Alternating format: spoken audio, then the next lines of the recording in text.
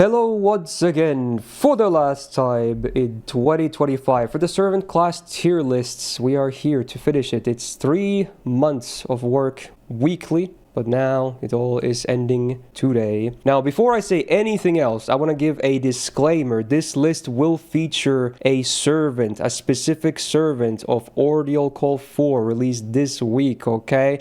Now, the reason the servant in question is featured is because it's a gameplay thing, and it's going to be pretty much unavoidable, you know, to not get notified of this thing. But just in case someone wants to try and avoid seeing this stuff, I'm gonna let you know right now they will be in this list. So if you don't want to see it, tune off right now, okay? Because we will be talking about it during the list, and of course we will be covering said servant as well, okay? So just there's your disclaimer, okay, before I say anything else, because I'm about to scroll down later and you'll see them, and then, you know, stuff like that. So there's your disclaimer. Do with it as you will. But also, before we get started, I have some lovely co-hosts with me today, so I'm gonna let them say their introductions now. Hey, week 12 of this. It's 10 episodes for me. I'm Otto Bean on YouTube, Otto Bean on Twitch. Links in the description. I'm glad to be here. What a shill. Anyway, it is also here for, I think, 10 out of the 12 weeks. It's me, Rio Emerald, normal guy, never done anything weird or wrong ever. My links are also in the description. And better than his. Now, you might notice that Plushie is not here right now. We don't know why. Maybe he fell asleep or something. So he might just pop up randomly at some point, at any given point, maybe even during this intro. We don't know. We don't know, you know, what's going on. But yeah, you're probably going to see him at some point. But he's not here right now, and we really needed to get started. So yeah, or that happened. Who knows? Everything is a possibility at this point. But yeah, you're hopefully going to see him later too. Or not. We don't know. But yeah, so yeah, the final tier list is here. I'm going to scroll down again because I already gave the disclaimer. So there's all the servants. And again, main differences compared to last year, in case some people only watch some of these. We separate low stars into their own list because, you know, these were getting so long. Don't worry, this list will still be hella long. In fact, it's probably going to be one of the longest ones we've done this year. And also, one other key difference is that I'm not going to be relying too much on spreadsheets this time around. I am using this, however. It is an AoE farming numbers sheet. So for this one, I do want to give a shout out to Opal, JR Tamula, and now in addition, we also have Rien and Wasted helping out with the list. Just to get some numbers for more comparisons. Again, not putting major emphasis in like raw numbers, because sometimes they can be misleading. They can be a bit misleading and whatnot, but yeah, I am using this. And then also I am kind of using this as a reference. It's like an average stats sheet for servant classes, just to get some more comparison going. I won't really be showing this too much because I also have these numbers written down, but it is a source of reference here. So shout out to Bupa for this. Very cool. And shout out to Mr. Copyright Suck for making this awesome template. He's been making every single one since the beginning, and he's even made them in the previous years. He's a huge help, so shout outs, what a legend.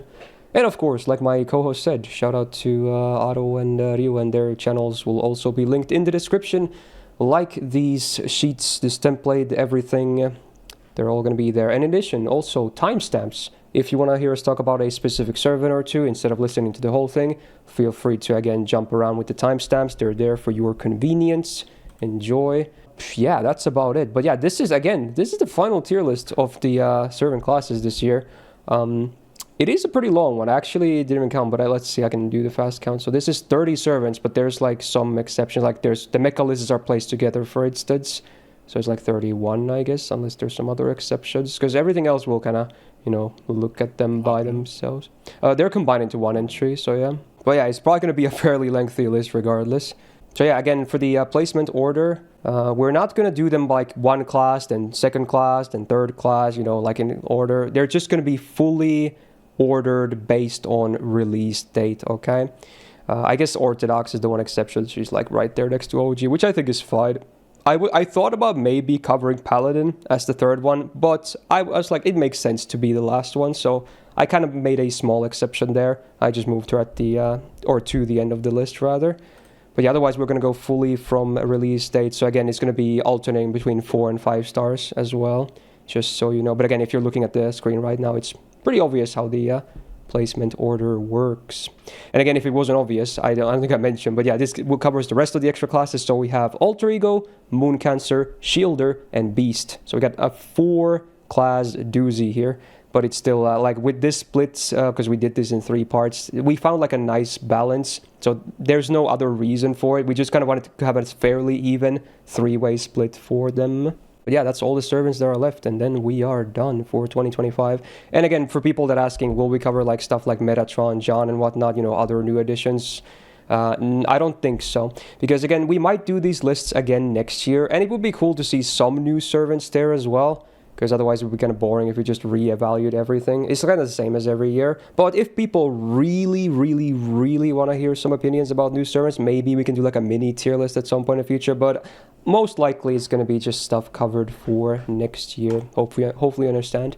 But yeah, with that, I think we hopefully should be good to go. Unless I forgot something. Yeah, it's there's your intro right there. And hopefully no one's going to be mad after the disclaimer at the start. Because yeah, Paladin Mashu is here to stay, and good luck trying to avoid that gameplay spoiler. Story, yes, can be avoidable, but when it's stuff like this, especially when it's something that everything will literally get, it's completely unavoidable, then yeah, good luck, I guess. Right, so yeah, let's start covering.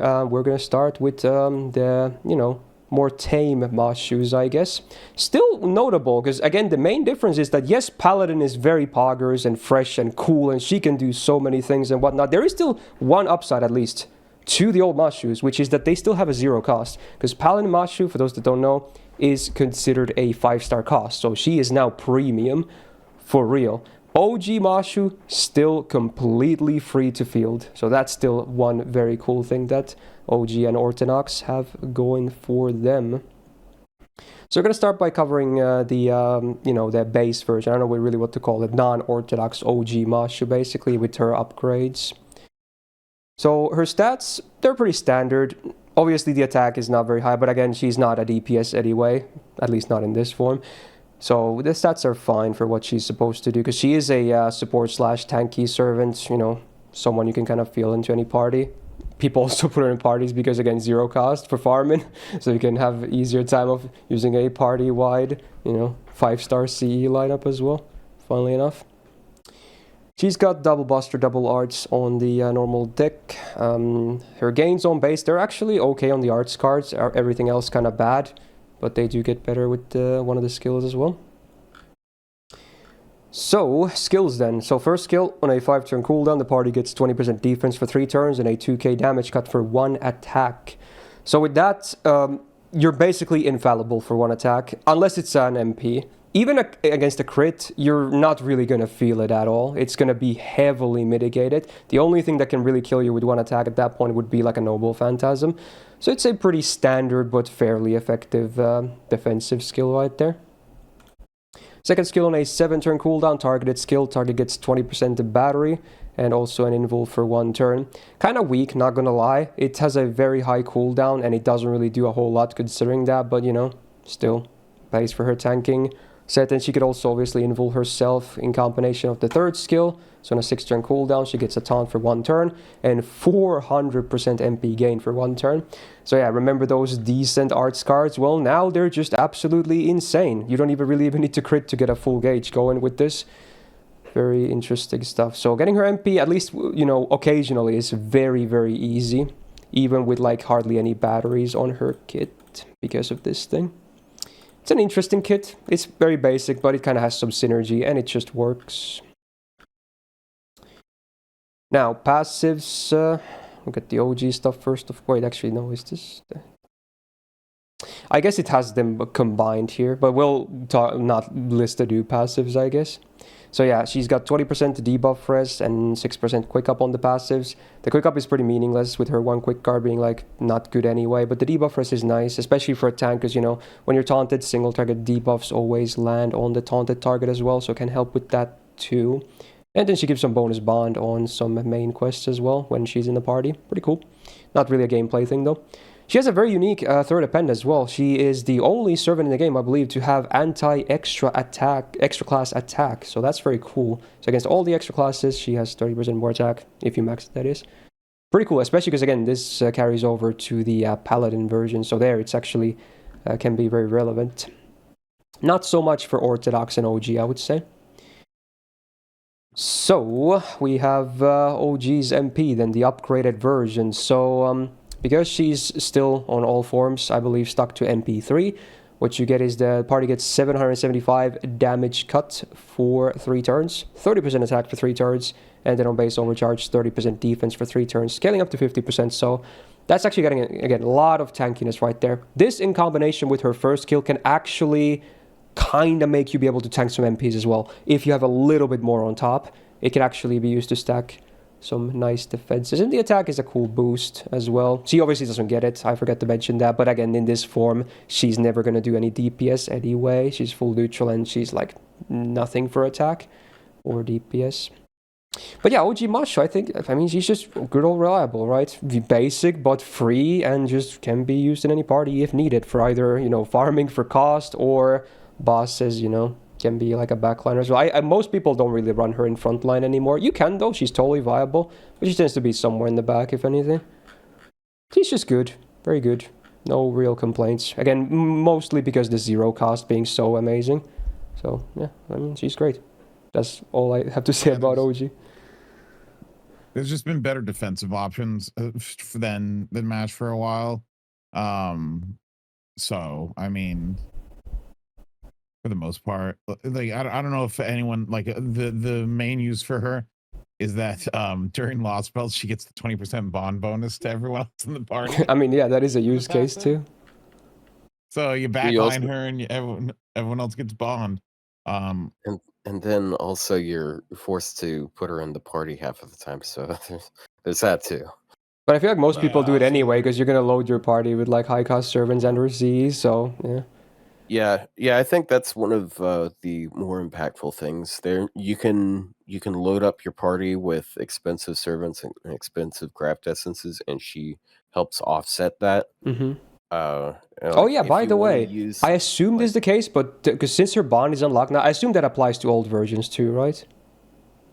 So that makes her even nicer, because now the zero cost becomes even more valuable then. Oh, it doesn't? Is it only for Paladin? No, you can bond in outside of Paladin. Can you? That was a lie people spread online. Huh? Well, so chat is saying only for Paladin, so I'm not sure actually then. Well, I mean, there's like certain points in the story you have to pass for her to for her bond capacity to increase, right? You can bond her? Yeah. Okay, so again, it's even more value for OG as well then, because now she has much more bond to get unlocked for zero cost. Yeah. She also gets more coins from bond than normal, by the way. They implemented because she's a very special case. I don't know when they implemented that, but like if you look, she gets like 20 coins from, you know, from 6, 7, 8, and 9, which was to allow people to unlock an append on her. Mm-hmm. Because like you always, even though her base form wasn't used as much, you still wanted the append 2 to be able to use her MP more, because it still is like a decent defensive NP.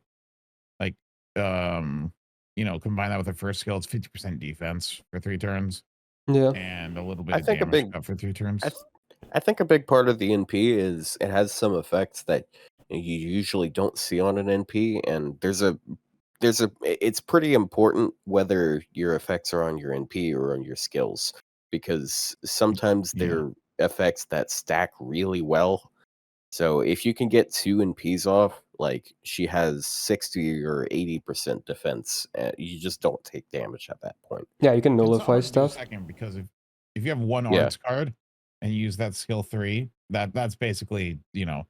To be honest, it's also with the skill 3, it's also very easy to get 200% gauge on her, so you can get like a bit of overcharge for more defense as well. Yeah. If you crit with an arts card, it can definitely jump to 200%.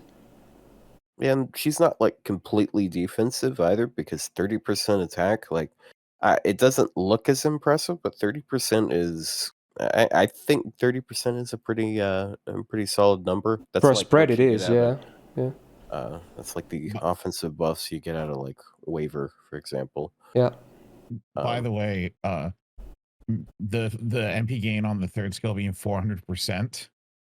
That's because that's the buff cap. Because MP gain, it's a range of 500, but MP gain starts at 100, right? And so it can go to minus 100 or down to 0, up to 500. So 400 puts you to 500. So that is, she does actually go to NP gain cap with that skill. I guess that's true. Why it's such a ridiculous amount of gain.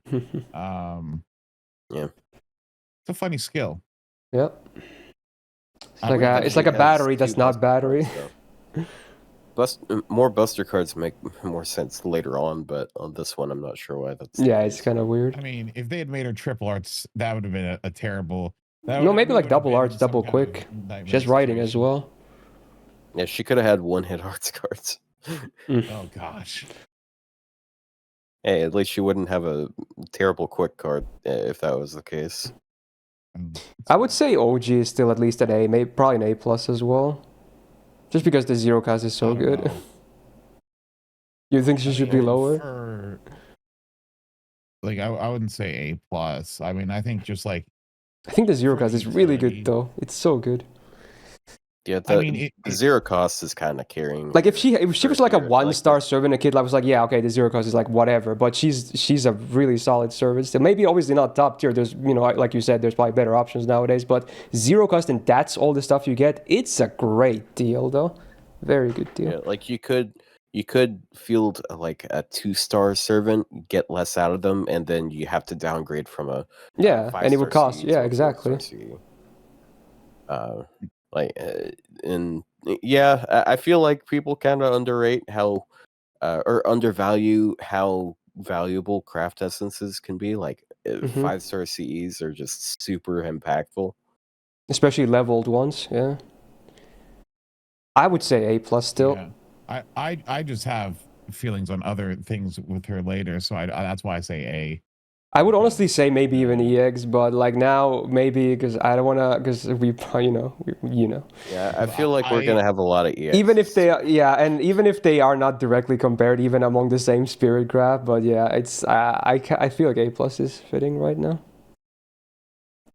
I'm gonna start with that. All right, let's talk Ortinax next then. Mostly similar, but a bit more offensive oriented. But still has some good tanking capabilities as well. I guess we can change the art too. There you go. So again, the stats are pretty much the same, of course. Still fine though. Even if this version is a bit more offensive focused, her damage still won't be amazing, but she can do an occasional decent hit, I guess, as a bonus. But she's certainly not bad either. So again, we already covered this stuff up here, so it's just okay. So, Orthodox, first skill on a 4-turn cooldown. She gets 100% Buster up for 1 attack, 3 turns, 100% Buster crit damage for 1 attack, 3 turns, and she ignores defense for 3 turns. So again, she's capable of doing this one solid Buster crit every like 4 turns. No cooldown reduction counted for now, but yeah, it can actually hit okay. But that's it. That's all that she has for damage. She won't be doing any other damage. You really need this skill to be active, because you wouldn't bring her for DPS, or you wouldn't use support skills on her either. Like, stack her like that. I'm sure some people will, of course, but viability-wise, it's just not there. But this will give you a nice slap here and there. You can maybe even hit like upwards to 100k in a really good day if you have some spread buffs as well going on. I think on her own it's like 40 or 50k. Her NP does help contribute to it. And then you might have some spread buffs too. So you can get like upwards to, I feel like closer to 100k can be still realistic. So it's not bad by any means, but that's it for her damage, really. Second skill on a 5-turn cooldown, she gets a taunt for 1 turn again, but this time 20% to battery. So it's also a lower cooldown, so there you go, I guess. More taunt action. And speaking of more taunt action, how about another one? So now on a 7-turn cooldown, she gets an Invul for 1 turn, another taunt for 1 turn. She gets Invul Pierce for 3 turns, does 500 damage to herself that cannot be lethal as a demerit, and then you get 30 stars on use. So again, very commonly you might see this comboed with the first skill, because you get the stars to go with the Buster crit too. And then of course, in case the enemy happens to have Invul, now you have both Invul Pierce and defense ignore, so you should be able to land your 1 decent Buster crit there. And the stars can also be used to give to your teammates because, again, she doesn't have absorb herself, and her base absorb is just, okay. So you can use it to give some stars to allies as well if needed. And then having double taunt is pretty cool. That's one of the things that is pretty nice about Orthodox, actually, that she can taunt on 2 separate turns. Granted, yes, the cooldowns are a bit different, but just having access to 2 different taunts is pretty cool. Granted, the second skill can be a bit spicy sometimes because it doesn't offer any defense on top of it. So unless you have your MP, she might be a bit susceptible to getting downed on that turn. The third skill is a bit more safe with the invul. But it's just cool to have the double taunt, I want to say. Passives are still the same. They're just like whatever, not much to talk about it. The append is the same, which even for Orthodox, it's a bit better, of course, than OG, but still, she's not really a DPS, just a bonus hit here and there. But, at least some value here and there. Then the MP, of course, has also been upgraded. So again, on an MP3, the party gets 775 damage cut for 3 attacks, 5 turns. 30% defense for 3 turns on base overcharge, scaling up to 50%, and 20% attack for the full party, including herself now, for 3 turns on base overcharge, scaling up to 40%. So again, now that it's on herself too, she can benefit a bit more for those random buster crits. It's mostly the same otherwise, but like the damage cut is now also hit-based instead of just flat turn, so it's a bit worse there. But mostly still the same MP, really, than the upgraded base MP. They're very similar. I think Orthodox is also legit. I think maybe she's not as easy to use as the default OG, but sometimes Orthodox could actually be even better, I want to say, because double taunt is certainly a thing that's pretty nice to have sometimes. Yeah, I feel like the double taunt. I think it's. Oh, hello. Oh, welcome. Hello. Okay, well there he is. Good morning. Good morning. I think that Ortinax is better than OG, which is why I wanted the OG down another one. Because I think Ortinax is objectively better. Where are we? Than We just covered OG Mash, and now we're talking Orthodox right now. So we're still at the start, already at the basically. end. Sorry. Yeah, true. You shouldn't have slept in so late. Okay, I'm gonna be real. I got a bit spooked when I heard Mash. I was like, I thought that was the last one we were gonna talk about. It is the last one. Where the Paladin is going to be the last one. I was thinking maybe we could do them all in a row at the start, but I was like, frick it, we're just going to do it as the last service. So yeah, that's going to be a while from now. So okay. Oh, did we are we done with Ortinax? No, I just finished kind of reading the kid, and now we're kind of just talking about her in general. Oh, my bad. All right, keep going. I think Ortinax is better than original, to be honest. Like in some cases, I agree. Yeah, actually. Well, for like when you're forced to frontline mash, right? Being able to draw 2 hits is good. A star bomb is good. It's a 30-star bomb. It's having a battery is nice, just a direct battery, so you don't got to rely on getting an arts card is good to have there. I think that for like and then once they upgraded the MP, I think it was fine, like because it was the attack up is back and it hits the party and it hits her. I just think if you're not like trying to like when you actually have to use her because there's so many better defensive options in the game than the original version, like if you want to stall something out, I think that having this version was just better to use after all was said and done. Fair. I feel like there's a lot to be said about how good having 2 separate taunts is. I think it's better than having a 3-turn taunt a lot of the time, because you can specifically target certain turns. Like you use the 3rd skill for 1 single target NP, and then you use the 2nd skill for another one. I usually use the 2nd skill really early on because it's a lower cooldown, which it's also a pretty nice thing. And you can get her 5th append for free. And you can get your MP faster too because the battery.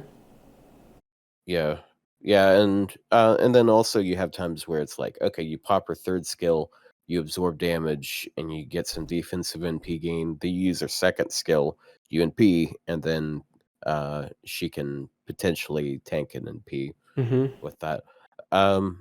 Also, like the combo of Pierce Invuln and Ignore Defense, it means that even if you don't like how her first skill works, it means that it's basically always going to do damage, and like if it does almost 50k damage, it's like bringing a neutral single target.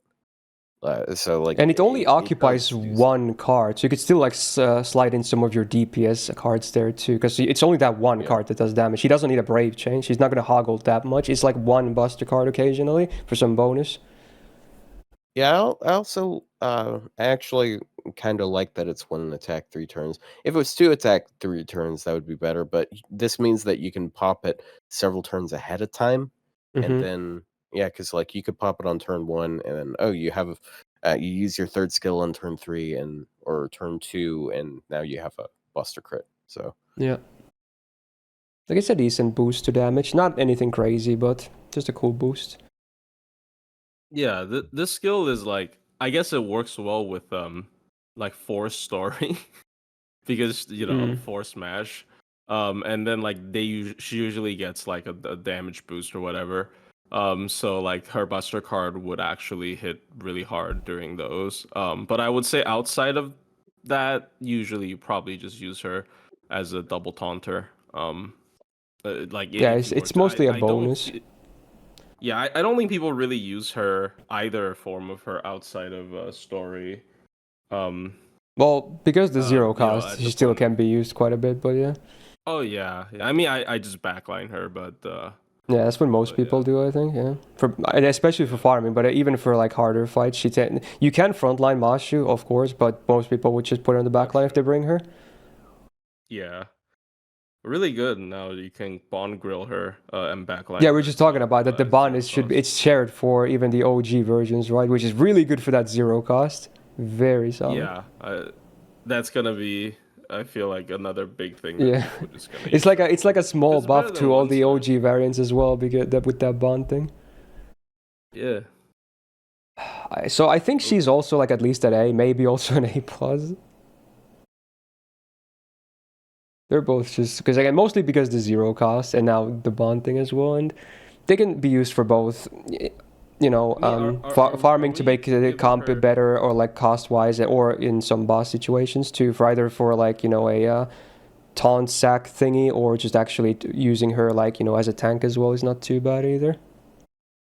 Oh, my question is, are we giving her credit for the zero cost thing though? We definitely are. It's a big selling point. Yeah, it's a very important thing. Big selling point for. We were talking about earlier. Like, Otto was saying, like, you can bring a 2-cost servant that does less but also costs more. You can bring Mashu that does more and costs 0. Like, yeah, it's like, yes, she doesn't do a crazy amount with these 0-cost versions compared to like some SSRs, but again, it's 0 cost, and the amount of stuff you get for a 0 cost, like it's more like the contrast between that. It's the contrast between the cost and what she does. It's not a 5-star kit, no, but it's a very solid kit, and it's a 0 cost kit, so it's way better in that sense. I guess I never thought about it that way, because like whenever I thought about her 0 cost, I'm just like, oh, it's a good backline. It's put it was throwing back. Yeah, I mean, I don't think Ortinax Smash is necessarily worse. Again, like I really like the double taunt and the star bomb, but oh really? I mean, I don't know. You're putting both older forms in A+ already. That's pretty. See, I am thinking about it. Is too much. I think they should be pretty high. A at best. Like, I think it sets a precedence of too high. Anyway, hi, I'm back. Because like my audio I didn't even know you were gone. Because like as high as as good as she is at 0 cost, I feel like for boss fights, like are you really using this character most of the time? To be honest, like, she's always like in my backline when I do a serious party for bosses. Yeah, that's a cost thing. That's a team building. It is. But at the same time, I'm never mad when she comes into the field, though. If my people die or I do kill them on purpose, I'm never mad about it. It's still gonna do stuff. Right, but that's that's a cost mechanic interaction. That is not something. I mean, that, it is we're cost not first and looking at, foremost. Yes. we're not looking at like when we're like rating like previous servants, we weren't looking at like, oh well, Creamhill has 4 costs less than Vlad. So yeah, but the cost between 4 and 5 star is kind of negligible, at least in bosses. The thing is, she offers like at least 4-star level support. Yeah, at least. Yeah, and she's 12 costs less than that. Yeah, 12 is a lot. Okay, that's a lot. Like you have 16 and 12 for 5 and 4 star, and then you have 0 for Bashi. That's a big difference, though. My main question is like, do you really run out of cost for boss fights? Yeah, you can sometimes. I mean, if you just load your team with a bunch of 5 stars and 5-star Cs, even if it's 4 stars and 5-star Cs, you run out of cost. But like you don't. But when you're building, because like, and sometimes you have to bring a full party yourself when you can't use a support either. Then it's even more valuable. That is true. But when you're building a party and you're sitting there and you're like, ooh, I have this Buster unit, and you look at your Vich and you're like, do I need a CE on Vich? No. If you're doing a story fight, you just leave it. If you're running 5 stars for some reason, and you're like, you look at your cost, and you're like, do I need Vich to have a CE? No, you don't. You just leave it off. Well, it's because I'm not like, sure. Like if I'm using Vich for a team, I feel like I'm going in with a different game plan than I would use with Mash. But this is the cost argument. Like, oh, you slaughter in the back for the cost, but it's like, the cost. I don't think the cost argument is a good thing to bump her up a tier. I mean, the only reason now accept the A plus. I could probably settle for A on both, honestly, but I don't know. We'll see later, I guess. Yeah, but I would never go lower than A. That would be like absolutely a crime. I mean, I think that's fine. I just think like in context with a bunch of other units, Yeah, the thing with this argument is like, if you are counting backline farming, I agree in A plus. But like if you're not counting farming backline thing, in boss fights, like even when we are doing like when we're building min-turn comps where we're sacking 5 stars, like this crazy, we're sacking 5 stars, so literally sacrificing 5 stars. It's not actually that often you run out of cost. You have to like go with a really heavy team to run out of cost. So like I do feel like in a boss fight you don't actually run out of cost easily in the team.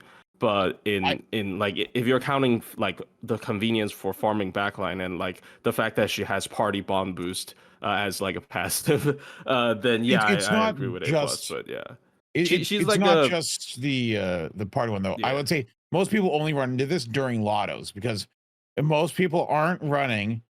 Most people aren't rolling the gacha and getting 5 copies of the 5-star drop CE, and they're not going to run that all the time anyway. The only time this even comes up is lottos, which sorry, but if you don't have the event Cs, you might run like 5-star bond Cs, for instance. Yeah.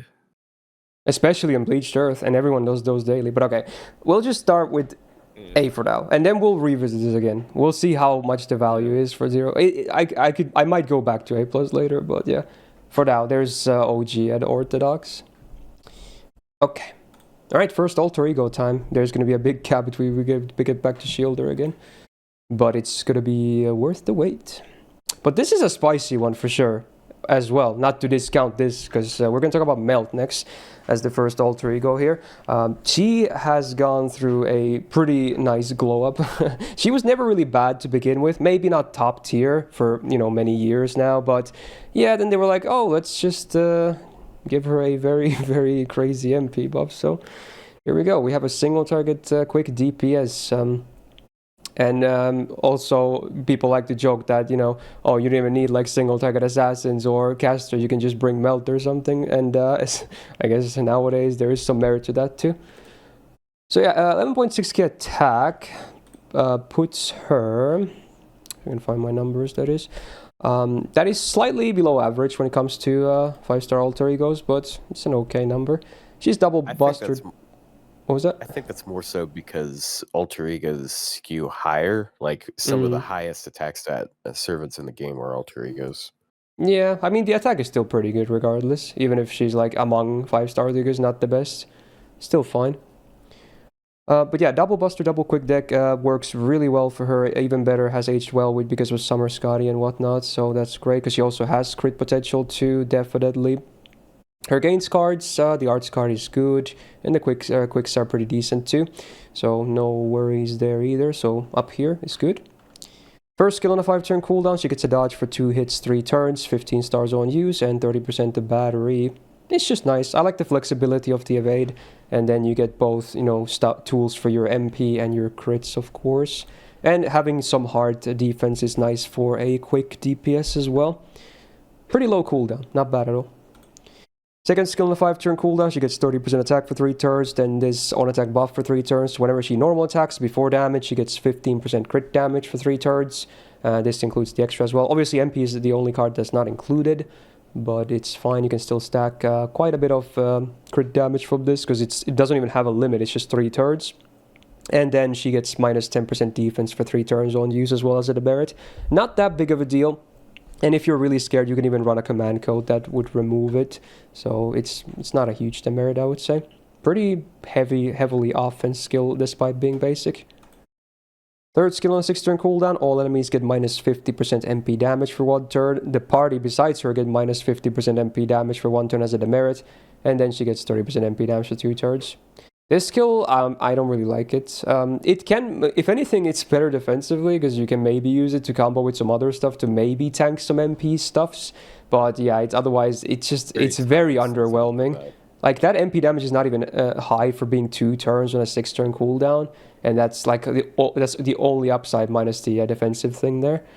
And this is a buffed skill too, so this is like the one underwhelming thing about her. I want to say. It was a lot worse before. It was, like, yeah. I'm fine with it now. It was a lot. It was like a delayed thing as well. For like they were like, oh, 20% MP damage 1 turn with a delay. It's like, oh. So yeah, at least it's more usable now. The skill set is fine. I think it does the job. It's fine. It's nothing crazy, but it's fine. 17.5% debuff risk, cool. 8% quick, very good. 10% crit damage, very good. 22.5% debuff risk bore, so that puts her at basically 40% on base, very good. Flat damage sucks. High Servant doesn't do anything. She's anti-Lancer, which is very unfortunate for an alter ego. So again, there's one drawback, I guess, if you want to nitpick. Alright, so then the buffed MP. So now she removes enemy buffs before damage. And this is both offensive and defensive. All buffs that can be removed are gone. Very good. And then before damage, she gets 10% quick for 3 turns. On base overcharge, scaling up to 30%. So there's a bit of a ramp up there as well. So now the order of operations makes so much more sense because both the quick up and the buff removal used to be after damage, which was just really awkward. And then the MP itself never really did like crazy damage either. So now the awkwardness is gone, and it definitely does way better damage now too. So yeah, she's just a very, very solid single target quick option for anti-cavalry as it stands. Yep. I mean, I think the second skill is underrated because that's up to 60% crit up in a turn. If you like, you know, as much as you know, you mock it. If you do like card lock shenanigans, you know, you can ramp up, you know, for that, you know, on that third turn to be between like 100 and like 20 to 160% crit, you know, on it. And it's on a 5-turn cooldown with a pen 5. It's on a 4-turn on the first cycle, so it's up a lot. Like her cooldowns are low. I actually really like the second skill. I it's like good the offensively. mechanic of it. Yeah. And also in Grail Front, you can cheese it. Like we haven't had a Grail Front in a while, but it is one of my favorite skills to cheese in Grail Front. Because when you like double or triple stack it, you're just because your cooldowns tick down outside of combat too. Yeah, but your buffs don't. And one of my favorite skills to cheese in Grail Front. No. I think she's one of the best single target damage dealers in the game. Maybe that's because they buffed her kit 4 times, but you know what? I mean, yeah, you would hope so at that point, at least. If they better than the last. True, actually. Yeah. I mean, the first buff was just to make her third skill not terrible. Like I understand, like it's just the 30% damage buff for 2 turns, but like, I think when you're doing like for like if you're doing something like for 3-turn stuff, like you can, the first turn being a little bit weaker is fine, and then powering up the next 2. But yeah, that's her weakest skill, and it's still fine, I think. Yeah, it's not terrible, just underwhelming. They should buff it again.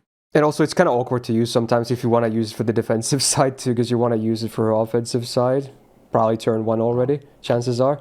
I never really use it for the defensive side. Yeah, again, I was saying if you want to use it, then it's a bit awkward like that. Because I've the only time I've run into those situations is when it's the enemies that just do their extra attack instead of an MP, when I'm like brawling stuff out, and I'm like, wait a minute, does it work on this even? And I don't think it does. I don't think it does. So I would say definitely minimum A+ with room for EX. I mean, that's how I'm feeling EX, but I am saying EX, but no one else is talking. I mean, yeah, Melt. Yeah. I mean, yeah. Like the buff removal on the NP spamming, like it's so good. Yeah. She also like you do a brave chain or like a mighty chain with her, you refund. You do a quick chain, she refunds. You do 2 buster cards, she kills everything. I think the melt. I may have 2 120 melts, but I mean, I think the melt MP upgrade really like kind of hurts a lot of single target cavalry DPSs. Yeah, it kind of does. Like, yeah, because she just out damages so many, and like because we all know cavalry classes have like the weird hidden like low like assassin caster. Assassin, obviously you have like Kama, who's also a monster, but for a lot of the stuff, like the classes themselves are not great for offense usually. Yeah, so outside of Melt is Kama, such a scary. Outside of Kama, I mean, yeah, that's what I mean. There's no one else. There's there's no single target in Ryder. There's Ryder definitely can like pull its own weight, but Caster and Assassin struggles. Stuff, but like for Caster and Assassin, outside of Kama, I don't think there's anyone that the joke of. I think Izumo could be in the conversation at least. Maybe not like amazing still, but she could be in the conversation still as well. Yes. I think she needs to hit the Monarch. Yeah, even then though, like she doesn't have the same utility. Like she does ramp her damage up, but it's not to this. It's not. I feel like the crits ramping up is pretty valuable, and then buff removal is like. I know I harp on it a lot, but that shit is really good. I mean, I'm in the same boat. If there's ever an MP that's like, remove all buffs before damage, I'm like, yep, that's amazing. I love it. And then buffing it to put it first just makes her like a no-brainer to I honestly I think she can be EX again mostly as well, because there's if she was Pretender, maybe A+, but on Alter Ego specifically, because there's not a ton of amazing options for single target assassins and casters, I think that's enough for EX in this case. I think that's how I see it. Maybe even then, but it would be harder to. Then she would have way more competition at least. But that's part of the problem with like Pretender is like Alter Ego has a bunch of cracked DPS and Pretender doesn't, and so Alter Ego feels so much better to use than Pretender, even though they're just mirrored class triangles. It's just because of the it is the competition. Yeah. Okay, we'll go with that. Right, so then we have a lot more servants from the same event, because this event not only launched the Alter Ego class, but also the Moon Cancer class. So next up, we have another Alter Ego, this time a 4-star. We got the Passionlip. So AoE Buster DPS, farming on her is not very pretty, but she's an interesting DPS choice. Mostly because she has one pretty high attack at 10.3k. Even among Alter Egos is high, but especially among 4-stars it is definitely very high. And then the other cool thing is that she has a full Buster deck, including the MP. So there's some room for some face carding there as well. Because honestly, her MP, even after the buff, I don't think it hits super hard. But she's got some interesting face card potential at least. And her gains cards are okay on gains too. The 2 that she has. Extra is okay too. First skill on a 5-turn cooldown, she gets a 1k damage cut for 3 attacks, 5 turns, debuff immune for 3 times, 5 turns, 20% buster up for 3 turns, and a 20% battery. It's a good skill. It's just, you know, it gives you nice defensive utility with longevity and power swap offensively as well. And obviously this makes her third skill way more usable too. So yeah, it's good even on its own. Probably her best skill, honestly. Yeah. Second skill though, so on a 4-turn cooldown she gets a taunt for 1 turn, 30% defense for 1 turn, and then this buff thingy. So she gets an attack buff, but it only works if the HP is 50% or less. That's when the scaling starts. So she gets like 30% attack on 50% and then up to 50% for, you know, moving towards 1 HP. It's a weird buff. Because I mean, yeah, she has this taunt and whatnot, but she's still, if you're gonna bring her, she's gonna be a DPS for you. So you ideally don't want her to go low on HP anyway, because it's a bit spicy. She doesn't even have a guts or anything like that, so you would have to bring a guts support or a guts C or something if you want to be safer. Yeah, I don't love the attack buff here, but the taunt with the defense up on a low cooldown can be okay. So it's not all that trash, I guess. Third skill, speaking of trash, haha, I get it. In name only, of course. 6-turn cooldown. She gets 30% attack for 3 turns, Invul Pierce for 3 turns. Then she gets this funny meme buff. So she on attack debuff for 1 attack 3 turns. She gets a 10% chance to instant kill by 100% when normal attacking, and then 30% defense for 1 turn. And then she stuns herself for 1 turn on use. So again, if you use this and you don't have immunity, you just wasted your turn. You can't do any. You immediately get stunned. But again, you get the immunity here on the first skill with some good longevity. This is even better than Summer Tomo actually, because it's 3 times immunity instead of 1 time, and it's an instant thing too, so it's not like an enemy could debuff you in between the turns and make you lose that, because you can just do it on the same turn. Granted, they don't share the cooldown, but at least on turn 1 you can easily match them like that. The instant kill is a meme, but otherwise it's an okay offensive skill with some good amount of attack defense and the Invul Pierce. It's an alright skill set for a 4-star. I don't hate it, even if some of the things in it are a bit wonky. 50% debuff rest, nice. 6% crit damage can be nice too. 10.5% star gen. Not honestly that bad. Her cards are not that great for gains because her 3 busters are 1-hitters, but her MP can actually star gen decently okay. It's a high hit buster AoE. Then she gets some flat damage, which is useless, but another 20% debuff rest, so that's 35 on base. Very good. Not bad passives for a 4-star. She's anti-assassin, which is great for an alter ego. A very solid damage case there. And then the buffed MP. So it's a very basic MP. It only does AoE damage, and then it heals the party for 3k on base overcharge, scaling up to 7k, so it can be a meaty heal as well. But yeah, like I said, it's also a 12-hitter, so she can definitely starge in a bit with this at least. Even if the MP itself, at least in my experience, doesn't hit very hard. I think she's definitely a passable DPS, for sure. Mostly because the triple buster and having some okay offensive buffs in her kit too, to help with that. I wonder if it feels like her NP doesn't hit very hard, because do you ever build a team around her? Just like, or do you always slot her in as like a support thing for a gimmick, right? Well, I think if you would bring her, you probably mostly bring her for DPS though, but yeah. I went through, actually, I've used Passionlip very recently because I always do a and a team with a bunch of soccer face DPSs. So I had all the soccer 5 going through OC4, and frontlining Passionlip the whole time actually wasn't that bad. Because like I did have a heal. What? I didn't. Yeah, I thought you were gonna dump on her a bit more, but yeah. No, I found her very useful to have because there was the taunt, the defense. I had a heal. Honestly, the damage cut on top of the defense. Brawling stuff out, it wasn't that bad using her. Also with Kazuradrop, her buster cards were critting for 100k, so I'm not complaining there. You know, it worked out pretty well, I'd say, all things considered. I was like, I'm like, this isn't as bad as I remember it being, like just brawling out with her. I did never have a situation where that minus 50% attack up activated. That is, I think, the worst skill I've. Yeah, it's a weird design. If it scaled from like say 20 to 50% starting at 100% HP, I think it'd be fine. But like when it if you're getting under 50%, you might be dying. like at any second. Yeah, with I don't 4-star know, stats as well. Even if she has that Okay. defense and damage cut. Yeah, like I don't like what they did with her second skill, but I don't think it's a bad skill. Like having Yeah, the it's still look not cooldown trash on overall. I is just really the nice. attack buff is the one weird part about it.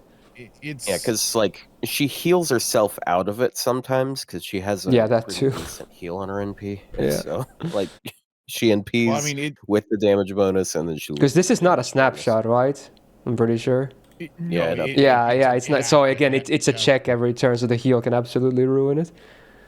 But I mean, she does have 60% defense on the turn you use it if you combine it with the third skill. So And then she you can have get 1k damage cut too from the first skill. So, unless you're getting MP, you're basically just easy tanking at that point. You're not gonna get hurt, Yeah, even on you neutral could damage. probably tank out, a lot of damage there. You can even so, suck up crits at that point. I think everyone likes to joke that she's really bad, but I don't think she's as bad as. It's mostly because her joke deck about her is being. good, and then she has that face card potential for sure. I think it's not a bad Yeah. skill set either. Her MP is just a bit maybe underwhelming, I think, but it supports her playstyle otherwise. But yeah, it's mostly about face cards with her, really. Plus, she has a costume. True, I guess. Yeah. Yeah, we have the amazing costume.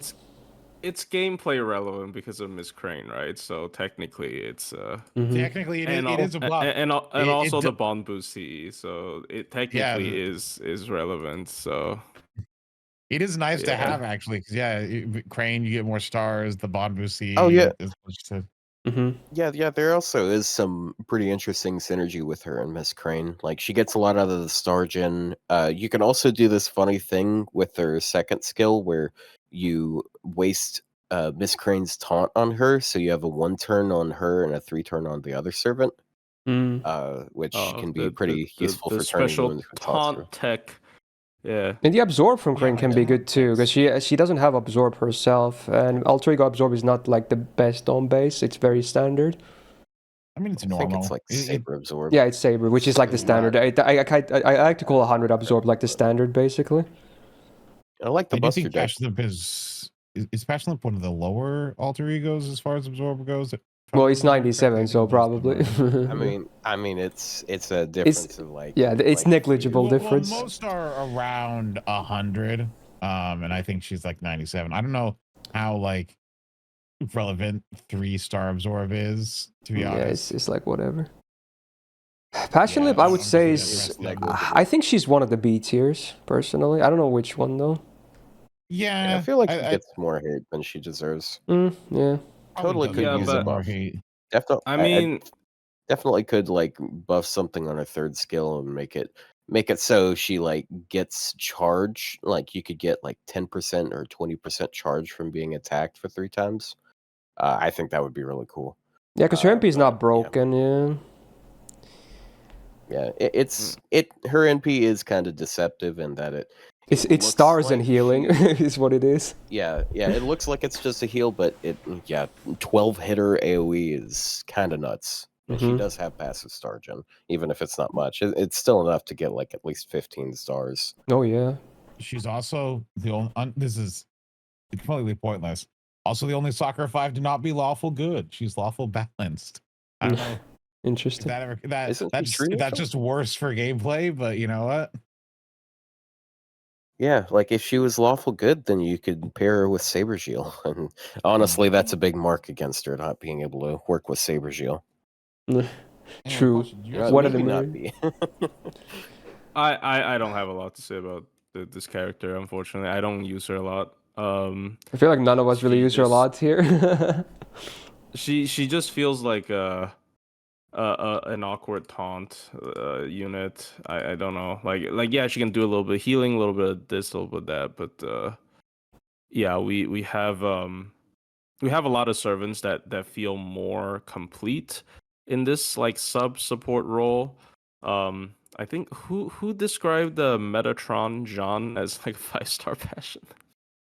Interesting. That's Was not that actually you? the worst What? comparison. No, it wasn't Was that me. you? But now that you've said it, I think that's what? a great comparison. Actually, It's just because she heals on MP, but I forgot. Somebody said that, and I was like, There's some similarities, yeah, for sure. tanky AoE but, like, busters with it's face cards, heals. But The taunt's yeah, pretty huge because like you can have turns where like you have a single target NP, and I know she doesn't have hard survival, but you can just target hard survival on her, and she just tanks it. It's nice for control. yeah. But it's like it'll be a real shame if you have a really good AoE buster that has a taunt on her. I'd probably start with B for now. I start with B, but depending on where other Yeah, we'll get some comparison going. There could be B plus. Down. Or you mean down? No, I was saying, like, yeah, because there's some characters that I think are worse than her, but I don't know if you guys think they're worse than her. Well, I guess we'll see. We'll start with that. All right, first Mooncaster time. Again, same event still, of course. We get the first welfare as well. It's OG BB, and we're going to see many a BB on this list for sure. One new addition as well, of course. So yeah, single target arts, DPS, and a bit of a utility support as well, I guess. Interesting case. Mostly used against anti-Avenger. I hardly ever anyone see her use her as a DPS outside of Avenger situations, but yeah, she's still not bad there at least. Her attack at 8k is pretty low, even among 4-star moon cancers. Not that there's a lot of comparison, so again, take this with a grain of salt. But even as a 4-star attack stat, it is not the best considering she has a standard damage modifier on her class too. She's double arts, double quick. Gains cards, at least the arts ones are decent. Everything else, just okay at best. So not much to say there. First skill on a 4-turn cooldown, targeted skill, cleanse debuffs from one ally, gives them a 3k heal and a debuff immune for 1 time 3 turns. It's an alright supportive skill, I want to say. Not bad, it's a low cooldown too. It could have been 5 turns, but they were like, hey, let's make it 4 turns. Yeah, sure. I don't hate it, it's okay. Maybe a bit, it's pretty reactionary if anything, of course. It's not like, oh, you just pop it and you're immediately happy. In fact, most cases you won't pop it immediately unless you need that debuff immune immediately. But it's okay. Second skill on 6-turn cooldown, one enemy gets their evasions and invuls removed. So it's selective buff removal. And then 100% chance to stun them for 1 turn. At least the stun is not dependent on any like traits or anything like that. It can work on any enemy that can be stunned. So there's a bit of versatility there, I suppose. And the selective utility of the defensive buff removal can be okay too sometimes.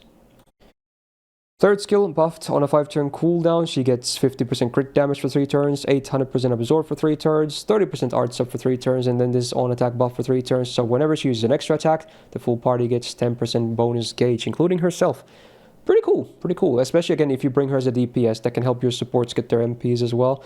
Never hurts, really, especially if you're running Castoria, of course. Who wouldn't want more Castoria MPs? And the arts buff is nice because she really was lacking like good off. Like before this, she had nothing on her own kit that helped with her MP damage. So at least now there's 30% arts on a good uptime. So I like that. It's an okay kit. That's about it. 17.5% debuff resistance is nice. 10% debuff success rate is okay as well with her MP, and the stun, of course, can help land stuff a bit better. And another 10% arts also solid. She's anti-alter ego, which is just a neutral case, and it's a rare class to fight, so maybe not the best append ever. The MP never buffed, has been never buffed, but it is a free MP5, of course, so she does damage to one enemy. The party gets, full party gets 20% battery on use, and then the target enemy gets minus 10% debuff risk down for 3 turns on base overcharge, scaling up to 50%. So again, can make you land your debuffs better too, and whatnot. And the AoE battery is nice. I think she's like she doesn't do a ton of damage, but she's still like a very basic and safe arts DPS. But again, I don't think I would ever bring her outside of Avenger situations, really. So that's kind of how I feel about OGBB. And now, like maybe back in the old days when she was the only Moon Cancer, there was some insane value to be had there. But nowadays, you might not even need a Moon Cancer against Avengers, but there's definitely a lot of more options nowadays too, even if she is a welfare, yes. But I think she's still okay. That's how I feel about this. She just does no damage. I'm sorry. Yeah, that's like the main downside. He just doesn't have a lot going on here. It's, you know, lights on, but no one's home type of situation with that one. And she's, I mean, I like her utility effects. I like debuff cleanse. I like the buff removal, even if it's kind of limited in how it works. Stun. I like the charge on the NP. I like that she has a way of compensating the team for not picking their cards because she can Brave Chain and get them stuff. But yeah, I think the thing that drags her down the most is just like her damage sucks. Like at NP5, she is like she sort of matches the top one in her class, the top single target, but there's Yeah, it's not like there's a lot of competition. yeah. Yeah, so it's a bit deceptive. Yeah, she doesn't get the most, like, the Ciel doesn't get the most of her damage from, like, her NP anyways. So, yeah. They could definitely buff BB more. I feel like it wouldn't be outrageous to see an MP buff, honestly.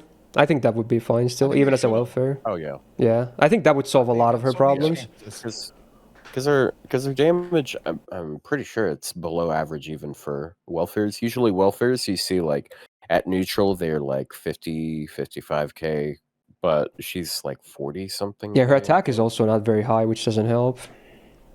Yeah, and unlike like Avengers and such, she doesn't have like a positive multiplier for her. I would. For her attack. Yeah. Is C plus low, or is that fine? I think C plus is about. She's still a free MP and can be used as an anti-Avenger with some okay utility, but I think that's about it. My use for her dropped once I got a level 1 spare Nightingale, because I just used her for the spare level 1 copy for debuff immunity. Yeah. And now I got a spare Nightingale, and I'm like, why not? Yeah. Do you have anything to add, Plushie, to OG BB? I don't think she's very good. I'm finding people. I don't think she's very good. All right, C plus for CCC, I think. There you go. All right, final servant from the CCC event on that topic. We could go back to Alter Ego at a 5-star. We got OG Kiara. So AoE arts, DPS, and I guess you can kind of farm with her too, but I definitely like her more as a DPS because of all this stuff, the utility and whatnot that she brings for boss fights. 11.6k attack is, again, not bad at all. Still a little bit under average among 5-star Alter Egos, but still as a 5-star is decent. She's double buster, double arts on the deck, which I think is fine.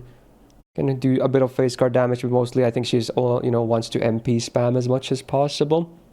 Her gains cards on base, the arts cards are just okay. Everything else kind of not that great. First skill on a 6-turn cooldown, one enemy gets minus 100% to debuff rest for 1 turn, minus 30% arts rest for 1 turn, and then she gets a 50% battery. I'm still kind of sad that this is not AoE arts rest down. I just don't understand why they kept it single target. They could have probably done the debuff rest on AoE too, because they're both 1 turn each. So it's a bit sad on an AoE servant. But at least for one enemy you get more refund and a bit more damage, I guess. But yeah, could be better still.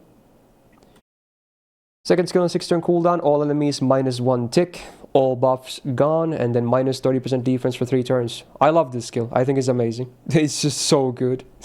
Like, this is so good for bosses. Buff removal on command, guaranteed ticks down, and then a big AoE defense down. On a pretty low cooldown, all things considered, honestly. I think this could have been a 7-turn cooldown as well, but 6 is nice for this one.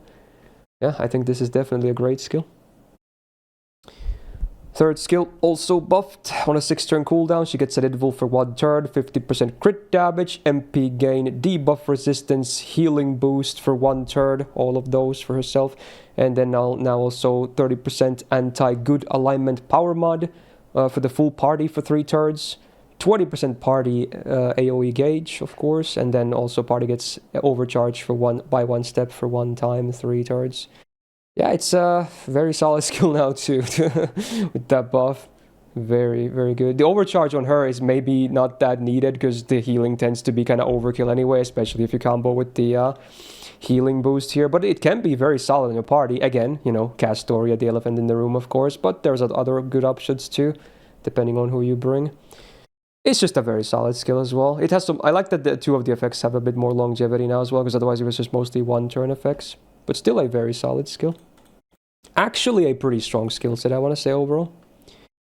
First passive, 8% crit damage, not bad. She doesn't have a ton of crit focus though, but sure, we take it. 2% crit, instant kill resist, and mental debuff resist as a bonus. Not huge numbers, but you know, it's a boost. 16% defense against humanoid enemies. That's really solid, actually, because again, 99% of servants in this game are considered humanoids, and then there's, you know, some other occasional enemies as well that have the same trait. Just a lot of permanent defense. Very good. Then she has her unique passive. She gets half, you know, attack up against Ruler, the 1.5x. Can be okay as well, because again, otherwise, you know, a neutral case wouldn't even be that bad against a Ruler, but now she can actually be a fairly okay anti-ruler option with this as well. Still not as good as like Avenger or Berserker, for instance, but I would, or at least at Avenger, maybe not Berserker. But yeah, it can be an option. It's a cool passive. More use cases. And then even her append actually benefits that even more, being anti-ruler as well. Pretty decent passives. Buffed MP. She gets the nice combo of, first of all, one turn of Invul Pierce before damage, and then MP damage itself ignores defense. It's not a one turn ignore defense buff, but I feel like it's fine because, again, her face cards are usually not the most damaging anyway. I would see mostly her as an MP spammer, but it's nice that she has both of those on the MP. Just nice to have. And then on base, she gets a 5k heal all the way up to 10k on max overcharge. So, and again, it's like 7.5k on base if you have the third skill active minimum. So yeah, it's a lot of healing. Healing that she might not always need though, because she's an art servant, but you know, sure, I guess. I think she's pretty attractive on bosses for sure. Farming numbers might not be that crazy, but for bosses, I think she's got a lot of nice things going for her. Damage could be higher too, though. So Plushy, what's your opinion? Oh,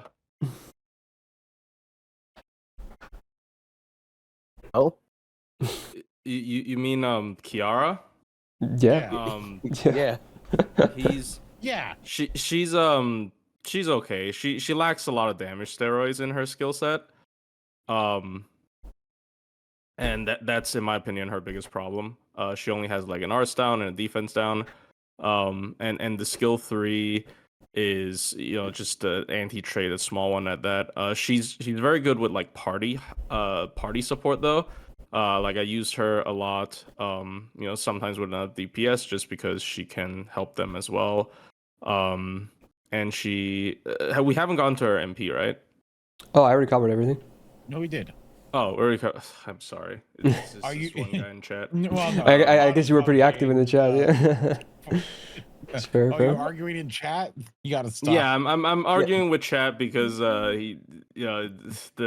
he's calling me a hypocrite for not putting Kenshin in EX, but Melt in EX.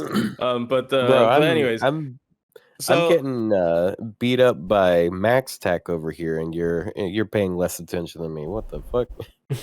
But Max, are you playing Team Fortress 2 again? No, Max Tech is Cyberpunk. But yeah, but Kiara is Kiara. I have her 120. Her problem really is like I feel like her offense is just a little bit lacking in her kit. Her crit up's still one turn even after the upgrade, which is a shame. And again, like all of her steroids are debuffs, which isn't great if you're doing multi-wave stuff or the enemy has like high debuff res or debuff immune. And Kiara's MP heals a lot, and it's usually wasted in my opinion. I don't know why she needs to heal for 9,000. Yeah, I think instead of buffing the heal on the overcharge with the MP buff, I think they should have left it as is and add a second effect instead. Yeah, I don't know why she needs that much heals. Like, they even removed the HP demerit on the third skill later, which makes the heal even more overkill. Yeah, and then they gave the third skill overcharge. So it made the heal even more. Yeah. So like, it's just I have no idea why she needs to heal that much. So like, I have a I had a idea for like a Hans buff where Hans would like do like 10,000 damage to Kiara or something, but give her an offensive buff, so she can heal it back, so it's not feel like it's wasted. I think that would be kind of cute. it's just a lot of her effects feel wasted. Like if you're using normal like farming stuff, she's gonna be the only advantage is because she is a 70 charger and like party 20 charger. But like again, like her damage. But she also has a lot of. I agree. I think her main problem is the damage, but she has a lot of cool utility as well for bosses. Damage is like the main thing holding her back. Yeah, the overcharge also combos well with like Castoria, for example, right? So like it's just a lot of good like utility, but the damage really hurts her, I would say. And that's my general like experience with Kiara. 120 her definitely solved a lot of the damage issues, but sometimes you still feel it, to be honest. But yeah, it's just her damage. Like her kit is pretty crazy, I would say, because like her NP always does damage. Of course, she's tied to Black Grail basically, but the good thing is her. I love the second skill. Offsets it's the merits of it. But like also AoE buff removal on a normal cooldown skill is with ticks down. It's a good break. Nice. And I don't think she has as much issues in Challenge Quest as it is like farming, because yeah, she's a safe pick for CQs for sure, even if she's not super fast farming, always. She just does no damage. Like I have her at a relatively high MP level. I don't know if she's MP5 or not, but like anytime I've ever tried to use her, it's never been something I've been particularly pleased with.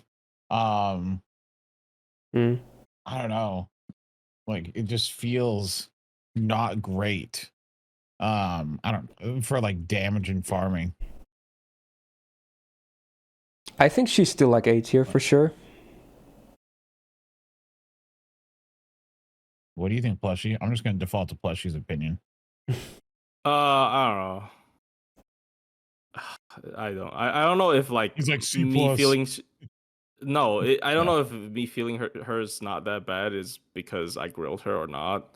So I think realistically, she's probably like B+ or A, depending on what you like, I guess. Because like there are a lot of servants that have like bad damage, good utility, and then some people don't like that. Some people like that. But yeah. Yeah, this is definitely a servant that depends on what you like. Yeah. I think she's really solid. It's I want to go A tier here. I guess you can go into A because of the 70 charge. I think a 70 charge does give her some the farming charge is edge. a lot. I just like all the tools that she has, really. But yeah, the battery is nice too. Also, if you think about it, like what she's competing with AoE assassins and AoE casters. And again, yeah, it's the alter ego. There's some hard hitters in those, but there's a lot more soft hitters in each of those classes than hard hitters. And their kits are not as loaded as her. Like she doesn't do that much damage, but she does more damage than most AoE casters, to be fair. Yeah. Well, okay, yeah. There's only one AoE caster that actually does damage, so we can. Yeah, again, it's she gets a bit of a boost for the alter ego thing here, I guess. Sure. Yeah, she's good by the fact that her competition is worse. I think that's why she can be an A for sure, among the other stuff we just listed. Anyway, that's it for the CCC event. Now we move on to a Halloween event, and we have a double servant here. So we're just going to cover them in the same thing, as gameplay-wise they are identical. So we got the Mecha Liz's, our next welfares on the menu. So single target buster DPSs, attacks at basically 10k each, which is fine for a 4-star. Even on alter egos, totally fine and good. Also like Lip, triple buster on the deck. Gains cards, actually, especially that arts card, is very strong. So that's cool. There's not obviously only 2 gains cards, but they're not bad at all. Especially if you overkill arts, you can like see your MP jump a lot. First skill on a 5-turn cooldown. You get 10 stars per turn for 3 turns and 30% defense for 3 turns. Probably the best skill. Still doesn't say too much though. It's kind of basic, but yeah, it works for bosses. Second skill, buffed on a 5-turn cooldown, gets 20% battery, 25 stars on use, and 500 damage. That cannot be lethal as a demerit. Also okay. Just a bit held back on the numbers, if anything, on both of these. At least, well, the defense up is the one thing that's fairly high, at least. But otherwise, they probably could have done with a bit more numbers on these. And then the third skill is a bit awkward sometimes. 5-turn cooldown, removes all defensive buffs as a demerit. It's a 500% chance, so can't really even resist that, unfortunately. But then she gets 60% MP damage and crit damage for 1 turn. It's like a weird mana burst, really. It can make her MP do a lot of damage for that 1 turn, of course, but man, it's a lot of downtime, and you have to order her skills in a certain way as well, so you don't accidentally wipe. Like, it can. This is also a defensive buff, this defense up, so you would want to use this before the first skill, and any other support skills you might give her that are considered defensive buffs. Very basic kit. It's not the worst I've ever seen, but just very bare bones. Could use some defense too, to be honest. There's like the only defense thing is the 30% defense. Would like to see like an Invulor dodge or something. 17.5% debuff rest is fine. 8% debuff success rate up, also okay with the MP, I guess, to land the defense down a bit better. She sent a Lancer, which unfortunately is a very bad case for her, being an alter ego. Then the MP, so does damage to enemy, and then after damage, unfortunately, removes the defensive buffs for the target, and then also does a minus 20% defense down for 3 turns on the target on base overcharge, scaling up to 40. So this is like the Melt dilemma all over again. We have both of those effects after damage, unfortunately. It would be really nice, at least to get the buff removal before damage. I can maybe understand keeping the defense after, because she's still a welfare, that's a free MP5, but man, that defensive buff removal really should be before damage. It's just, it's wasted so much. Especially because, again, while her face cards, because of triple buster, can do some damage, I feel like her meat and potatoes is still that MP damage. It's still not the highest, of course, but it can do some decent damage. I think she's an okay, like, newer account single target DPS option, but I feel like a lot of accounts will outgrow the Mecha Liz pretty fast. But to be honest, again, single target casters, assassins, there's not a ton of really good ones. So a bit of bonus value, maybe. That's how I see it. I'd say it's really just single target casters that are lacking. I think single target assassins have. I think that power level has shifted up over the years. Well, I mean, like, you got Shiki, for example. Like, Shiki... even among welfares, yeah. Shiki against a Rider, I would use... Geez, like, Riders are very stacked as well. I mean, you have literally Cinderella Liz as well, like her own other welfare is competing there too, and she's a really good 4-star. Remember when I said I think their 4-stars worse than Passionlip? Yeah, this is them. I agree. I think they're really bad. I don't think they're terrible, but worse than Passionlip for sure. Yeah, I guess their one turn burst isn't like terrible, but it's here's the thing. Burst.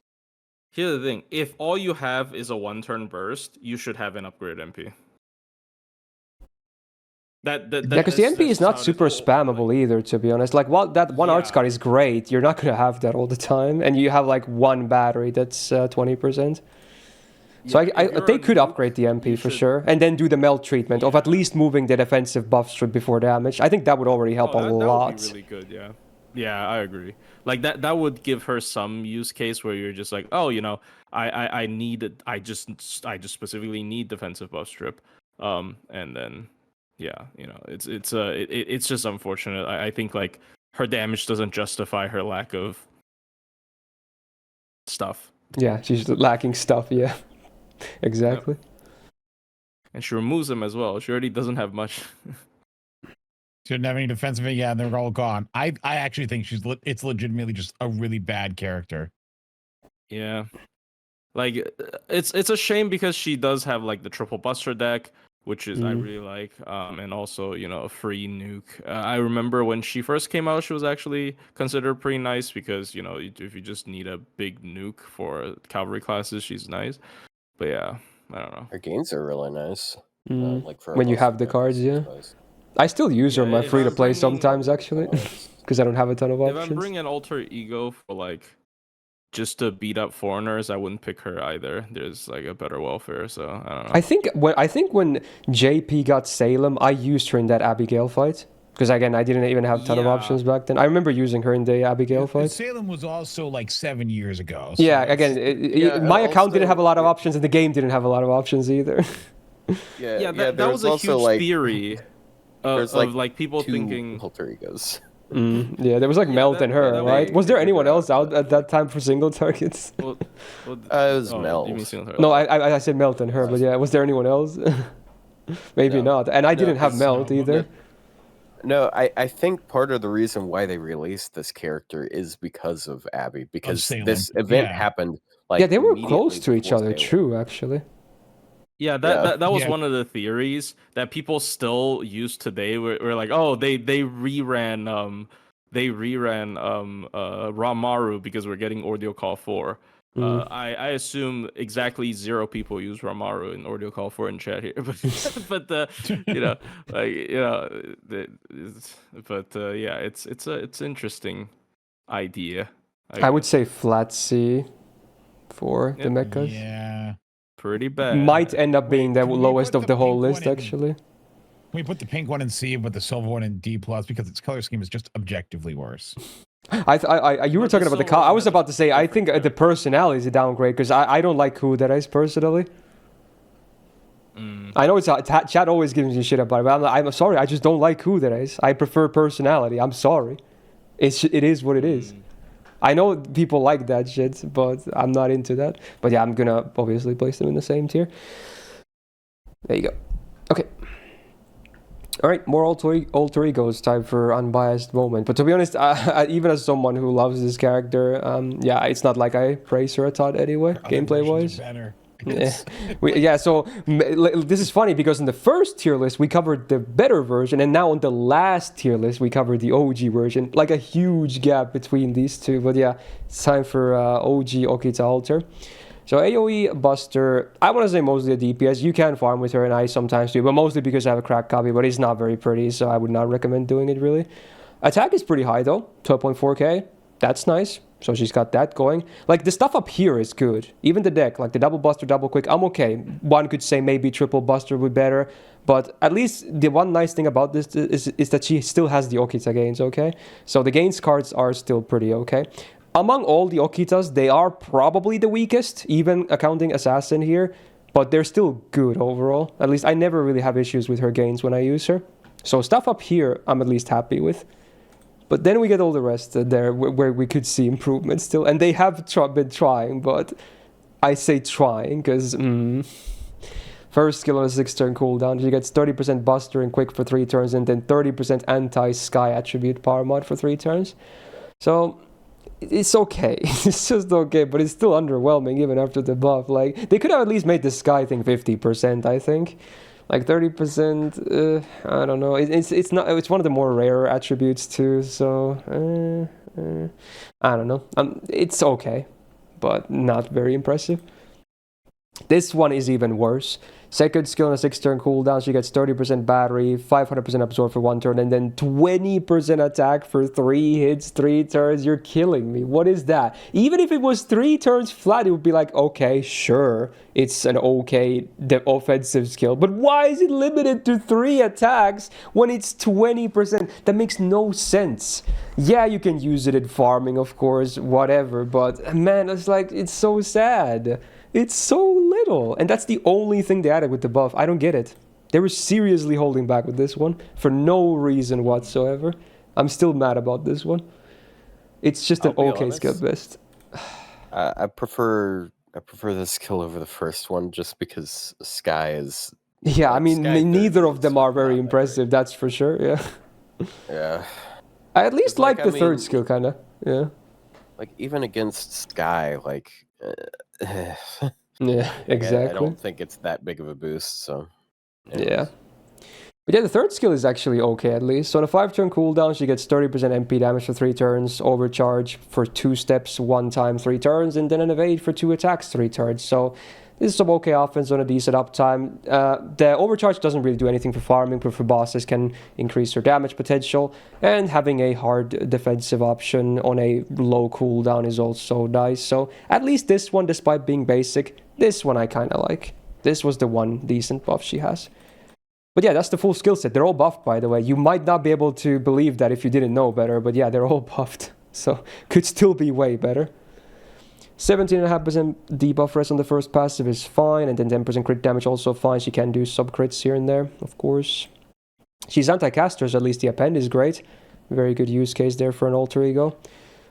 Unbuffed MP, so only does damage on the normal effect, and then after damage, all the enemies get minus 30% bust, the rest for 3 turns on base overcharge, getting up to 50. It can be okay for some damage ramp up because it's 30% on base, but man, it's like, it usually doesn't hit very hard is the thing. Even with someone that has a very impressive copy, it just doesn't do a lot of damage. So you definitely need a lot of crits mixed in as well to get some real good damage out of her. I think she's mid, sadly. Oh man. When someone has been buffed 3 times and they're a 5-star, limited 5-star, you hate to say that they're mid, but it kind of is true. Like, she doesn't have like almost anything to define her really. She's just a very generic AoE DPS. I feel like what she has. I think her like again her base MP quick. Like these numbers up here, this is pretty good stuff, but then the rest is like pretty underwhelming. I don't feel like her damage is. I don't feel like her damage is all that bad. She ramps really. Yeah, for bosses it's okay. It's fine. Like she immediately has 40% buster resist down on the enemy. So like it adds up pretty quickly, I'd say. I guess like in farming it might not be as impressive because she's sort of just it's not baseline buster looper. Like there is Tiamat. I feel like this character is better for card damage than Tiamat. A bit. Yeah, but until you the actually thing with consume all of her attack ups, and then you're The thing with Tiamat though is like I don't think she's just good for farming, so she has like really good party stuff as well. Yeah. So maybe better as soloing than Tiamat, but I don't know. Yeah, considering Okita Alter is with minus her debuff on the MP, she's fully selfish as well. So yeah, I mean, like if you're fully selfish, you would hope to see a little bit more than this, though. Yeah, I think the skill set is just lackluster. Maybe the MP could get an upgrade, then she would be really strong. Obviously, that's just how. Yeah, they're probably not going to do it because it would actually be a very significant. Especially if they add a nice liner too, it could be very significant. They double down extra damage versus Sky. But why not though? Because like, look at the MP. It doesn't. Well, honestly, even just an upgrade, like a base upgrade, would still do a lot for her.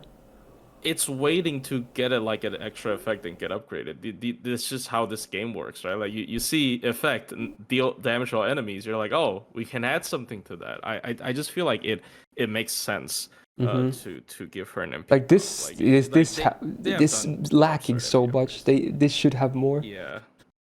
The OC is fine for bosses. It's pretty good, but everything it's just the only thing it has. That's it. Yeah, 30% buster down ramp is pretty good, but it's just I wouldn't take her over Kiara, to be honest. As much as I complain about Kiara's damage. Yeah, I agree. She has like Kiara got like 4 buffs. It's not like it's really fair. I mean, to be fair, she got 3. Yeah. Well, the MP upgrade is a big one though. Like 75% of them. If Kiara doesn't have an MP upgrade, her damage is actually gonna be like down the drain, like down the crapper. Like ugh. But yeah, so like it's I think an MP upgrade is in order, but I'd put her in I don't know. I would say C plus or B flat. C plus. Wow. Okay, maybe that's a bit hard. B tier. I mean, I understand the sentiment though. Like when it's your favorite servant, sometimes you're just like, man. Why isn't it? When's your favorite? You're like, man, this thing's a piece of garbage. Well, no, look. So people say I'm gonna do that with the SSR next week. That I'm gonna 120. No, I'm not gonna do that. All right, trust me, I'm not gonna do that. Anyways, I think if it's between B and C, I think if it's between B and C plus, I'd put it in B. Okay, I can do B. Okay, I'm okay with B then. Fine, that's fine. Speaking of B. Well, nice segue. Yeah, so the next BB is on the menu. The OG summer one, because we have 2 5-star limited summer Woodcaster BBs. Yes, because yes, Nasu, I guess. But to be honest, I'm happy the other one exists because me simp. And honestly, I kind of like this one too. I kind of like all BBs, so I don't mind, honestly. Frick it, dude. Print the 4th one. I don't care. Do it. You won't. Anyway, 5-star AoE Buster DPS. I think some people also farm with her. She has some farm usage as well, but I feel like she's not much nicer as a DPS. But then she can also be used as a pseudo card support as well. So she's got some interesting things going on for her. Attack is certainly not very flattering though, but actually is above average when it comes to moon cancers. But overall, in the grand scheme of things, considering she hits neutral most of the time, could be better. She's double buster, double arts, which is fine. Again, maybe for DPSing purposes, people would say, oh, you want triple buster because she also has crit focus, but I think this is also fine. Arts cards are good for gains. That's nice too, makes it even better. Otherwise, decent hit counts and whatnot for stars as well. First skill on a 5-turn cooldown, very similar to the welfare one, but with a different twist now. So 50% crit damage for self for 3 turns, 800% absorb for 3 turns, 30% attack for 3 turns. Then she gets this on attack buff for 3 turns. So whenever she extra attacks, she gets 20 stars flat on top. So with a Brave Chain and this active, you can actually get a lot of stars. As again, also assuming you have the 3rd skill active too, you can basically get guaranteed crits for the next turn. Pretty cool. And the attack buff also helps with, for people that farm with her, because you can also stack that. And it's nice to have on a Buster farmer. Good skill. Very good offensive skill. Second skill, 7-turn cooldown. She gets a 50% battery, 3k heal, 20% Buster up for 3 turns, 50% MP damage for 3 turns, and then an evasion for 1 attack 3 turns. Pretty loaded skill, actually. It has a high cooldown, yeah. But yeah, even like 50% MP damage. Like, despite her class being not the best and her attack being low, she does have a lot of damaging numbers on her kit, though. That's the thing. So that's why her farming numbers are not complete, garbage. Funnily enough. It's an alright skill. I like it. Third skill, here we go. I guess for some, the bread and butter depends on how you use her. 6-turn cooldown. You lock the hand you have for 3 turns currently when you use the skill, so cards will not be shuffled at all. However, if you swap a servant or someone is downed or you use a shuffle, then the cycle just repeats and it removes the lock. But you can have potentially the same hand for 3 full turns. Pretty cool. And then you also get 10 stars per turn for 3 turns to help with some face carding as well. Interesting. I think for a long time, this was not legit at all, but now we have like 3 different servants now that have card manipulation. Yeah. One of them is very consistent and like kind of makes a really cool farming comp based off of it. Someone we'll get to later. Yeah, they're both in the same list, funnily enough. So yeah, this has I feel like an effect like this will it kind of has to age well, right? Because it can only get better. It can never really get worse. It can only get better. So there are some use cases, like Otto was saying nowadays, that have made this even more versatile, which is cool. But yeah, it's skill-wise, I think she has a lot of shit going. It's good. I might not love everything about her, but I think she has a lot of cool stuff in her skill set. 10% arts up, great. Her gains are even better then. She's immune to burns, so hey, that's a cool bonus. She has the foreigner passive as a moon cancer, because, yes. Lore, of course. You get 2 stars per turn and 8% debuff rest, but hey, that Van Gogh synergy though, which again is maybe another use case for her when you want to DPS with her for more crit boost. She already has some okay crit tools by herself, but with Van Gogh it can be even better. She has 250 flat damage, which is nothing, but then hey, another 25% debuff rest is just nice to have. So honestly, pretty good passives, all things considered. She's anti-foreigner, which, again, not a very great case, because it's neutral, and then it's a rare enemy to fight, so, meh. Unbuffed MP does damage to all enemies, guaranteed tick down on them all, and then on overcharge, which is, okay, 10% chance to do another tick down on enemies on base, and then 50% on max. I hate the overcharge so much, it's so pointless. And also the MP itself, like, it doesn't really, I like the guaranteed tick down though, but yeah, I could do more. And the damage is not very high if you don't have a lot of buffs on her active. It's like kind of a noodle sometimes. But yeah, Summer BB is versatile though, the OG that is. Can be used as a DPS, can do a bit of farming, does have this card lock thing. Like, she's got some things going for her. Yeah. Certainly nice to have like 1 copy of her, I would say. Maybe not a must-have or anything, but would be cool to have like one copy of her in your account. How do you guys feel about her? I think she is. No, I think sorry. I think she's really good now. Like I know think she is people good. dump on her NP, but like I don't think that's that big of an issue, especially since she has like good synergy with a bunch of supports, like between being compatible with Van Gogh, compatible with Douman. It's sort of like Koyan Dark in that regard, but I feel like she's more geared towards doing crit damage. Because like she's got the Yeah, she's way more face her card skill's oriented. really easy to get to double. She breaks how cards work. Like you get 2 cards in your hand, then you can like NP card and use second skill NP card. You just make brave chains for days, or you could use it to enable someone else, and it could vary like how effective it is. Like I feel like I've harped on BBCL a lot because like I mean like you can borrow like a DPS with BBCL, so just Yeah, it's actually legit very now. fun servant, and she can farm It's, now with a pin 5. Cool, yay. It depends on the. Oh yeah, node. true. Because this It's is not her like- battery is a 7 turn, so if you have a pen 5, you can actually farm her normally. Yeah. The BBCL thing, I don't want to push too hard because again, like it is 2 SSR combo pieces. You're giving up on a lot of buffs on with your meta supports. I mean, I made a. I mean, like you need 3 SSRs for most buster looping. So Yeah, like, no. What I mean is, it's a new combo of 2 SSRs, and also like again, like you're losing a lot of buffs. I'm just saying, right? Like, and like it doesn't work with the like all card types. I think like it's very redundant with It's arts really because like a buster. lot of times, it's buster or quick. I actually like it more with quick because quick is because like if you're doing buster, you want to do damage with your buster card, but then the buster card doesn't actually help you gain your MP back. So like I actually like it the most with quick, and also single coin light isn't always the best. Now with a pen 5, sometimes it can be useful. Anyways, I'm not trying to go too deep into BBCL. I think it's an okay comp. It's an okay alternative comp. It's not like I don't like super it. meta. I It's not super meta though.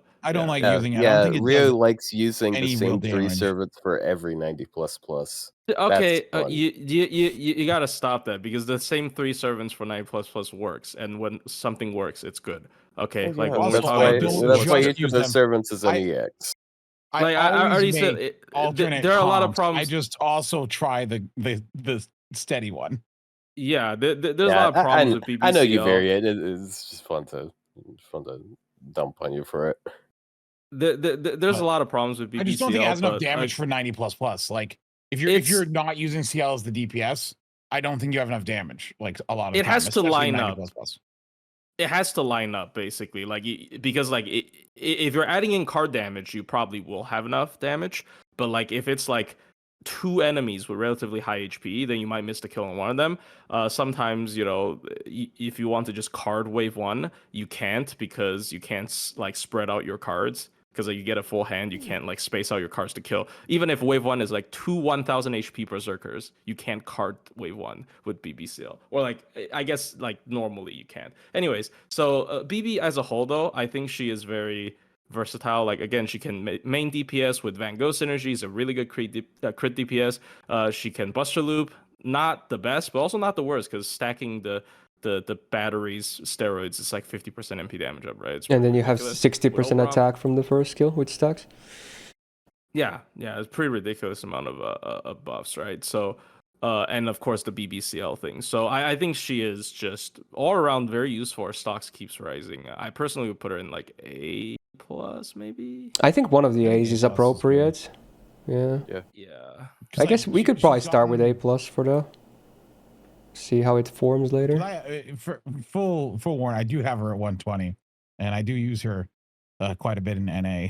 But you know, that's I don't know, I've never found her to be lacking. How many times have you said this today? I feel like you said this. Take a shot every time. No, Yeah. I've said it. I've said it once. But hold on. How many more are 120 on this list? One, Probably two, many. 3, 4. Do I have 4 more 120s? Hold on. 1, 2, 3. I have 3 more 120s on this list. Yeah.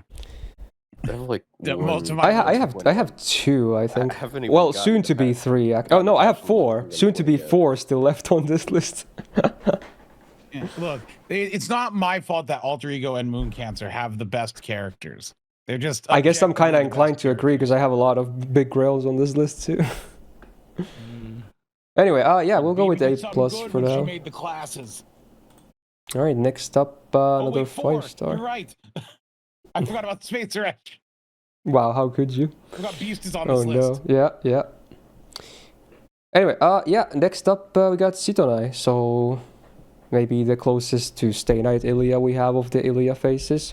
Single target arts DPS has seen a new buff compared to last year as well, I'm pretty sure. So that's something. Her attack is decent, again, even for an alter ego, it's not bad. It's a bit lower than average, but still it's alright. Double Buster, double arts on the deck is fine, I think. No worries, you can still spam MP pretty okay. Arts cards are okay for gains, everything else is like okay-ish. First card on a 6-turn first skill on a 6-turn cooldown.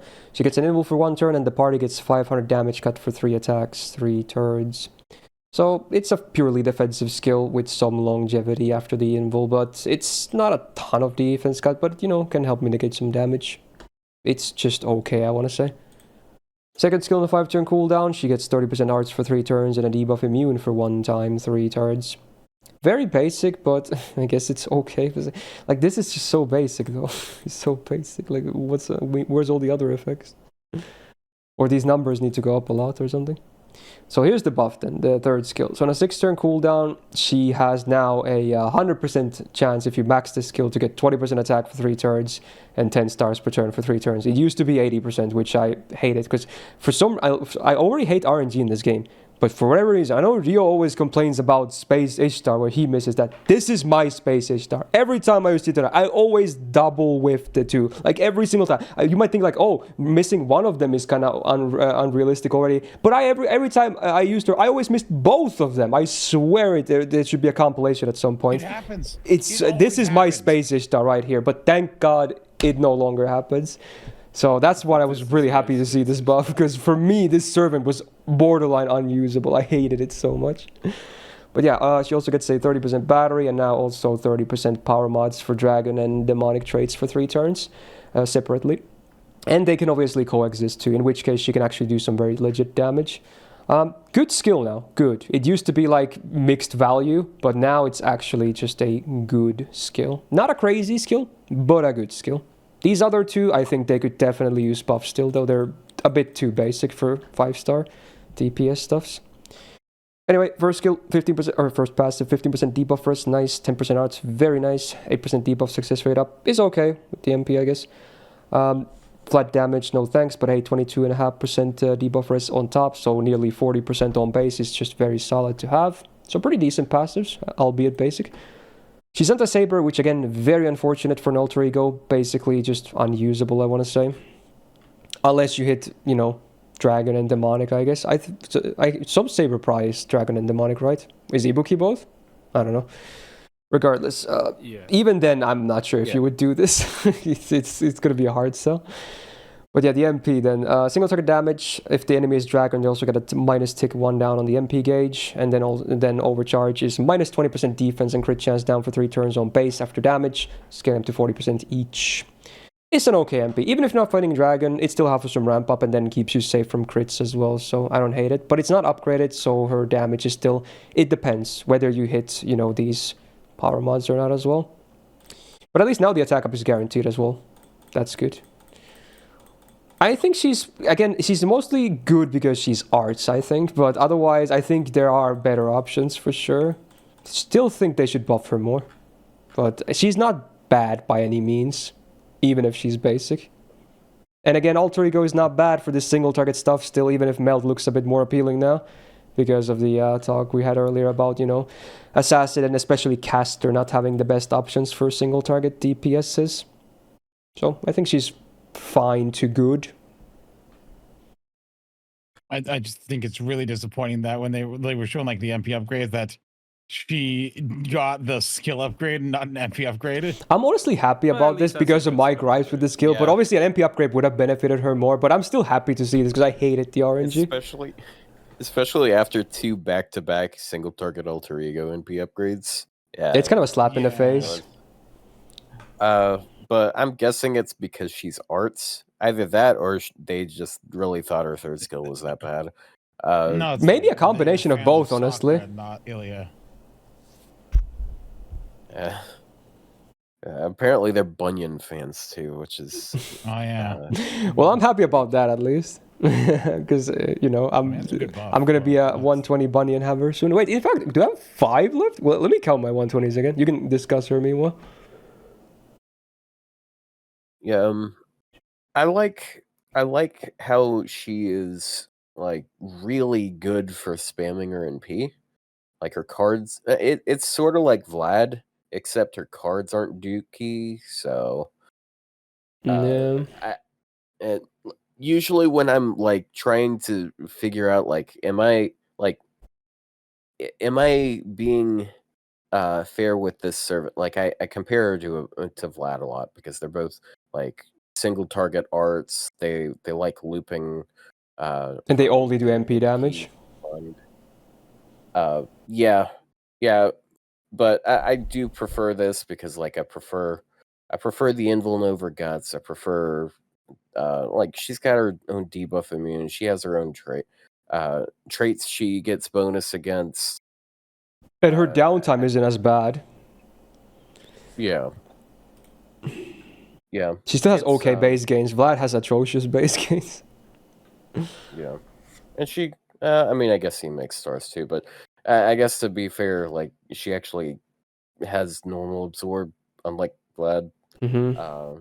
They both ramp. Her anti-dragon stuff is pretty cool.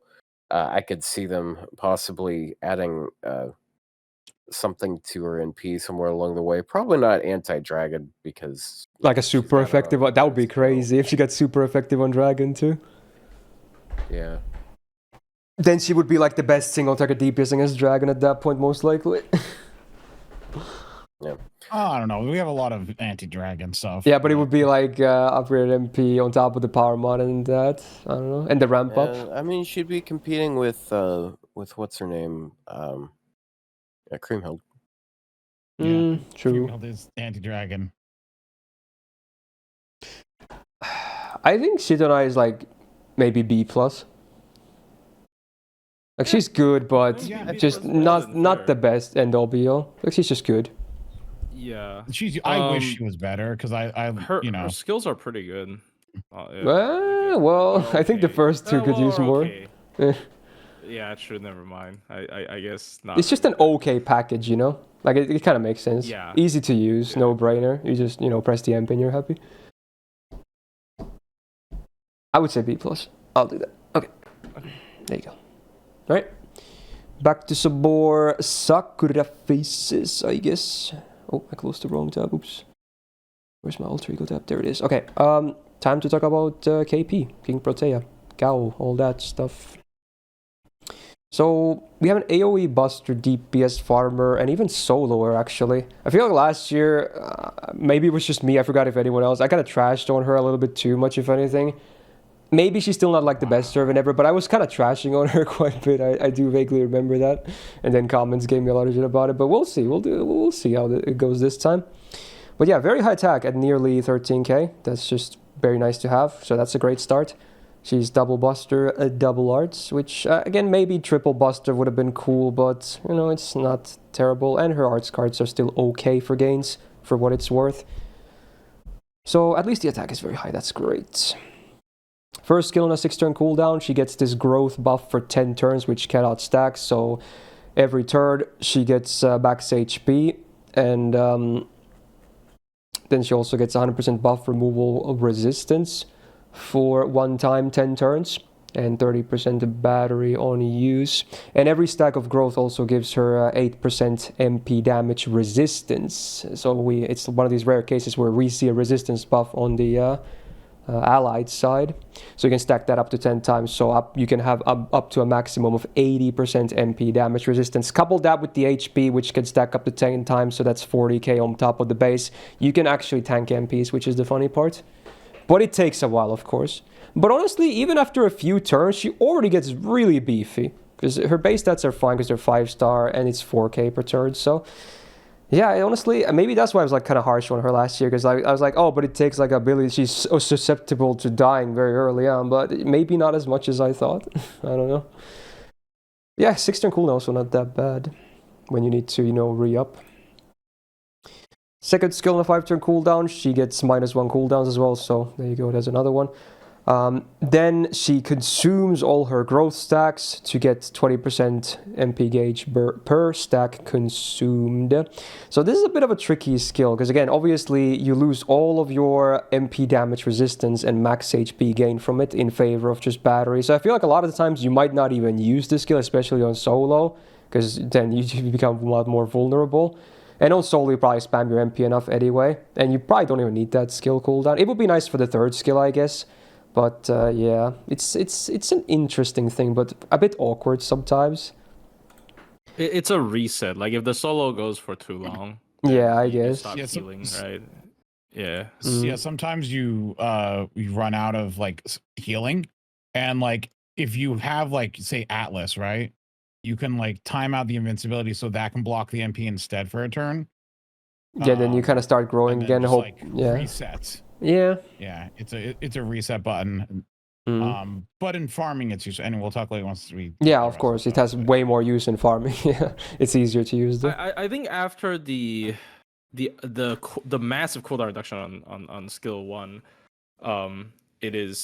you can think of clicking it, because you know it's like it's not that bad. But again, it's crazy how much they did to it's skill 1, right? It's because it's been buffed twice actually.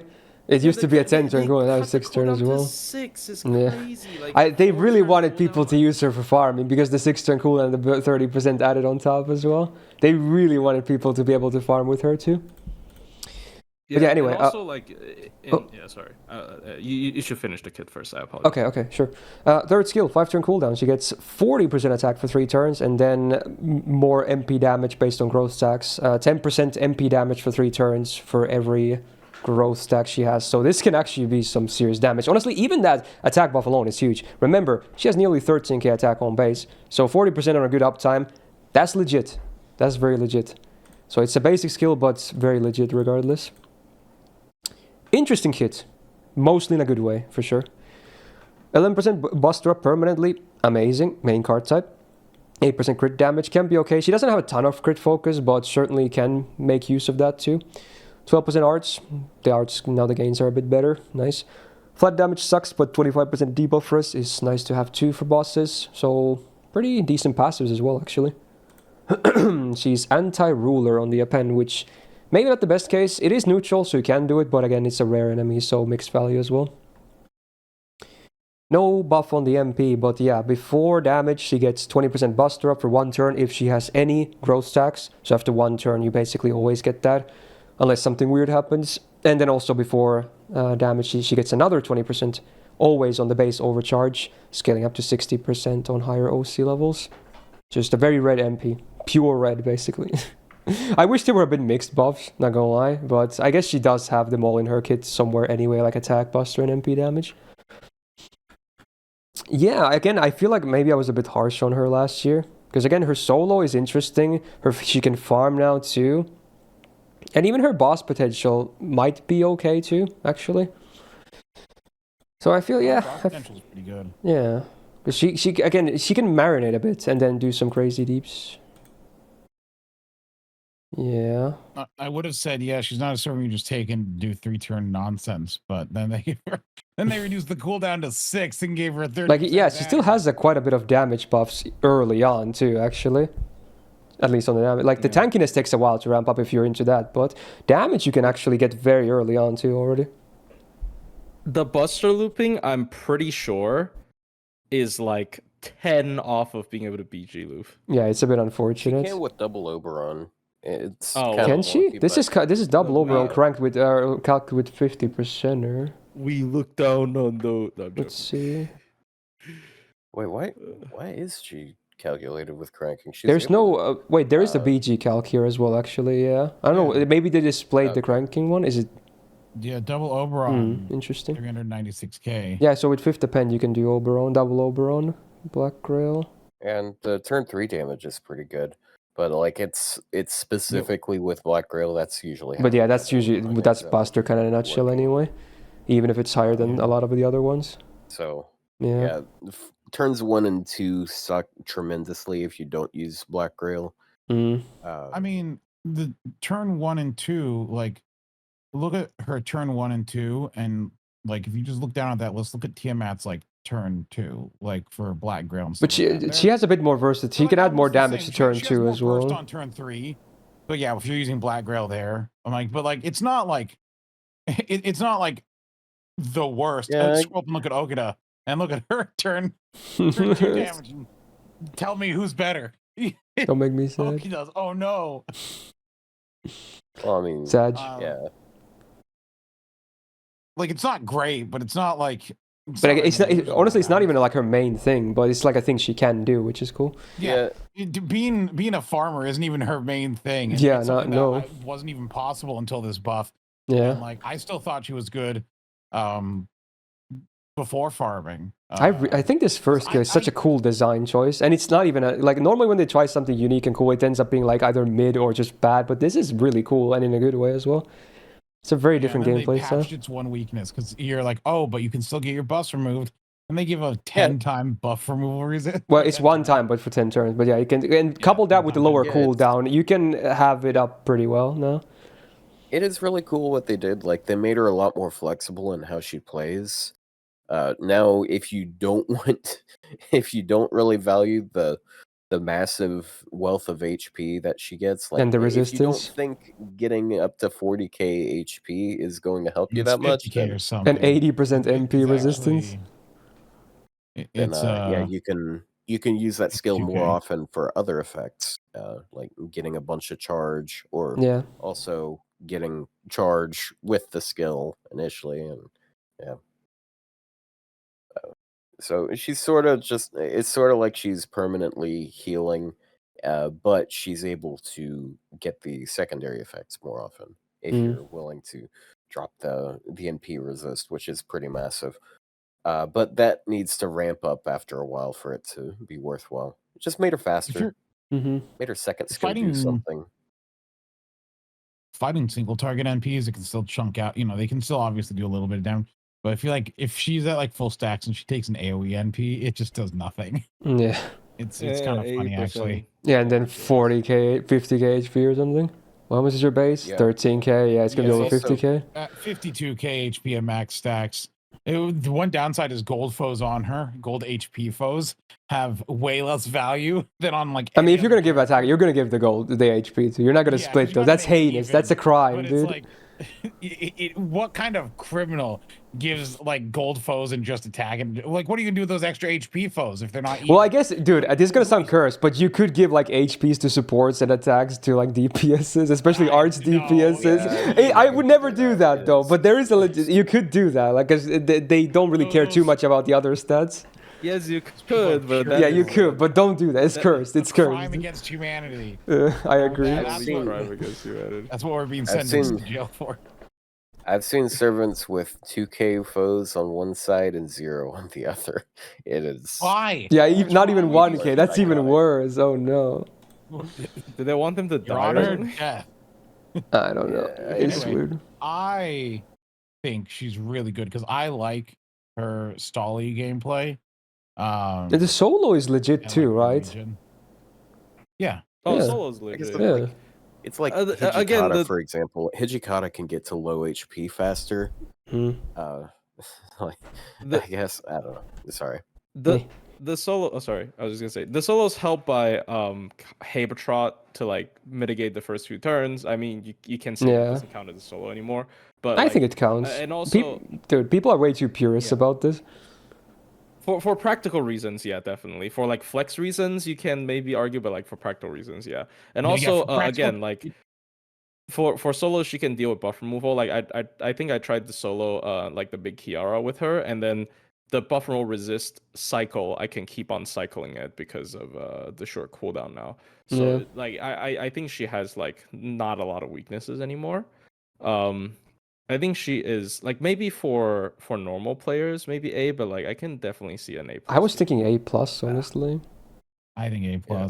Because like also like once she's fully, but like once you have the full stacks, like if you're playing the long game, she's at 40% attack up and 100% NP damage up, you know, and then 40% bust up on her NP. Like it's not bad buffs for self buffs. You know? I like her. She's one of my favorite characters in the game. I want a summer version, but they need to keep huge scale. Like they need to have that mechanic still there and just do other things with her. Maybe have it not do MP damage resistance, but something else. But like I need the increasing HP gimmick. Like I need it to stay. Well, at least she's in a much nicer spot now than a long time ago. Very cool. Good design. All right. Time for one of the best servants ever. And this list has several candidates for that too. But yeah, certainly one. Also an interesting servant. We are going to talk about the Jinako next. So, 5-star. AoE arts, Moodcatcher. Kind of a tank slash, you know, utility DPS soloer. But most people will use her to support either like mid-turning or farming. Which is still legit though. I've done everything with her personally, but yeah, most people will just stick to the damage support side. But yeah, it's still a use case. Her attack obviously is atrocious. It's 9k. It's like terrible, but you know she still has the highest base HP in the game. Let's go. So my 120 copy rocks like I don't know, what was it, 24k HP on base. Pretty chill. At a level 100, 20, 30 on top, you can get like 27k on base. Yeah, it's funny. Yeah, Jinako type. So she's full arts, including the MP. Her gains on base they're not good. They just don't feel good. And I've used her in solos, teams. I've used her in everything. Farming. I even farm with her. Yes, I do that too. I'm crazy. I know, right? The gains are not good. But at least she has a lot of arch chains. First skill, 6-turn cooldown. Party gets 20% battery. 20% attack for 3 turns, and then every member of the party gets 5 stars per turn for 3 turns. So if you have 3 members, it's basically 15 stars per turn for 3 turns. I really like this skill. It's basic, but good numbers, good effects, good offense. Good for farming, good for DPS sig. It's just nice. The only drawback for the solo is that you get way less stars, but oh well. Second skill on a 5-turn cooldown, she gets a taunt for 1 turn, 1k damage cut for 1 turn, and then 30% attack for herself for 1 turn. So she can get 50% attack basically with this in the second skill. With this, you can tank pretty comfortably with her high HP. You will now obviously be able to tank MPs or some maybe insanely high crits, but everything else she's going to be very comfy in tanking. But luckily, that's just talking about pre-skill 3 and pre-MP, which definitely make the taunt even better. But yeah, the skill 3 is why a lot of people do use her. So on a 5-turn cooldown targeted skill, you give an invul to the ally you target, you give them 30% MP gain for 1 turn, 30% MP damage for 3 turns, and then 50% anti-lawful power mod for 3 turns. And you do seal their skills, which can be annoying sometimes. At least on solo, I tend to run like deep cleansing CCs, at least on one of them, because again it prevents your cooldowns from progressing as well. Even if you do order these correctly, it can be annoying. So it depends. You can sometimes deal with it easily, sometimes it can be annoying. But it's a very great supporting skill, obviously. It protects and it then offers a lot of offensive utility as well. Lawful alignment being fairly common on enemy servants. Whenever there's a high farming node that has a lawful servant at the end, there's probably at least one comp that has Jinako in it, just because of this giving you a lot more damage for your DPS. It's a good skill set, I want to say. It's obviously mixed value depending on how you use her, but you know, it's a little bit of everything. 20% debuff rest is nice. 10% quick up is pretty meaningless. Flat damage is garbage. She's anti-Lancer, which is just a neutral case, but at least it's a common class, I guess, for, you know, the crazy people like me who actually DPS with her as well. You'll be happy when you see Lancers. For most people, it's not that big of a deal. MP hasn't been buffed, but hey, before damage, she does a 30% defense down on enemies for 3 turns. I really like that one, especially when you have a big copy. It can actually add up a lot. Does damage, gives herself an invul for 1 turn, which again makes the taunt even, easier to use. You don't have to necessarily use the 3rd skill on herself. You can save the cooldown if needed, but sometimes you pop it for damage anyway. And then you get 2k healing on herself on base overcharge, getting up to 6k. The overcharge is not great. It's okay on solos when you use healing CCs as well, but it's pretty negligible. You don't usually even need it because she has a very good uptime on her invul. She doesn't usually MP back-to-back turns, but she has a fairly good uptime on the MP, usually at least every other turn. So that's why her solo is legit. While her damage is not high, then she's very safe to use at least. And her extra is still good. If you unlock the extra and you do full arch chains all the time, it does legit damage, but otherwise kind of whatever. But yeah, I mean, I should not talk too much because again, I'm pretty biased when it comes to Jinako. But yeah, we'll see what everyone else has to say.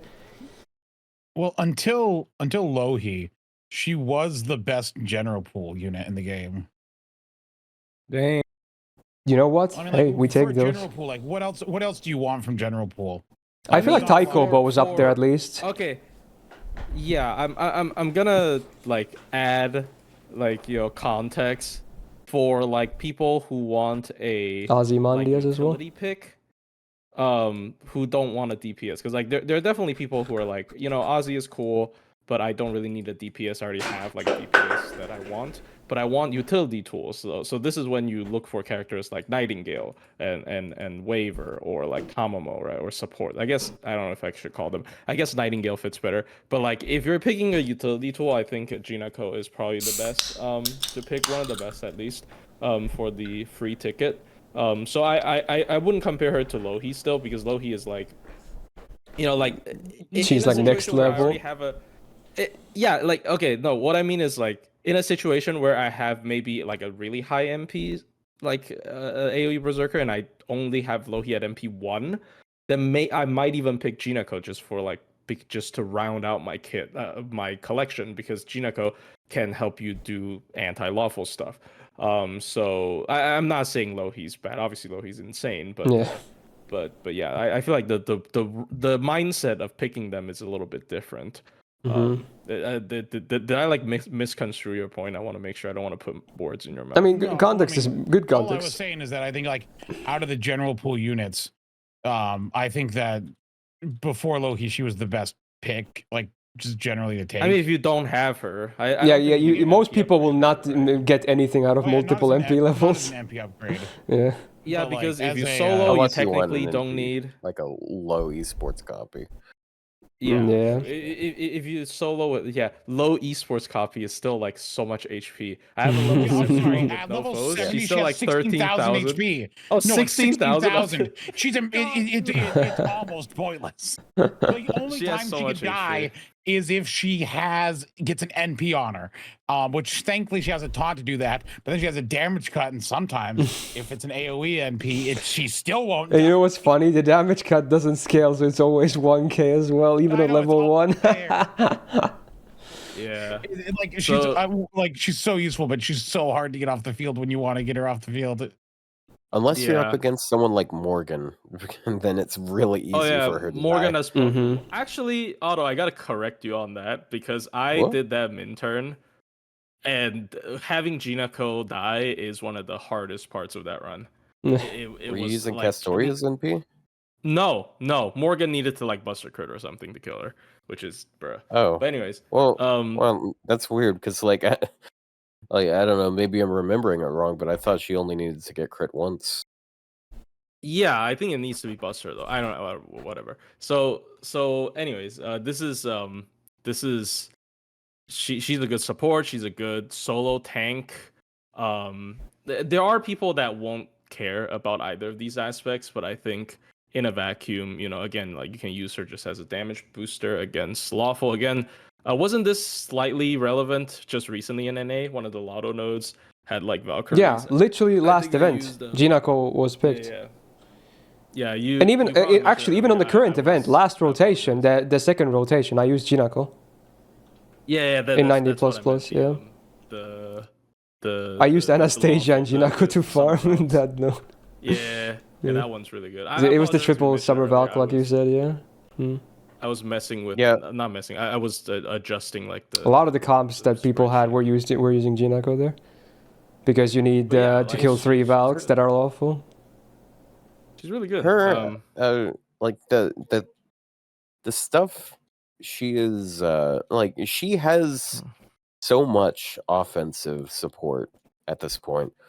Like 30%, well, sorry, 20% attack, and then effectively 80% PMod if you count the 30% NP damage, which I guess you can double with Oberon. And like the fact that you get 50 PMod, like that affects your cards too. And then also like if you want to use her like as an actual support, like that doesn't die off instantly, then she still has like a lot of good effects, and her NP is another 30% defense down. Yeah. So she just, If you get it, it's a lot of damage as well. yeah. I don't also even like think how it's that short her difficult to get, cooldowns are. 'cause- I think her. Yeah, they're cooldowns are very surprisingly for short. what they are. Yeah. Yeah, maybe Yeah. again they're like it's like the writer listing where like because it's a skill seal, so it. Yeah, I think that's what they thought. Yeah, like it's gonna be a much worse demerit. But again, she was also made before squeezing command it codes around. as well. And Yeah, then there's so- command so these codes are, that like- can Yeah. remove it. There's command codes that can prevent it entirely. Yeah. And there's like a couple supports that have good like debuff removal for the whole team. And if you're someone like Also, me who loves Atlas, you can use that in boss battles as well. Yeah, you can just if you just use her with Atlas, what does that make her cooldown? Like 2 turns for like this skill? Yeah. Yeah, Her taunt's gonna be on 2 turns. Her Yeah. third skill's on 2 turns with Defend 5. Yeah. Yeah, like I think Atlas is a good pair with her because that can Yeah. also the invincibility can cover if you ever miss an NP. Or if you if you Atlas bring a is full such a party, good because she kind of covers herself easily with invulns. You can give the invul to someone else. yeah. Yeah. So Also- really good support. Also, I think I think she's pretty decent as a DPS as well. Like, she's I don't like her attack stat is really like obviously if you invest in her, yeah, yes, you can. It's dragged like, down okay, by her attack the, stat, but like against I actually lawful, can't like say you that 'cause have there's the ruler Like- Artor argument I used where like if you really invest in her, like her stats are more in line with like a 4-star, and so like if I you mean, can- Rule Artoria has card Yes. damage though. I don't think Jinako has card. Jinako, if you use Not her as a really, main no. DPS, she's gonna be protecting the I mean, team and with- also spamming. with I with I one get that NP, it's she 30 has defense down 80% spam, right? attack effectively, and she has 50 PMod. So like she still can do pretty decent card damage. Of course, like Yeah, again, it is arts yeah. cards. Her It's attack mostly the stat's extra kinda low. attack with the arch chain but- from my experience. Yeah, like, and she's not gonna from easily my crit, even though experience, she though, makes like stars. on like even though mine is like not grailed and stuff, like she still does like okay damage just because she's able to ramp up so fast. the only really bad part is that 0.35 MP gain. Like, ooh, Yeah, you it's feel that for sure. a Eh, little nasty. I mean, once you buff, like if you're picking her arts cards and like you're bringing arts supports, I don't feel it as much.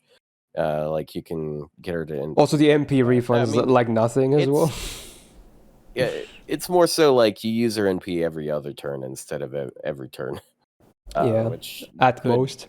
be really bad, but So okay, because I I'm will- kind of biased will with say- her. What would you guys rate her? I mean, A plus. Yeah, maybe A plus. I'm actually kind of that's- surprised, that's but in a good way. Yeah, Okay, we're gonna again, yeah, have that's what you she was know, last year, and She- everyone she's was another so pissed servant that she was that- higher than Spishtar. she's Can't another wait to see servant the I feel comments. Like, some people might not appreciate what she. I feel like even NA people will offers, start to but- appreciate now, because again, we even saw this Yeah. current event using her into a very with good the extent, Valks. and she's only Yeah. she's always legit whenever there's a lawful big enemy on the farming node. There's always gonna be sub comps that have Jinako in them, and that happens surprisingly Yeah. often. Yep. Frick it, So pretty good. let's go A plus. Okay. Let's go.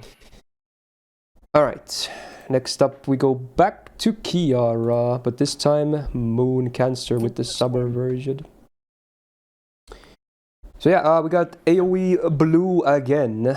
Doesn't change the game plan at all. Same deck and everything in terms of the card types as well. 11k attack, just a bit above. It's okay. Actually, it's higher than average among 5-star Moon Cancers. Again, not that there's a ton of comparison, but sure, it's something. Double Buster, Double Arts. Her gains on base are not bad, but, you know, her MP is also... It refunds a lot anyway. So it's alright. First skill, on a 6-turn cooldown, she gets a Guts for 1 time 5 turns with a 4k revive, fully cleanses her debuffs, gets 2k healing per turn for 3 turns, 20% MP damage for 3 turns, and then this Nourishment regen buff for 4 turns, so every turn she gets 2 of these rank up thingies that boost the effectiveness of her 2nd and 3rd skills. So it's a pretty cool mechanic again, a unique thing that she's got going on.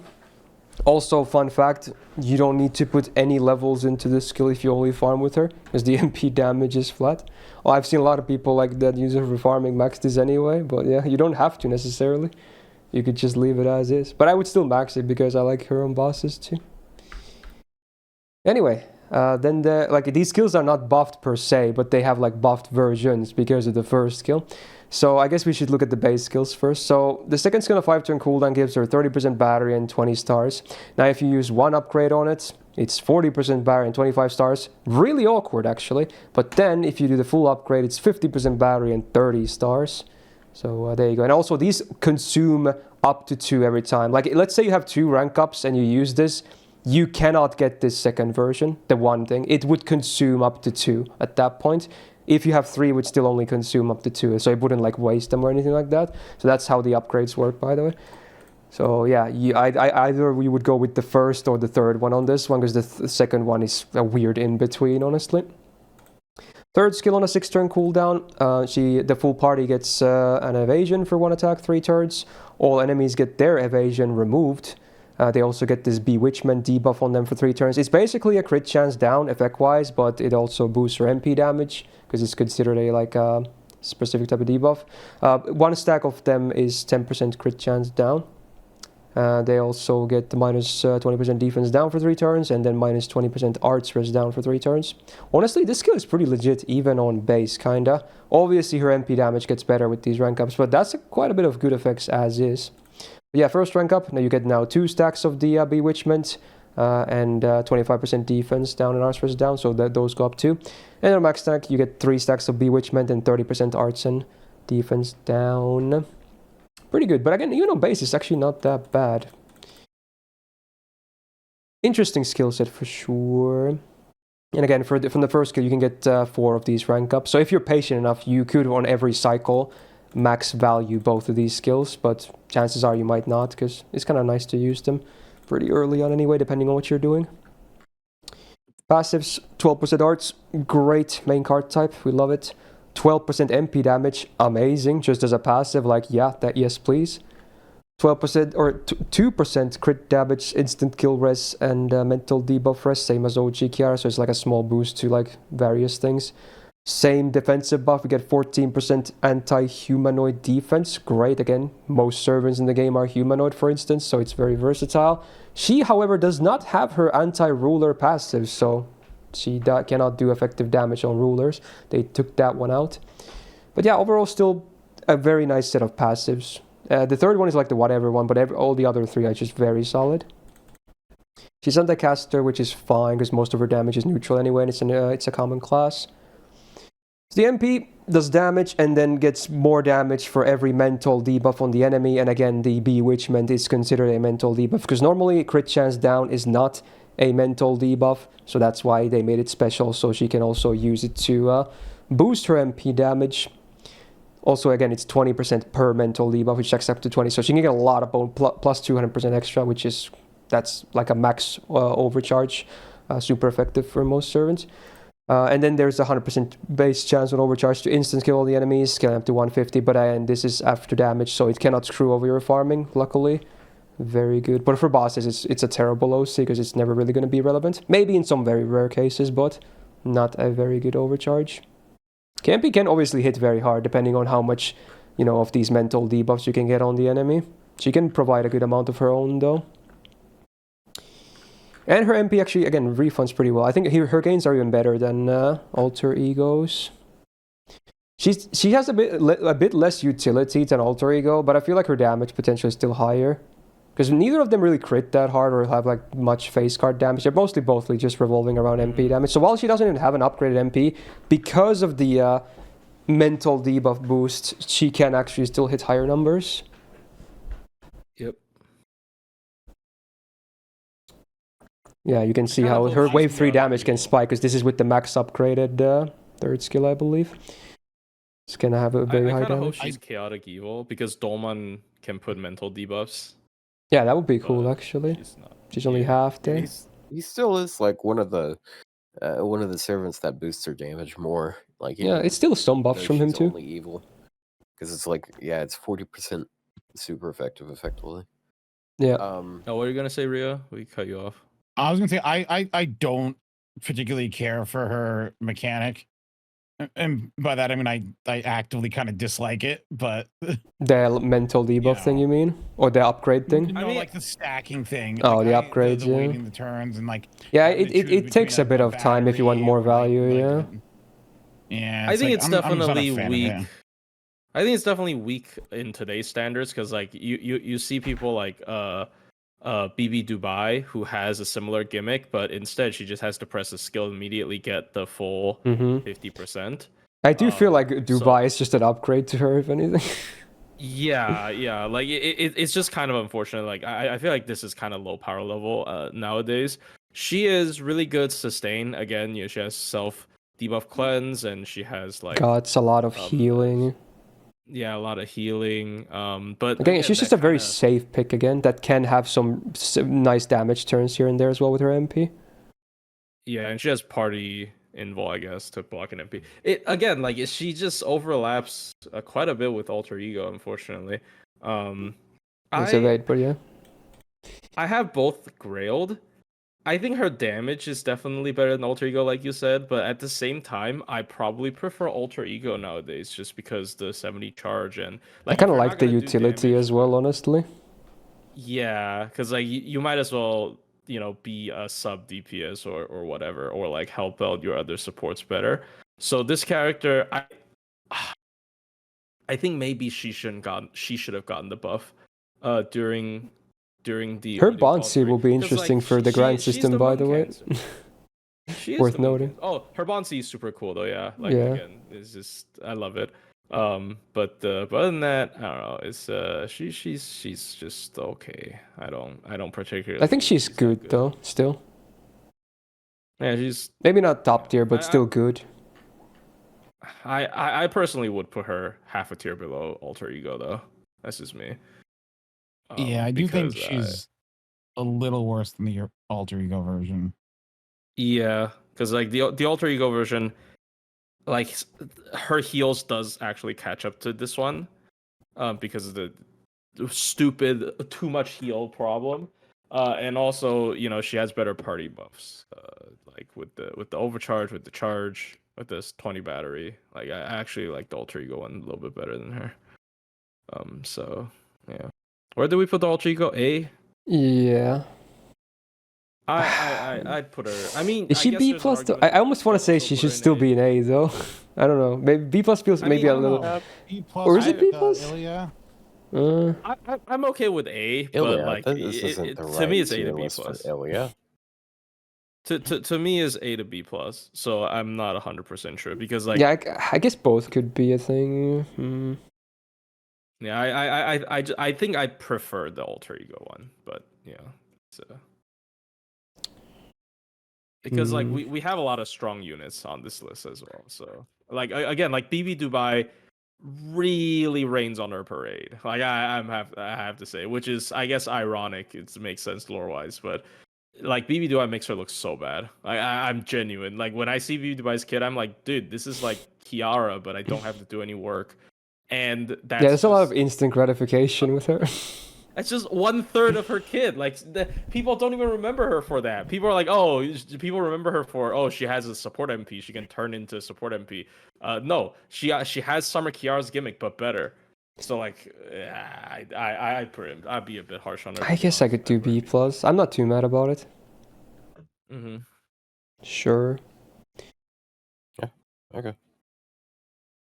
Did you have anything to add, or was that just like, yeah, okay, sure, that's fine? Yeah, I mean, I mean, like, I mean, I think she's really solid, but like, I can understand the issues that she has. Like, you gotta wait more than a turn, and a lot of people don't like waiting more than a turn. I don't feel like it's that big of an issue, but that's kind of how I play. I usually start doing damage on turn 2 anyways, just so I don't have to spend batteries instantly and then negate a potential loop later. But yeah, I can see why people have issues with how she plays. I think she's A, but we'll see. We'll get more comparison later. There's a chance that I could maybe move her up, but we'll start with that for now. Right, okay, let's talk about the man that this man gets referenced a lot during tier list because he has a lot of synergy. So we finally see Douman. There he is. Of course, we got AoE, quick DPS, farmer, support, debuffer, extraordinary guy. Yes, the cool guy, funny man, epic villain, limbo, all that stuff. So yeah, he's good. He has pretty high attack as well. Not the highest among alter egos by any means, but still a very solid attack as well. Because he actually is a legit DPS too. Believe it or not, you can absolutely DPS with him as well. His deck is like the main problem though, if you want to DPS. Double arts, double quick is like whatever. He really wanted to have double buster. That's like the one thing I don't really like about him as a DPS. The double arts is like, I don't buy it too much. But his gains are still okay. They're not amazing, but they're okay. All things considered, especially if you fight casters, I guess, which happens a lot of the times. And the skill set, here we go. So first skill on a 6-turn cooldown. You like debuffs? We have debuffs. All enemies, minus 20% attack for 3 turns, 30% defense for 3 turns, terror for 1 time, 3 turns with a 40% chance to activate, a stun for 1 turn, confusion for 3 turns with a 30% chance to activate a 1-turn skill seal on them, and 500 curse on them for 3 turns. Yeah, it's really good. It always feels good to press this button on a boss. It just feels good. Very, very good stuff there. Some a bit, mixed value depending on the fight, but usually a lot of really nice stuff there. Second skill on a 7-turn cooldown, he gets a guts for 2 times 5 turns with a 3k revive, so he can come back twice in that 5 turn if you time it well. Then all allies, including himself, all chaotic and evil allies, get 50% crit damage for 3 turns for each of the alignments. So he himself gets the 100%, and then allies get either 0, 50, or 100 as well, depending on their alignments. Can be a lot of boost. And then on top of that, we have the third skill. So on a 7-turn cooldown, he gets 80% battery for himself. And again, all chaotic evil allies get 20% attack from each alignment. So he gets the 40% guaranteed for 3 turns. And then allies get 0, 20, or 40. And then again, all enemies get a 2k curse on them for 5 turns. So even more curse. And honestly, these curses can add up when you start factoring in some MPs as well, in case you happen to use them as well. They can actually add some decent damage. I have actually done some decent curse damage on him as well. Great skill set. Cooldown's obviously fairly high, but the amount of stuff you get from this skill set is still, I think, well worth the price. A lot of damage and cool utility debuffs. 8% arts is actually fine with his 2 arts cards. I still would like to see a different deck though, but oh well. 10% debuff success rate is great because he's very debuff focused as well, so landing those better is always nice.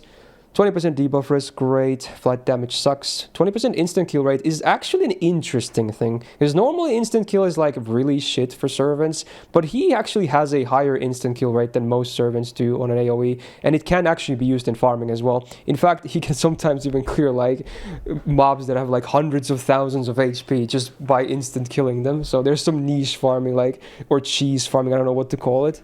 So it's actually not a bad passive because of that. And then he gets 20% more MP gain on damage taken, so if he happens to get hit, you get enjoy a bit more gains as well. I love the icon for this, though it's so rare, but it's a cool little icon. He's anti-alter ego, which, whatever case, because, it's neutral and then it's a rare enemy, so whatever. Then the MP does damage to all enemies, 1k curse on them again for 5 turns, 120% chance to instant kill, so there it is, it's higher than average, the normal 100. And then also does a 100% curse amplifier for 5 turns on base overcharge, scaling up to a 200% amplifier on max overcharge. So with the combo of this and the skills, especially if you MP more than once before the curses are done, you can get some okay curse damage. I'm not saying it's great or insane, but it can add some okay DPS on top of what you're actually doing already. And obviously with the append, he has a free MP. You don't even need anything else. 80% battery, 20% append, so that's already a free MP at the very least. I mean, Douman is he's still very good. He just ages really well because of all the supporting he does and whatnot. It's just a very solid, amazing servant. Yeah. Super versatile. This is one of the best guys on this this list that we're doing right now. He is insanely good. Like the textbook definition of versatile. One of the few DPS where you don't need MP copies. where you don't need MP copies. Like he's a DPS where like your MP level really doesn't matter. Yeah, you can just get MP1, get Bond 6 for the append, and you're already good to go for like every case, basically. Yeah. And like I said it multiple times, he's the one unit to defy common sense because he's the only unit that has both dot and insta-kill on the MP and it's actually good. Yeah, because most servants, they don't, it's bad for them, but for him it actually works sometimes. This sucks. Yeah, exactly. Yeah. So like this is really funny. Man, all this stuff just to end up doing the QP node and ordeal call for 2 years. That is where he is used the most. Like, let's be honest. We gave Nito Alter some credit for that, and he's obviously a lot better. And that's only one aspect of it. There's so much more to it. Yeah, I use him for. Yeah, I use him because I have a lot of chaotic evil DPSs like Kiara, Kama, Koendar. It's just a lot. It's just EX. I mean, yeah, I feel like this is an actual no-brainer. He's like so like useful. Like I don't like. Is like his MP damage is like when it actually does damage is I think actually terrible, but it doesn't matter. Like it's so unimportant to what I'm using him for in like multiple different situations that it's like, his MP damage sucks, but what about it? Who cares? Yeah, because like it either insta kills or like I mean you're using crits. Like he crits either insta kills or you're in a crit team, you know, and you got the funny. He could have had two Buster. True. Dude, if he had two Buster, he'd be such an insane DPS himself. He's still a legit DPS, but it would be even more insane. The way you make up for that though is by bringing another servant, so you have two Buster cards. Yeah. Well, yeah, that's the beauty of him. Then you're just doing the BB Van Gogh don't. Yeah, is there an issue? Oh yeah, true. That was a thing. But yeah, I mean, that was a meme team for a little bit. Like, which is weird that no one talks about it anymore because it's not like it got worse. It still actually is really good. Yeah, I mean, again, I think he can only age better. He's already aging really well, but he can only age better as time goes on. So he's stonks always. The game loves chaotic evil servants. It does. It does. So, like, it's just there's so many. Yeah. He's like if you had investing for servants, Douman stocks would be so high. Like you would invest into this guy's stocks. He's just guaranteed to go up, basically. Yep. But yeah, there you go. Yeah. We probably don't have to glaze him too much. We've been doing it for years now anyway. Just better every single year. I almost want to advocate for another tier for him just because we don't do this. We don't do it this year only for Kasdoria, but I could see why you would say that though for what it's worth. We've also been over why that was a detriment for one of the previous tier lists because there are servants that are not too late. Yeah, we have to commit at this point. Get back to me even then, year. Here's the thing. You just if it's a problem, then it just means that other things need to move down. You don't. I think we did try to do that last time as well. Yeah. And you're saying you need more tiers above? No, it just means you need to recontextualize what you're because saying. everything is relative. Yeah, It's all relative. Yeah, so you don't need to make new tiers. There's EX rank servants that I cannot like say like, okay, this is it's fair to put this. Then in just A+. put them in A+. Yes. Okay. Whatever. We'll see. We're not doing this. We're not doing this. This is a philosophical debate of this is auto. This is dumb as fuck. You guys were pushing this harder than I was before, and now that we're on here, you're not. Nah. All right. No, we've never pushed for more tiers. You were talking about this last episode we did. We weren't. No, we were proposing moving stuff down. I am being gaslit. Well, maybe because you're not paying attention. Down. You're fucking playing Cyberpunk. Shut up! You play CS:GO. I'm not playing. Yeah, it's CS2 actually. It's CS2 actually. Thank you very much. Anyway, let's talk about Bazett. Yeah, let's do that. Another very cool servant, actually. We got a single target quick countering DPS.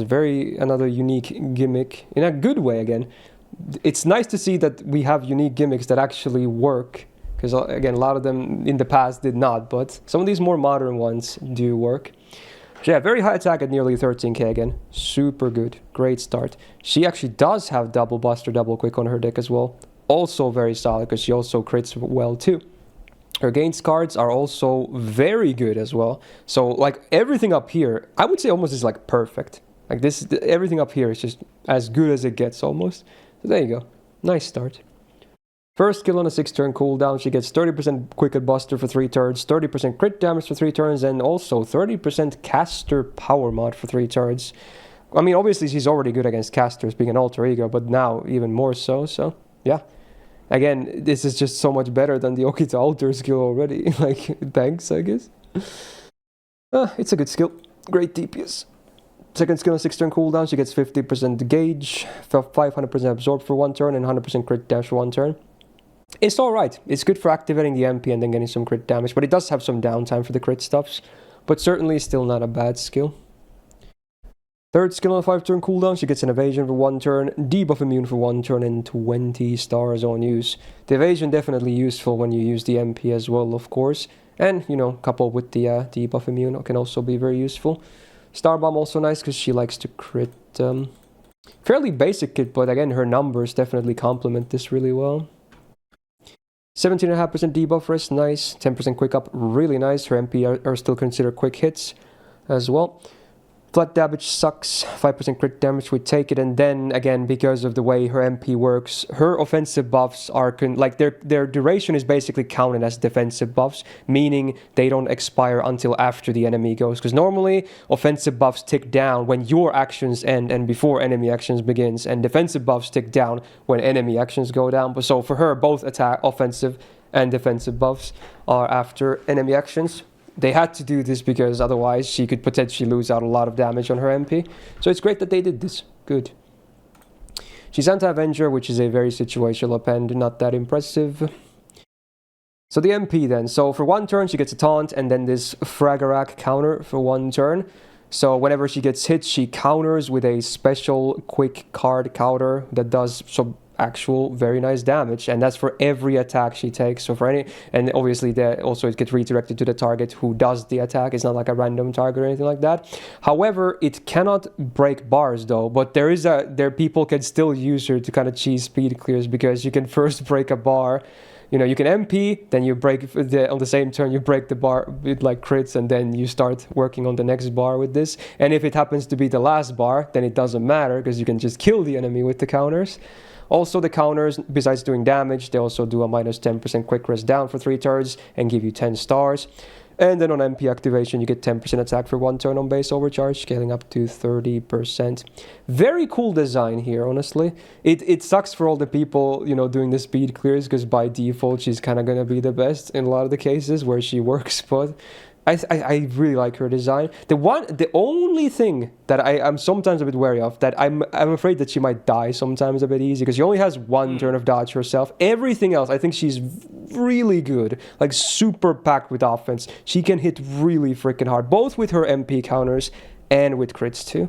But the one thing I'm a bit scared of sometimes is just the defensive side. But otherwise, just a very stellar servant.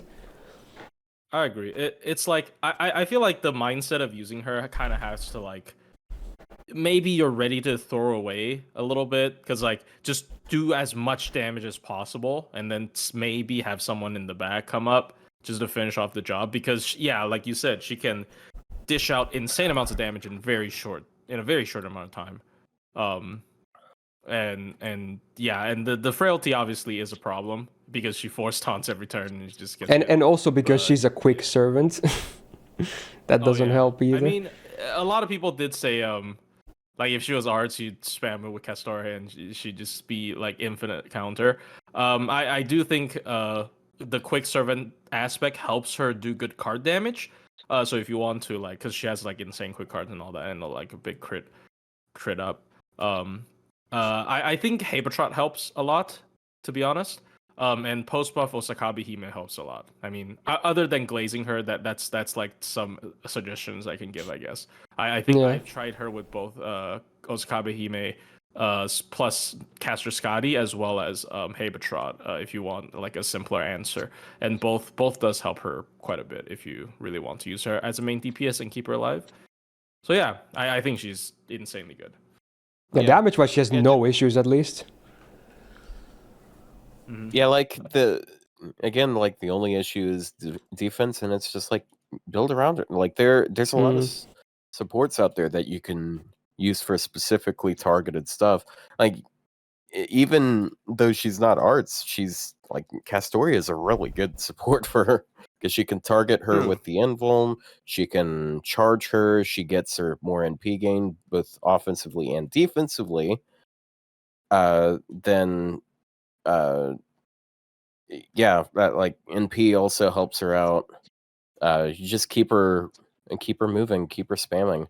I think Rhinus could be a good support for her too with the targeted invul because it stacks with her evade and then you get some defense and damage cut. Yeah, I'd say she's is all right with her, but Rhinus is based, so I mean, like it's never going to carry over a turn.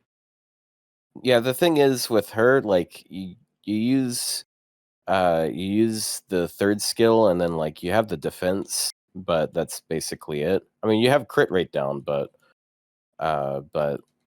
like unless you're up against like a berserker, then obviously it's going to be a really solid pick. But I think Habitat is like kind of built perfectly for her because one of the issues is if you want to cycle supports, how the heck are you going to get your supports off the field? Yeah, because it's taunt. With Habitat, she cycles herself off while also making her like 5 times as durable. So it's really funny how Habitat's already perfectly built for 2 servants on this list, and she will be perfectly built for more servants on this list later on. Yeah.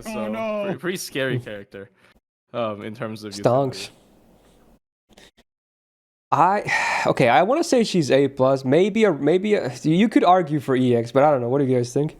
Well, she's I EX feel like for if a you normal player, heavily probably invest in her. A+. For a normal player, A+. Like she is like a hyper investor dream, but like I still think she's pretty solid, like pretty amazing, even if you don't have like high NP levels. I kind of agree. She's really good because the face cards are still really good too. Yeah, I have her MP1. I think it's actually fine, but it depends because like she's not as straightforward. Because like I don't know if you want to consider like how straightforward a unit is. Because like Melt is like the more straightforward version of this, right? Yeah, she's the easier to use I guess one. You can push for EX. Yeah. Because like I would just before say Melt got her MP upgrade. Before Melt got her MP upgrade, I think she has like no competition. Now, I mean, if she hits 3 counters, just for information, if she hits 3 counters, she still outdamages Melt by a decent bit. So it's not like because it's effectively 3 AoE MPs. And it ramps up. 3 AoE MPs versus 1 single target. Yeah. So Bazett can do the actual min turn. Well, yeah, but like I don't like depends on if you want to take that. If this is a min turn tier list, again, I already explained it last time. Bazett would be beyond the list. Yeah, she would have her own tier because no one else can do what she can do.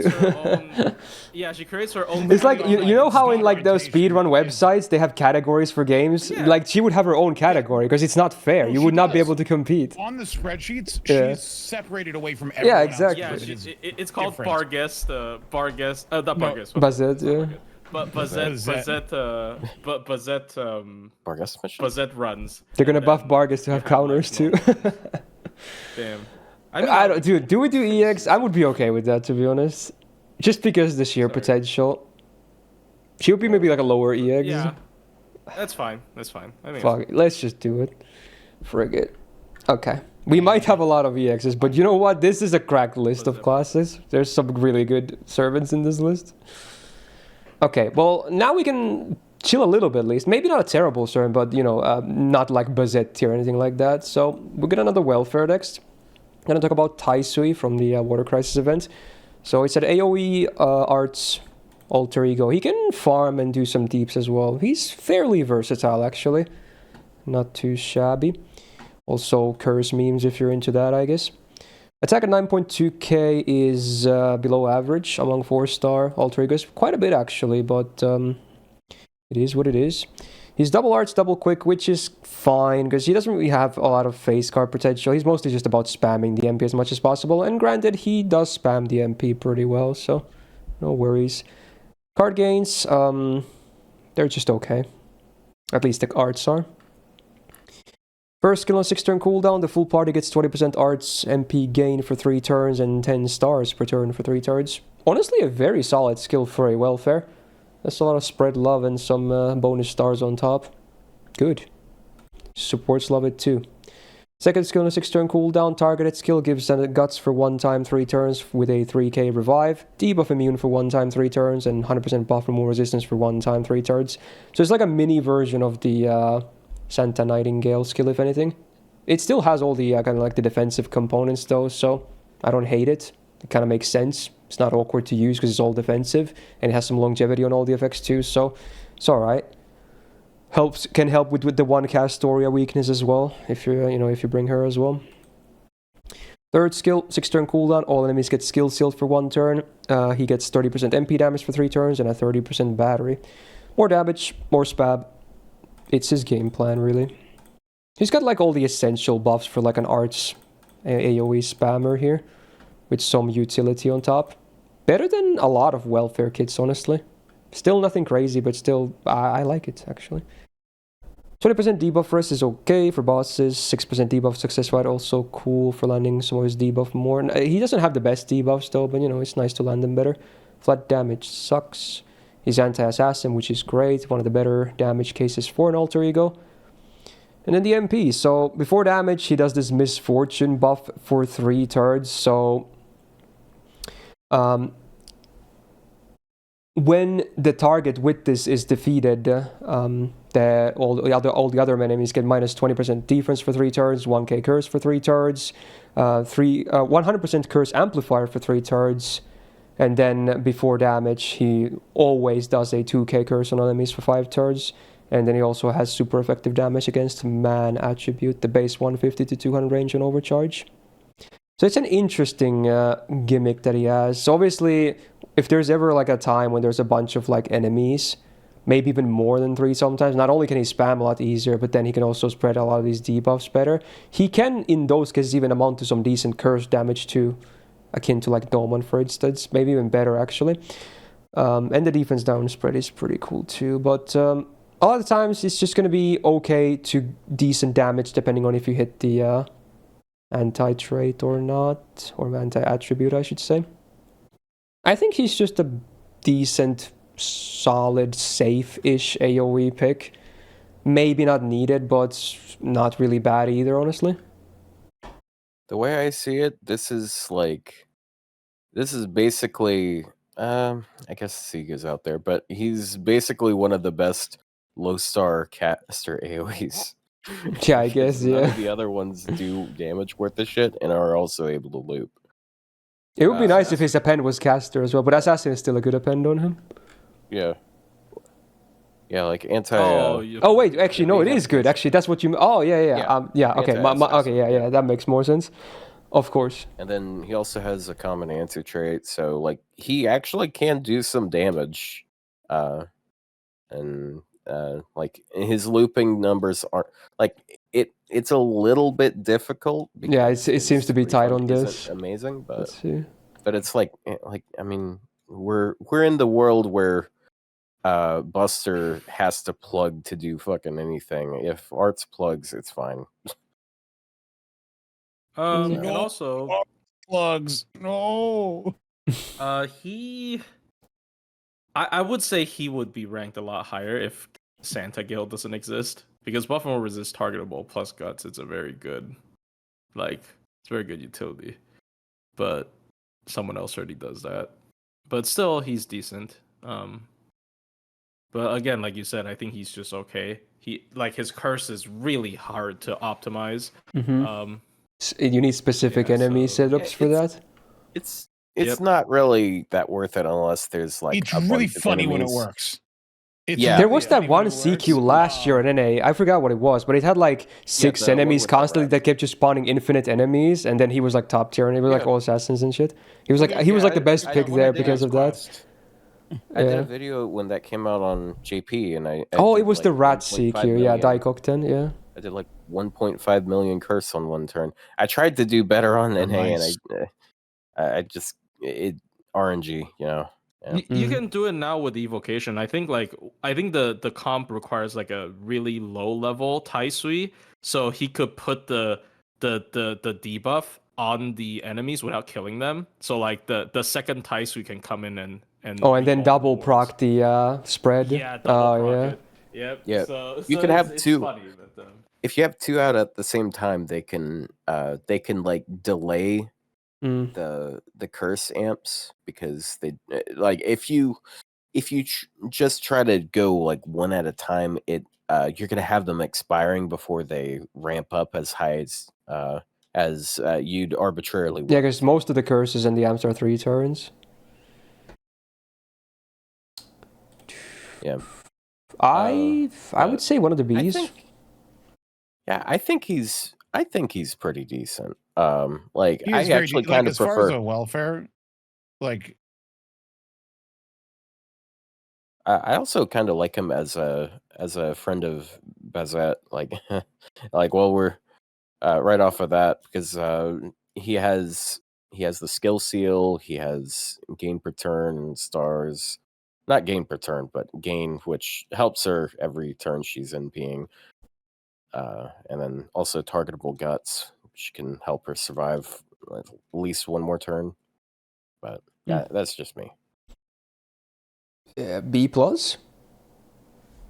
Yeah, This is actually pretty good for a welfare. I think like as far as like AOE 4-star alter egos, he's the best. Easy mistake. I think the only other one, but like I think there's only 2. Yeah, if anything, that's a good thing for him that there's not a ton of competition as well. So yeah, he wins. Okay. Because everyone else forfeited. All right, there you go. I mean, he's Chinese. Anything is edible. Okay, fair enough. Look, I can vouch for that. I eat anything. All right. Next up, another unbiased moment, surely. Another one that I'm a huge fan of. Not a common take though. She tends to be fairly hated among the community, but I like Super Bunny a lot. I think the MP upgrade definitely helped a lot. Well, I guess some people will like her because of gameplay now, but people still hate her character too. So it is what it is.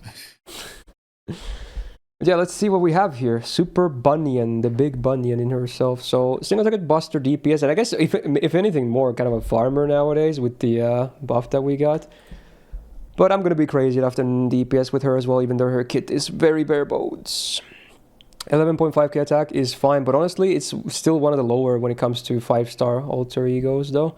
So that could be better too. She's full buster though, which is cool for face carding. You can press red a lot. Her gains cards are good, but there's only 2 of them. The extra is decent too, so it's not that bad. But usually it's mostly just the arts card that gives you the big gains. Otherwise, like as someone who DPSs with her a lot, it's hard to spam her MP, unfortunately. But again, she has some face card potential too. First skill on 6-turn cooldown, she gets 30% attack for 3 turns, and the full party gets 20% buster for 3 turns. I mean, it's alright. It's not amazing, but it's alright. It's just a bit basic. Would it be too much if I said they should have made the attack AoE too? It is 30% though. I don't know. Yeah, maybe a bit too much at that point. But yeah, it's an okay skill. It's fine. Has a little bit of multi-core with the AoE buster as well. If it's party-wide, some farming people are gonna go nuts. Yeah. That would be They already went nuts with this character's MP upgrade. Yeah. Alright, second skill on 6-turn cooldown, she gets a 30% battery and the party gets overcharge boost for 1 step by 1 turn. I hate this skill. It's still fine for farming, I guess, but that's such a nothing burger of a skill on a limited 5-star. Like, what is this? For DPSing, this feels terrible. It's so bad. But yeah, it's okay for farming, I guess. Fine. Her overcharge for her on farming is shit, though, for what it's worth. You would have to use another. It's really only there for the battery as well. So yeah. I mean, I've used her with Tonal Eco before. That says every time. Yeah, I was just talking about her own overcharge used for farming is like almost useless. Or, well, maybe sometimes it could be useful, but most of the time you wouldn't use it like that. I don't know why it's only 1 turn. Like, no reason for this. They held back on her so much for no reason. And again, around her, there were a lot of good servant releases too. She just got punished for no reason. Yeah, she's not even Berserker. I think like they tend to make Berserker skill set a little bit more bare bones. Yeah. I don't know why. Third skill on a 6-turn cooldown, all enemies get MP sealed for 1 turn. They get minus 30% crit chance for 3 turns, and then the full party gets 500% absorb for 3 turns for buster cards. So yeah, you definitely get those all the stars go in your red cards. Maybe not even hers all the time, which is I kind of wish this would be self only, but you know, it is what it is. Because it's still targeted for the cards, most of the time you hit her buster crits anyway. And the enemy kind of doesn't crit after this, unless they boost their crit. It's like a whatever skill. It's okay. Again, it's just the whole kit in general. Like, there's not much going on. There's some okay stuff in here for both utility and offense, but like, defense doesn't really exist besides some crit chance down an MP still, if you want to count that. Nothing for hard defense or anything like that. It's just, I don't know, it's bare bones. They need to buff her skills, please. 15% debuffers, nice. 6% debuff success rate also can be okay because she actually has some decent debuffs. Then her unique like gimmick. So whenever she attacks, she gets a like for 3 turns. Whenever she takes an attack, she also gets a like for 3 turns. And these boost her MP damage. Simple as that. She's anti-berserker. Actually a very solid anti-append. She hits 2.0x on berserkers, so big smash. And then the MP buff. So yeah, they did buff this at least, which is cool. I was very happy to see her buff regardless. So yeah, does 5% extra damage per like stack as well. You can stack it up to 10 times. You get 20 stars on use now as well. And then the enemy gets 10% defense down for 3 turns on base overcharge after damage, scaling up to 30%. It's a little bit of ramp up for bosses though. But the MP is not very spammable, so it's kind of minor, I want to say, a lot of the times. But again, in farming, it can be alright. Again, her DPSing is just like, it's whatever. It's inconsistent. But she can be used to farm now, at least. So that's cool. The thing is, like, her kit, yeah, her skills aren't terribly impressive. I mean, like, I think, you know, the attack up and the buster is nice, and she has a battery at least. But, like, because the main gimmick is the like mechanic, right? Yeah. And so I think that's why her other things are toned down a little. Because probably back then they had restraint. And they also made it 5% per stack too. That's like the lowest you can get from this mechanic. Then they had restraint. Yeah. If she was released now, she would be EX tier. It would be 10% per stack if they released her now. You know. And it would work differently probably too. Although it's kind of easy to say. And it would be 5 turns as well on the likes, by the way. That would be a thing too. They would be 5 turns for sure. Probably. Yeah. So...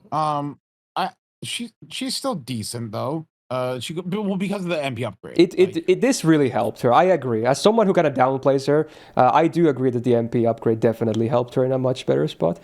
She's not still a top tier, but this is or was a much needed upgrade for sure. Hope they still do something with the skills. I think she would. Oh, go ahead. She would have been way more popular if they had gone with like the backstory and plot that Rio actually wrote. Like, have you read the materials for her? Yeah, they had a lot of bigger insane. plans for her. It's sad. There's so much stuff there that's so much more interesting than what I we wonder, got. like, what happened? I have no clue So because that weird. event wasn't written by him. So like I have no clue what happened because she is. If they had followed on that, I think it would have been such a much more interesting character than what we got. Yeah, that's I mean, my I still love opinion on it. Bunyan It has regardless, nothing to but do I with can see the where you're coming from here.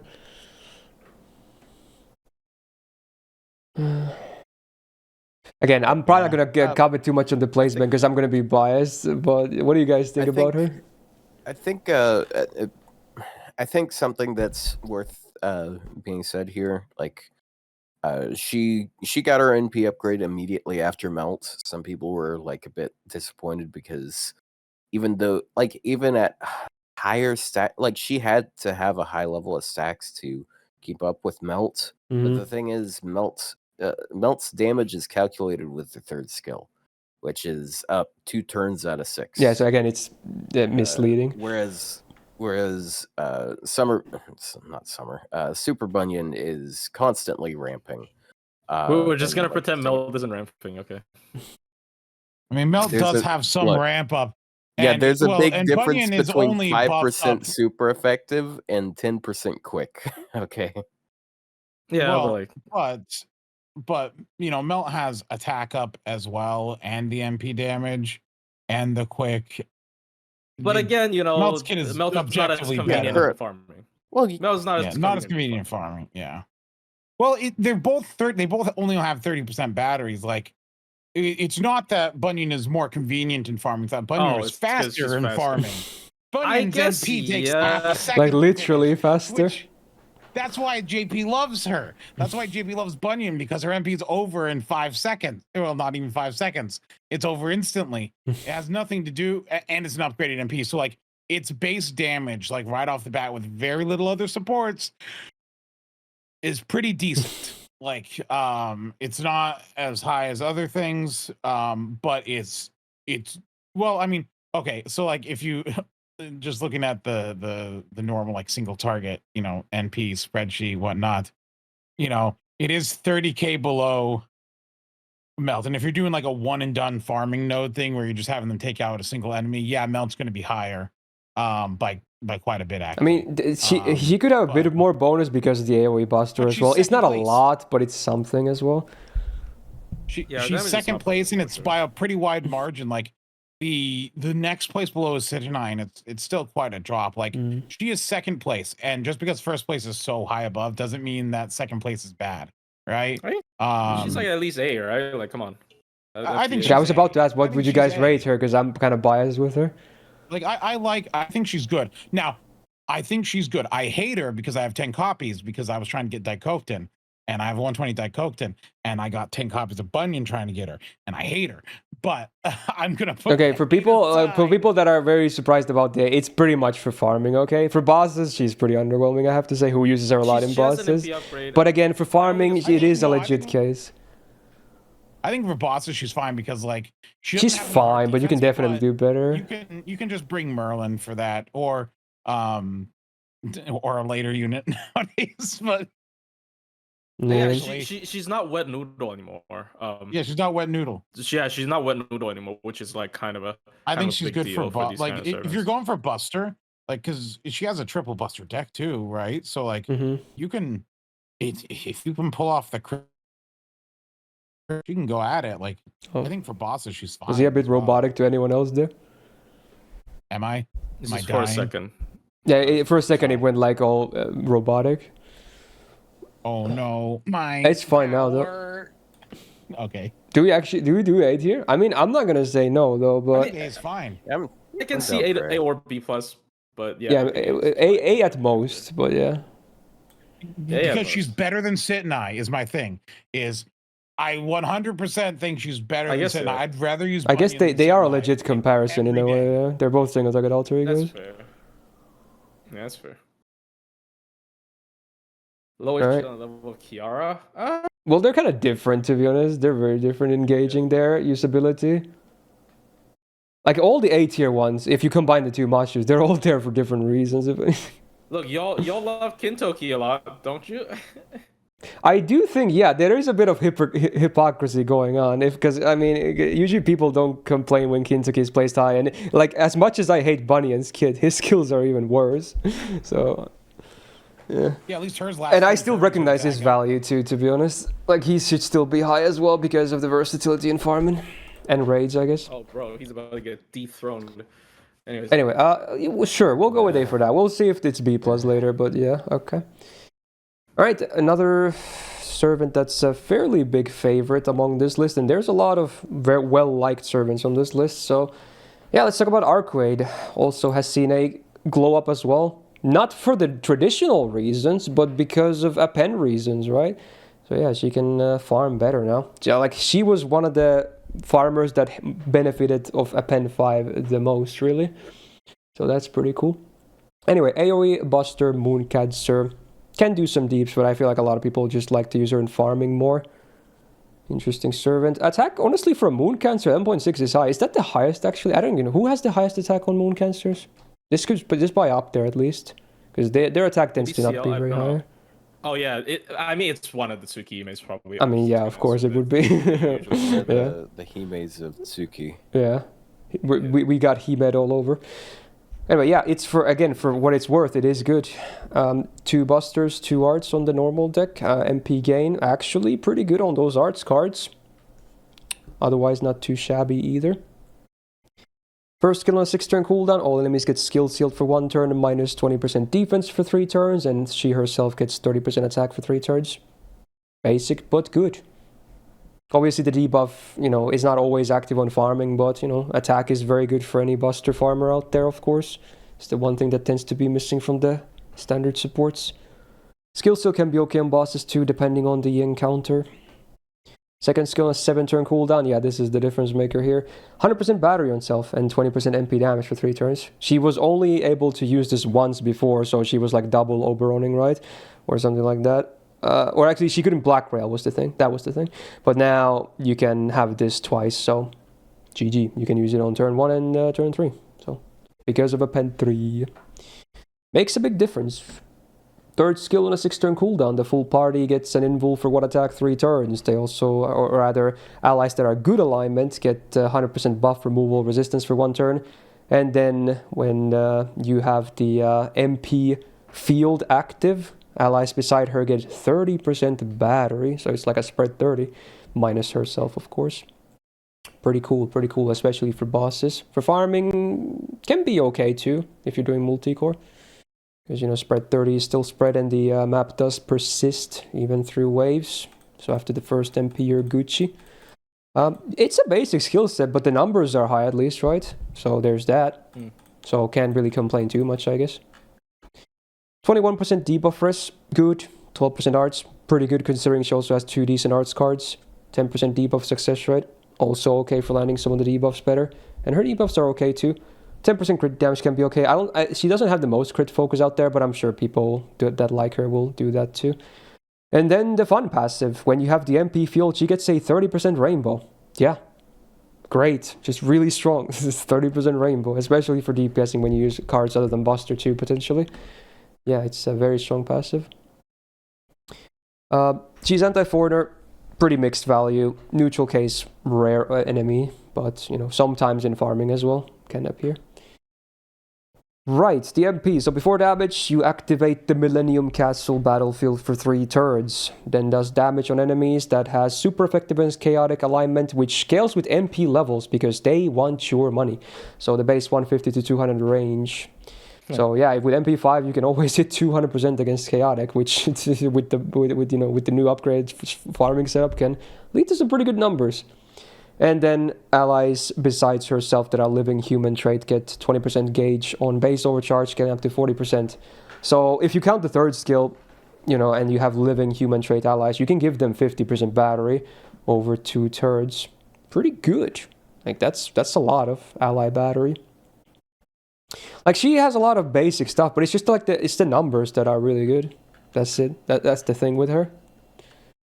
And if anything, she's held back by her class, but still, she's still legit, very legit, of course, like very good. Imagine if she was like some other class, though. Yeah. I'm sorry.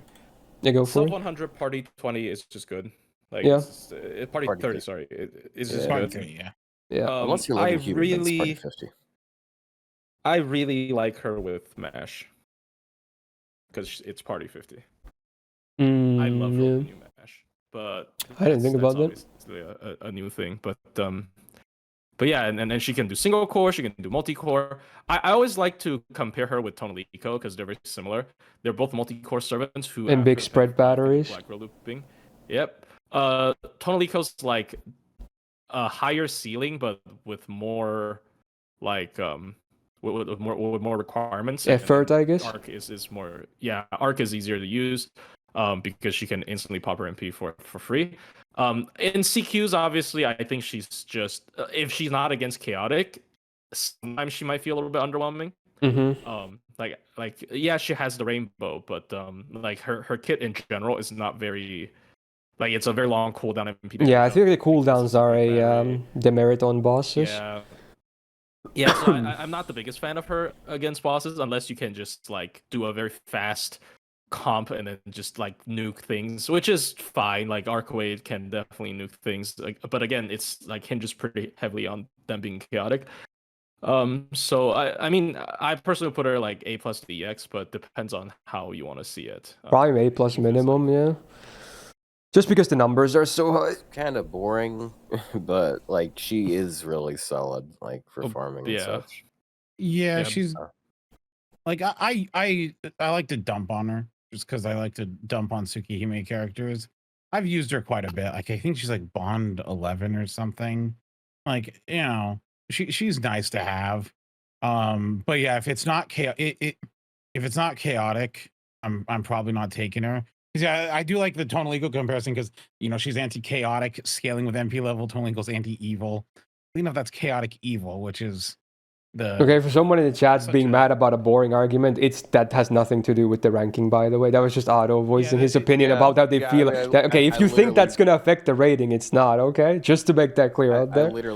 I literally just said like I think she's. I kind of agree. Like her kit is very basic. It's just high number. There's nothing special. It is boring, arguably. But again, that's not gonna affect her rating, so don't worry about it. And like, Bunyan boring. Like her skills are boring. Yeah, I agree. She's boring too. Yeah. Bunyan is also boring, and I'm a huge simp. Yeah, gameplay wise at least. I will say, I can't like the Millennium Castle thing is interesting. For sure, having a more connection to a field at least, it gives her at least something to like kind of flex with. Yeah, I feel that's what makes her damage not feel kind of bad, because I mean like she does have like 20% MP damage, 30% attack up. If it wasn't for the fact that she worked so with Vitch and was Buster, losing the defense down on turn 1 would be terrible. You know what I'm actually kind of salty about with her, and again, this won't affect the rating. She's like the only servant who gets to continue her MP theme. Like some of them are so good. Come on, dude. Oh wait, I guess she may have it as well. Yeah, you might be right actually. But they should do that more. It's like. Yeah, I forgot about Alco actually. Yeah. If you did Alco and then Arc, Alco's theme would keep playing, but now it's just whatever one was done last. Yeah, I guess that makes sense. Yeah. But it was funny when Alco's 5th magic just overpowers every other music. I think yeah. I guess not. No. Okay, so for the ranking, are we doing A plus or EX? I think A plus. I think it's a bit difficult here. It is. Well, like if you're for mindless farming, she's really good. But for challenge quests. But to be honest, she doesn't have to excel in both to be top tier, though. Is the thing. In terms of how often you use her, I mean, you probably don't use her literally very often, but like in terms of how often I have used her less as time goes on. Personally, like I used her a lot when she came out, but I just have better options now. Like I think no, not just Tonalico. There's so many. I'm telling you, terrible teams. I'm telling you. Did you see the team I was farming with last night? That's team creativity. I have the most creative teams. Look, her stocks are gonna become higher because of Mash. I'm not joking. I'm completely serious. Her stocks are gonna. So should we do a preemptive EX? Mark my words. Mash is gonna save her. I don't even think it's a preemptive EX. Even if I mean, because she was already kind of basically there anyway, right? I think it will be a little bit difficult to not put her EX just because of the. I'm just gonna do it. I'm just gonna take the easy way and put her there. Yeah, A plus could be a thing, but I'm just gonna do it. Friggin'. Okay. Anyway, moving on. Another one of my favorites. Got a big 120 copy of this bozo on JP. Love him. He's great. What do you mean? He's so fun. I do not like his gameplay. Oh, but it's so fun. I love gambling. I'm a gacha player. It's so good. I do not like his person after the latest chapter. Also, yeah. Also. Okay. But let's not go into that. Okay. Let's calm down. Let's calm down. Anyway, let's talk about Rasputin. So yeah, AoE arts DPS farmer. His farming is not super impressive unless you have a giga copy like I do, but he certainly is an interesting DPS option. I'll say that much. His attack could be higher. It's probably one of the on the lower side of alter egos, unfortunately for the 5 stars. His deck is double arts, double quick, which I think is fine because while you can do sub crits with him, he's mostly about just spamming his MP as much as possible. And his gains on base they're decent. They're not bad at all, and he has good, decent refund. Not amazing, it's alright, and then some big battery action too. First skill on a 4-turn cooldown, targeted skill. You remove the debuffs from one ally, give them a 2k heal, and he always gets 30% attack for 3 turns. So the attack buff is not targeted. The healing utility debuff thingy is. Pretty cool. Low cooldown as well, so the attack up has a very good uptime. Second skill on 6-turn cooldown. He gets 30% battery, does 2k damage without being lethal to self as a demerit, but again, you can immediately offset it by the first skill if you want to. Funny how that works. Evil allies get 20% gauge, which includes himself, so he now gets 50% gauge. And then also evil allies, including himself, get 20% arts for 3 turns. So, not bad. Can be some good value depending on who you field him with, otherwise mostly just a thing for himself. Third skill on a 7-turn cooldown, and I guess this was buffed compared to last year's tier list as well. So he gets a guts for 1 time 3 turns with a 1 HP revive that stacks with other guts. This is the guaranteed part, like you always get this unless it gets removed or something, so you have that 1 guts revived, and then you get this on guts activation for 3 turns, so you get 20% MP damage for 5 turns whenever any guts is activated on him, which includes that guaranteed guts too. And then he gets this on defense buff thing for 3 turns, so whenever he takes an attack, he gets 10% crit damage for 3 turns. He also gets a taunt for 3 turns. But yeah, then there's the other guts, which is after the first one, you have an 80% chance to come back to life, and that lasts for 3 turns as well. It's also 1 HP revive. So yeah, it's always 100%, dude. Yeah. Like when I use them in CQs, you have to assume it's 100%. Dude, honestly, when would you believe when I say this? Because I've used him a lot, and I've never had this fail. Would you believe when I say that? I've never had it fail. 80%. Yeah, and normally I lose like 80% crits and everything. For some reason, this just works for me. Obviously, it sucks ass if it fails, because then he's just dead. And you probably didn't plan for that. You just gotta have faith, dude. Yeah, he's a man of faith. You just gotta have faith, you know. It's just how it is. Yeah. The good thing is it's not as bad now because you can use someone else who has guts. Yeah, it's like it's not fully stackable. The other guts is. Yeah. If they changed it with the buff, so both of them stack now. Oh yeah, the MP damage is now party, what I believe with the buff. I think I said self-on, but yeah, the whole party gets to 20% MP damage for 5 turns when a guts activates on him.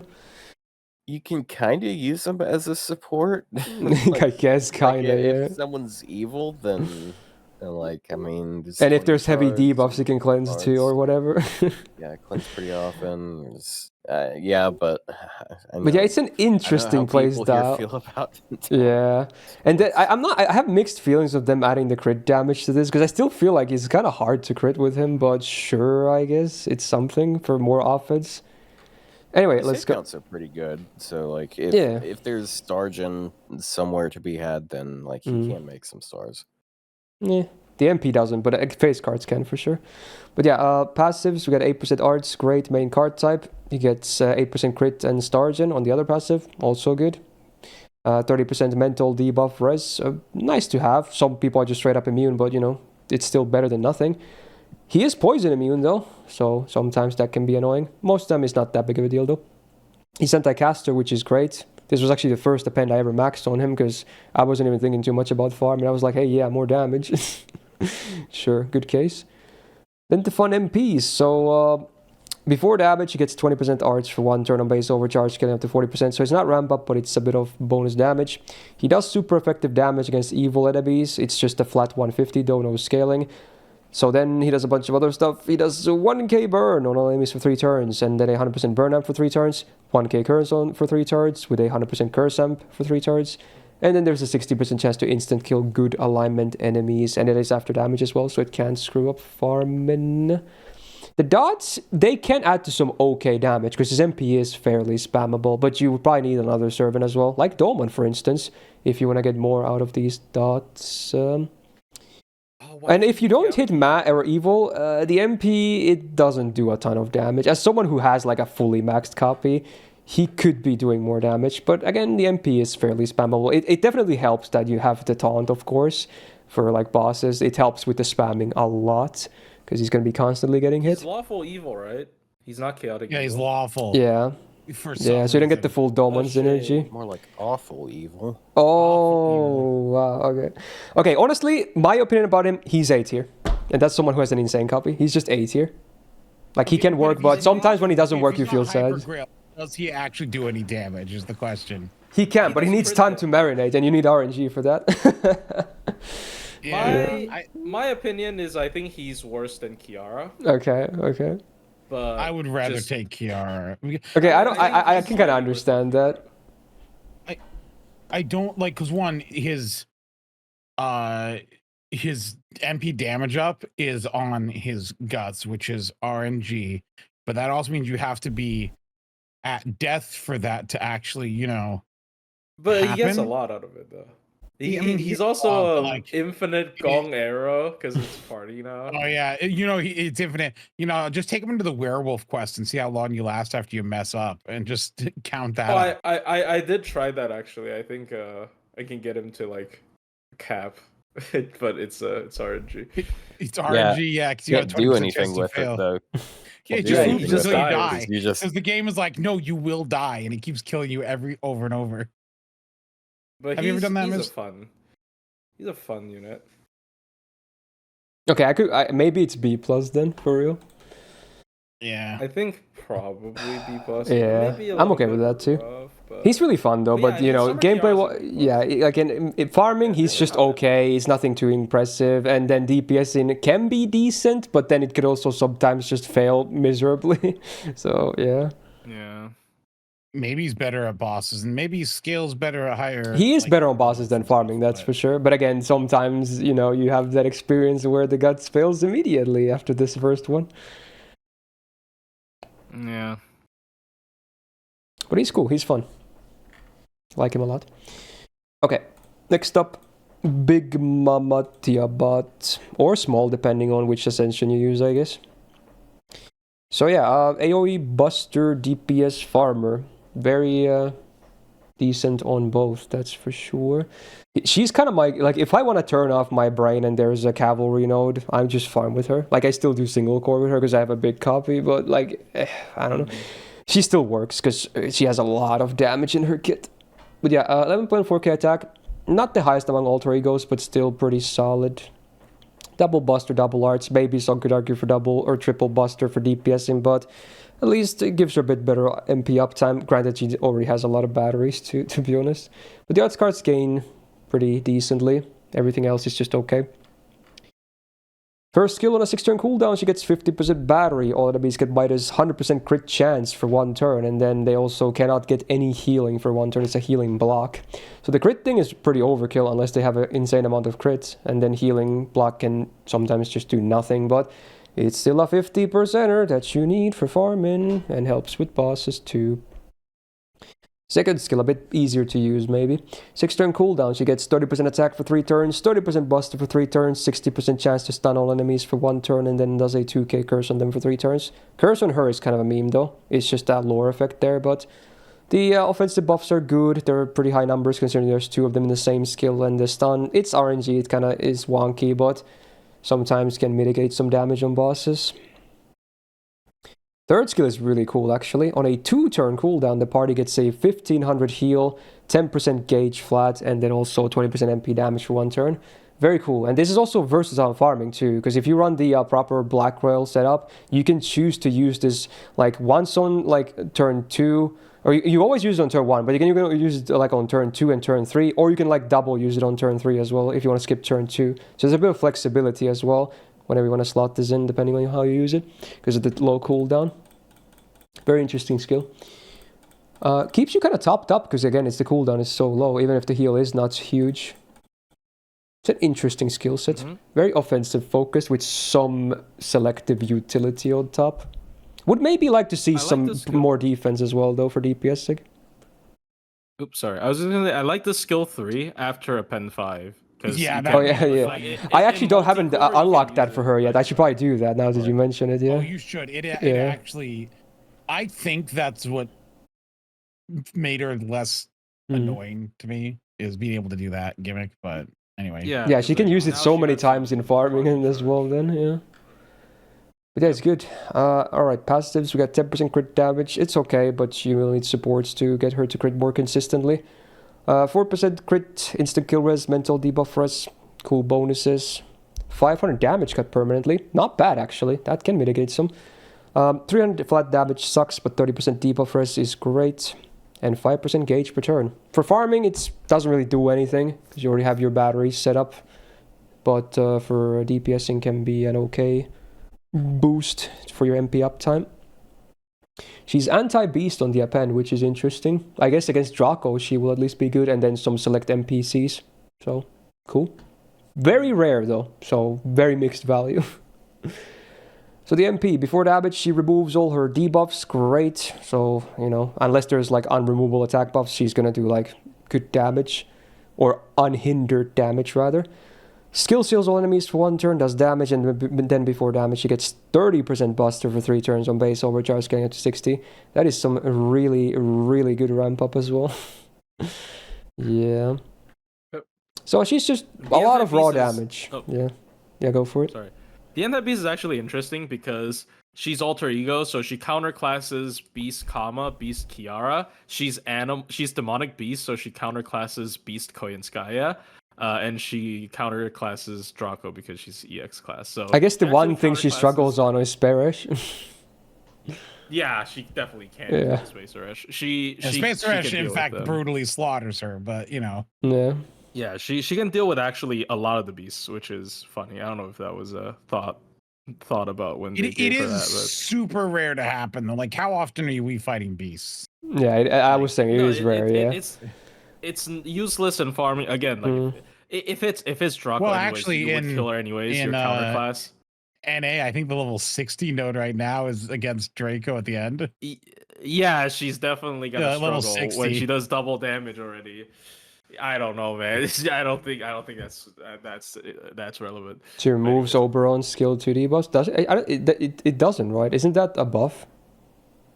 Like, so people were saying like she's technically faster at farming because her MP removes the merit of Oberon's battery, but it's a buff, right? I think it still happens. It doesn't. Yeah, it's treated as a buff. Yeah, it's the same as the third skill. Yep. It gets buff removed though. I think I've had it been buff removed by an enemy once. Yeah, that could happen because again, it's a buff, but yeah. It's the same as with Habitrot's third skill. I've had times where it got she didn't die. Yeah, she did. Yeah, like if you're up against someone who's buff blocking. That's funny. She's about to leave. But yeah, I think Tiamat is just very solid. Again, if there's ever like cavalry, you can totally single core her. Her damage numbers are good enough. Like she's totally viable for that. Very versatile. You can get so much use out with the append 5 as well. You can get more use out of the third skill now too. And even DPSing, she kind of has to go fast, I think, because she doesn't really have that defensive side to her. But it's possible though. So yeah, I think she's very solid. Party heal and party charge. I like to combo her with like Merlin and stuff because she can kind of feed MP into them. Constantine after the buff is nice as well. It's like a very light version of because she recently came out. Pardon me for the comparison again. She's like a lighter version of like Metatron in terms of like the party stuff. Because like Metatron kind of has her skill 3 built into her MP, right, in terms of heal and charge, but she can use it like decently often. Yeah, very so I often. actually quite like her in a team, in a slow team, because like every 2 turns, right? It's not that bad. So yeah. I would probably say at least A+. Is she EX? Yeah, I kind of don't know if I want to put her in EX because her biggest, like the thing that she shines the brightest, obviously still single core. Like she has the big. Yeah, she's one of the giant big mega buster damage. single cores, depending on the enemy. But Yeah. like I don't know if I use her that. I have MP5 and maxed out a. Yeah, same. Mine is again. That's why when I want to turn off my brain, I just do that. Yeah, I don't actually use her that much, and ironically, I use her more in raids than single core. I'm so tired of hearing her MP though. That fucking alarm sound in my head, bro. I'm so tired of it. It sounds like a microwave going off. It sounds like some kind of an alarm of an electric device. Like it's so weird. Yeah, that's right. Like my microwave sounds like that sound, right? So every time I'm using her, I'm like, who's using the microwave? She can loop this. You know what? Dude. Like it I has don't to be like mind a it. 90 node. I don't think she can loop. I don't mind it. It's LU. I'm surprised they didn't make like Ascension 1 and 2 have like one of those really simple MPs. Honestly, would have been maybe nice. Yeah, because like I this is where the inconsistency comes in. I'm not sure about A+ or EX. Yeah. My personal take is actually more towards A+. I would say the because I don't same think as she's someone who uses her a lot. I don't think she's as convenient as someone like Arc. Even though her single core looping damage probably destroys Arc, but like yeah, if it's like, not I don't think chaotic, she's then yeah. There's a convenience factor. Yeah, I don't think she's as convenient, but obviously, I mean, this is gonna be controversial already. Like when I ranked the top 5 servants of the year for NA, and I didn't actually put in Tiamat, the comments were. I mean, the year is pretty nuts for servant releases. I would probably do the same, honestly. Yeah. Yeah, so A+, it's and you'll get comment engagement. Think about it that way. So not only are we correct. No, I think don't. it's cool. That makes it seem like I'm just gonna do it for that, though. no, it's a joke. I think she's a borderline. Like Yeah, she's like really somewhere keep going. between. Again, we're not gonna make a new tier, but I could say again, if you're mad about this, if you want to place her the X chat, I'm not gonna be mad about that. But I think we're gonna go with A+. What does she need to be EX? I don't know. Maybe some defensive skill or like I don't know. An anti-trait. Then she would actually just destroy. Can you give her? Can she actually have an anti-trait? Maybe not. There are stuff in this game where it's like, okay, at some point you can't give a servant anti-traits anymore. They're gonna buff her MP and change the scaling to start at 50 ramp up for Buster. Maybe. All right, we'll see. We'll maybe shuffle some stuff around later. Anyway, speaking of servants of that year that are very interesting and good, we're going to talk about the other 5-star from the same event. And it's the first beast of the list. Not the only beast this time around, but the first. I've been waiting. Yeah. But yeah, let's talk about Draco then. I'm not, I like it. So yeah, we got a very interesting case. Single target art beast, farmer, DPS. She can kind of do both.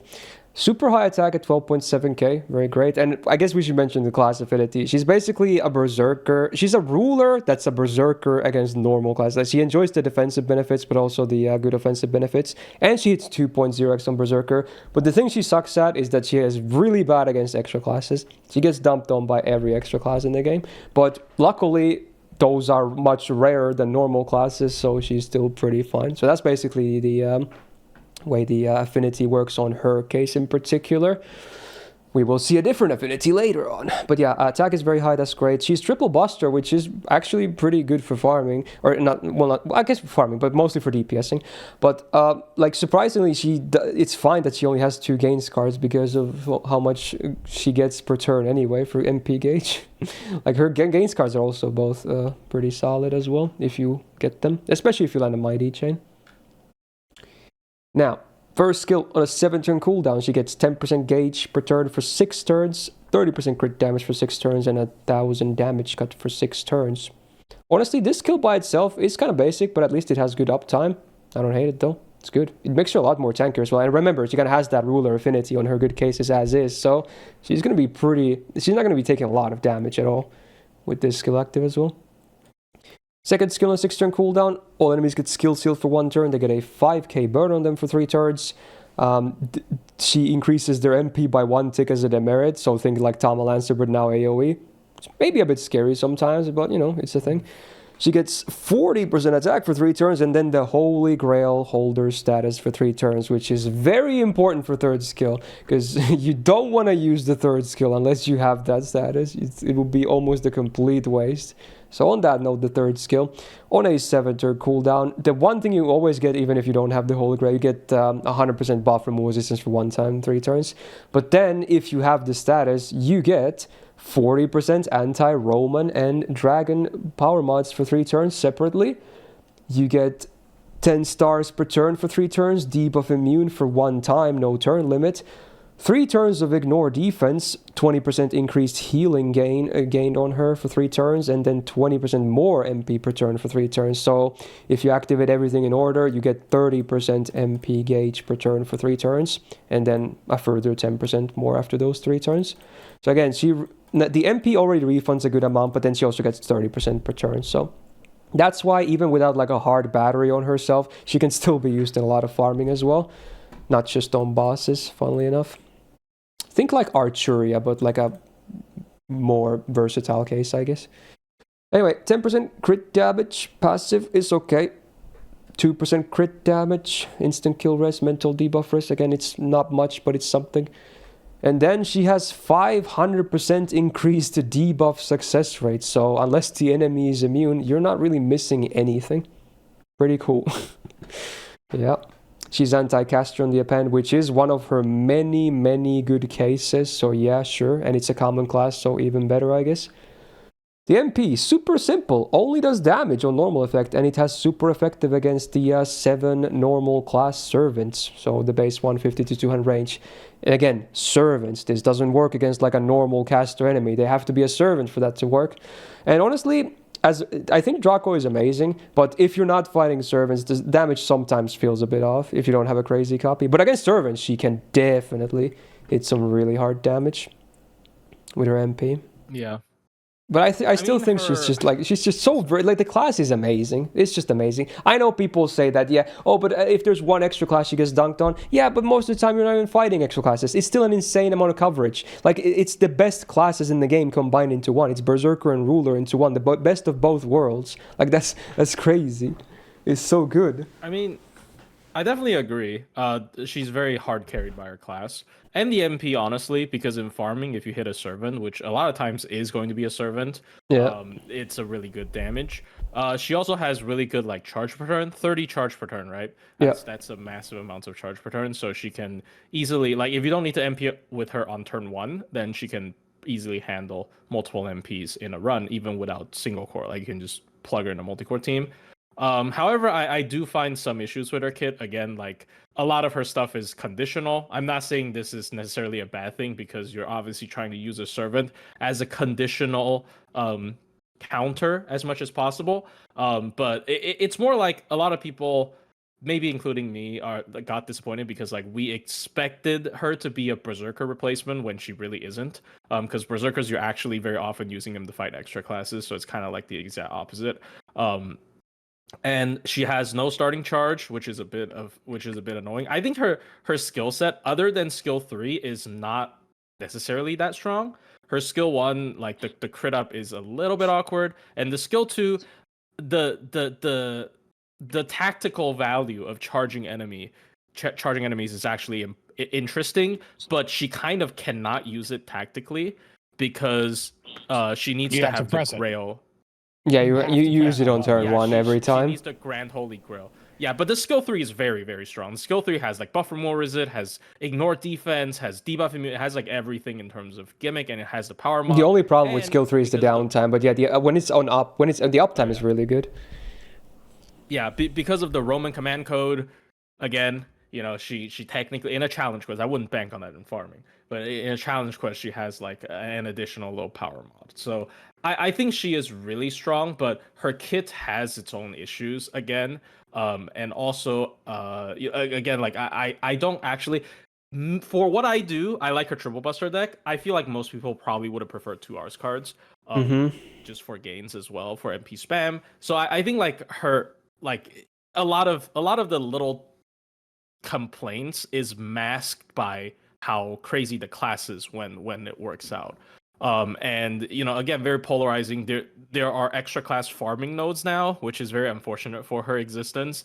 And of course, a lot of main story stuff. Right Yeah, I guess now, audio call is well, filled with extra class. Yeah, she kind of came And out. like someone in the chat the was worst also time. saying not every boss is also a servant, at least on main story. That is that is a thing that I complain a lot about, because like I know the context, because like lore reasons, they're actually like a living person of that era, so they're not considered servants. But this really screw with this servant, because like if you look at Arjuna Alter is a servant, right? Yeah. Yeah, I think in Scotty Lost is Belt. not a servant. In Lost I Belt, assume you mean Lost Lost Belt 4. I think he is, yeah. he's not. No, Is he I not? don't think so. Is he not? Really Yeah. Okay. interesting. So like and then like Caster Scotty, I'm pretty sure is also not a servant. So like and then there has been challenge quests where they even have servants that are not servants, which is really stupid. I don't know why. But yeah, it's a little bit deceiving, her coverage sometimes. I'm not saying it's still very good coverage, don't get me wrong. But yeah, I think I don't want to sound too biased because I'm known for crapping on my own 120s, but I think she definitely has some weaknesses, and especially if you expect her to be like a Berserker replacement, you might be a little bit disappointed. Is my take. So I really want Yeah, to put an sometimes. A+. Yeah. I would maybe agree, honestly. I was kind of pushing for EX in the previous year, but I don't know. I have a Bond 15 Draco myself on JP as well. I still, I don't think it's really all that fair to like try to separate her from her class, because it is completely unique to her. I'm not trying to separate her from a class. Okay, you mentioned it earlier, and I must have missed something. Sorry. I mean, I guess if you want me to, if you mean like I'm comparing her to Berserkers is unfair, I mean, I guess, but like that's more so like people's expectations towards. I'm saying, mean, like a lot of people might feel like it's a bit annoying because it makes sense to compare her. Kenshin. Castor is better for sure. Kenshin, I don't know, depends. I would probably still take Draco because I would take because Draco I over Kenshin. but like Uesugi is the safer option for sure. Kenshin's forced to hit like neutral a lot of times. But again, like I have to reiterate, I did disagree with Kenshin and EX in the last list, so I'm not being super inconsistent here. I think she should be an A+, but maybe Yeah, it was mostly me pushing Uesugi to EX. I forgot if Otto agreed or not, but yeah, I wanted to put her in EX. Otto definitely agreed. Draco has so many like answers to so many things, like between buff removal resistance and ignore defense, and like she spams good. Like you can also go in the direction of cards because of her Buster deck. Like she's got charge per turn, which helps supplement that and like make up for issues with her Buster deck. She's just capable of so much, and like I get that. I get that she's basically unusable against extra classes. I'm not even like, really arguing that point, to be honest. Like that, I would agree that that's she one of the is. points, but that's one. I think she is unusable of extra, yeah. But again, it's not the worst thing. Unusable. Well, yeah, She is, yeah, because like she loses her super effective and her, she's like being counterclassed at that double. point, but yeah, yeah, it's like the worst of both worlds. Here's the extent of the prison tower. Right, like for the first 5 turns, she just destroys everything and she takes 0 damage. And then Jean bonks her one time on the head, and she got fucking sent to hell where she belongs because she's she's the Antichrist.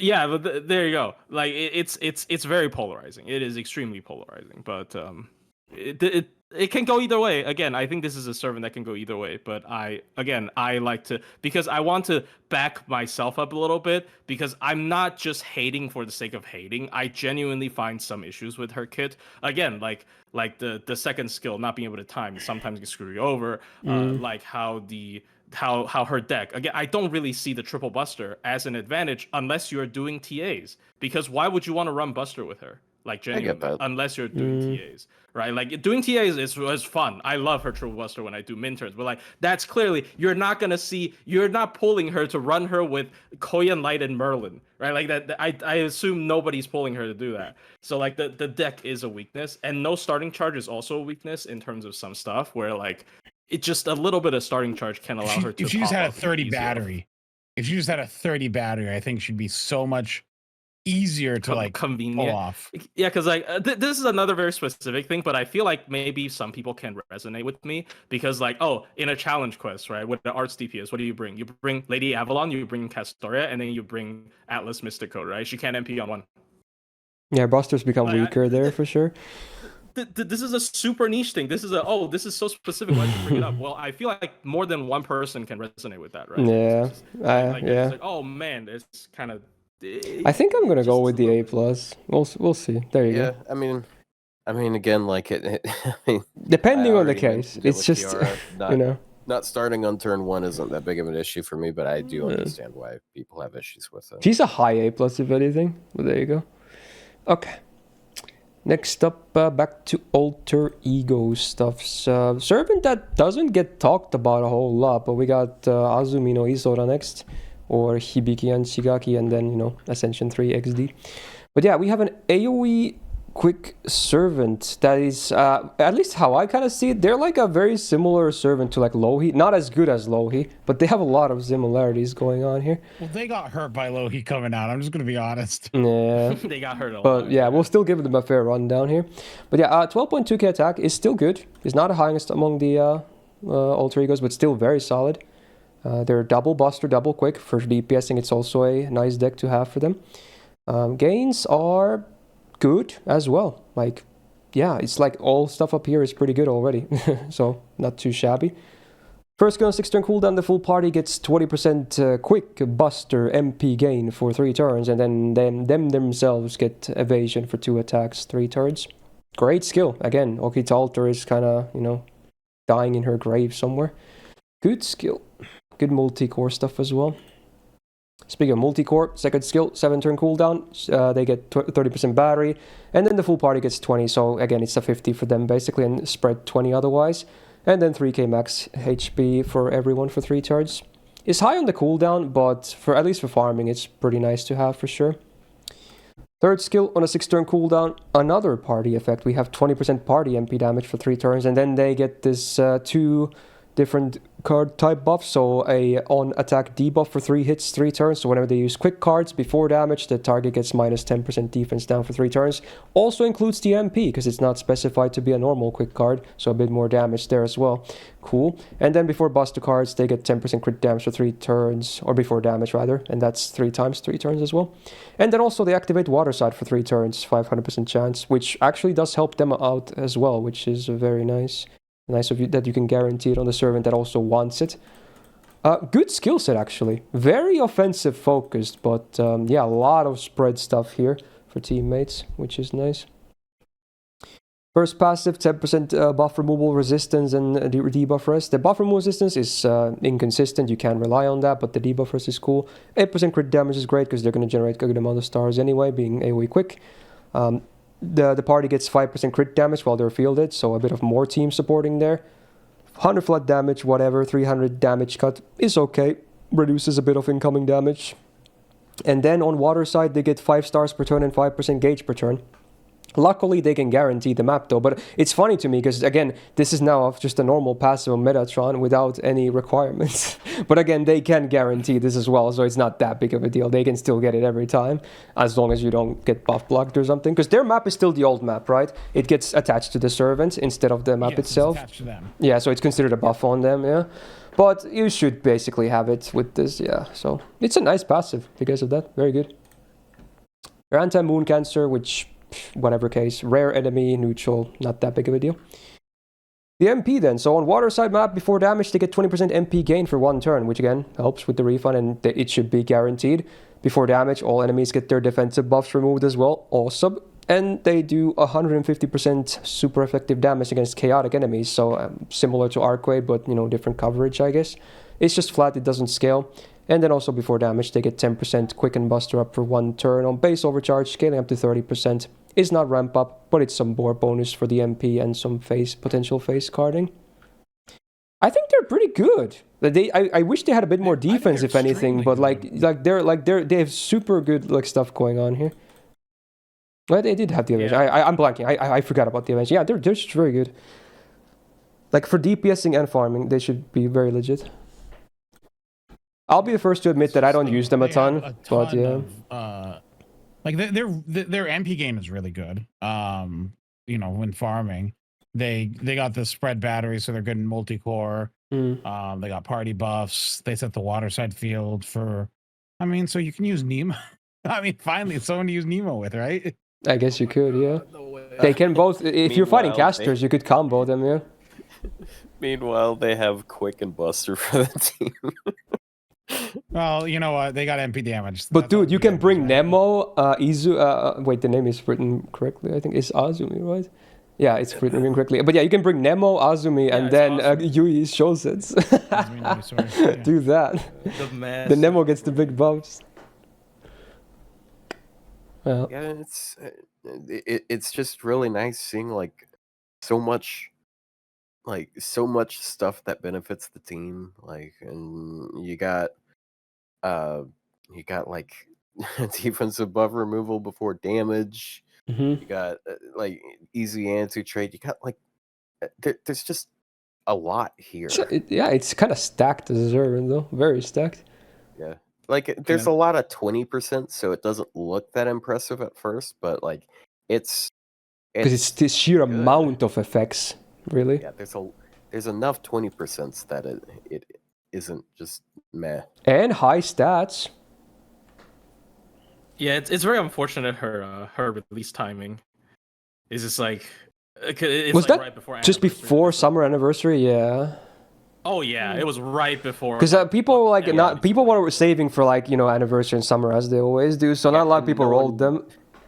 No one remembered these. It's very similar to how Wanjina was treated. It's like the opposite of Wanjina. Like Wanjina was after all the hype stuff. Now they were before all the hype stuff. Like, now people didn't want to roll, and for Wanjina, people didn't have the quartz, or they just didn't care, I guess. But yeah. The victims of Lost Belt 6 Summer. This victim club is just her and Wanjina. It's so bad. And then, and also the funniest thing is like they did make the right decision in my opinion to save for summer because it was stupid. It's got Summer Castoria and Tonalico.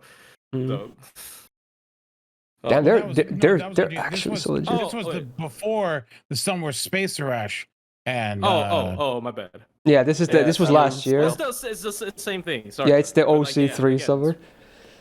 Again, both are like we got both top tiers again. So damn, they're really good, huh? Like Lohi does hurt them a little bit maybe for farming because Lohi tends to be a bit more easily accessible and usable. But I mean they're still very good though, like very good. Yeah, I think as far as like alter egos on the MP.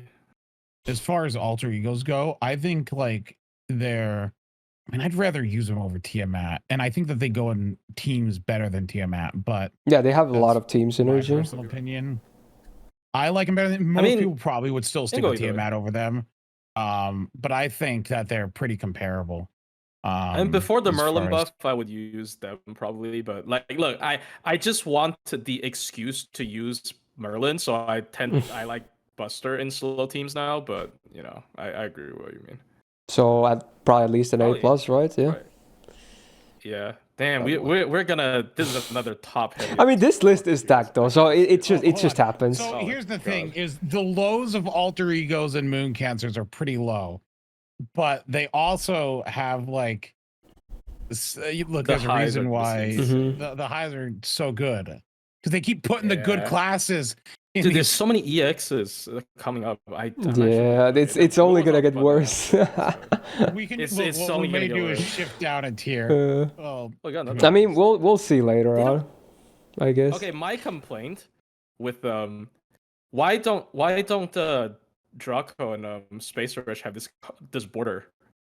Yeah, true. I guess it was because they wanted to give them the gold thing, so I don't know. It would be nice if we got the red thing, red and black. This sort of looks. It looks even better on Draco because she has red and black on her. It's a bit missed on Sperrej, but on Draco it looks sick. This tier list is shaped like a Smiling Friends character.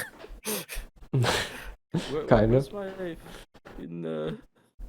But yeah, anyway, on that topic, I guess, yeah, it's one of the most anticipated servants of this list, I guess. Maybe the most probably the most anticipated, right? Yeah, probably.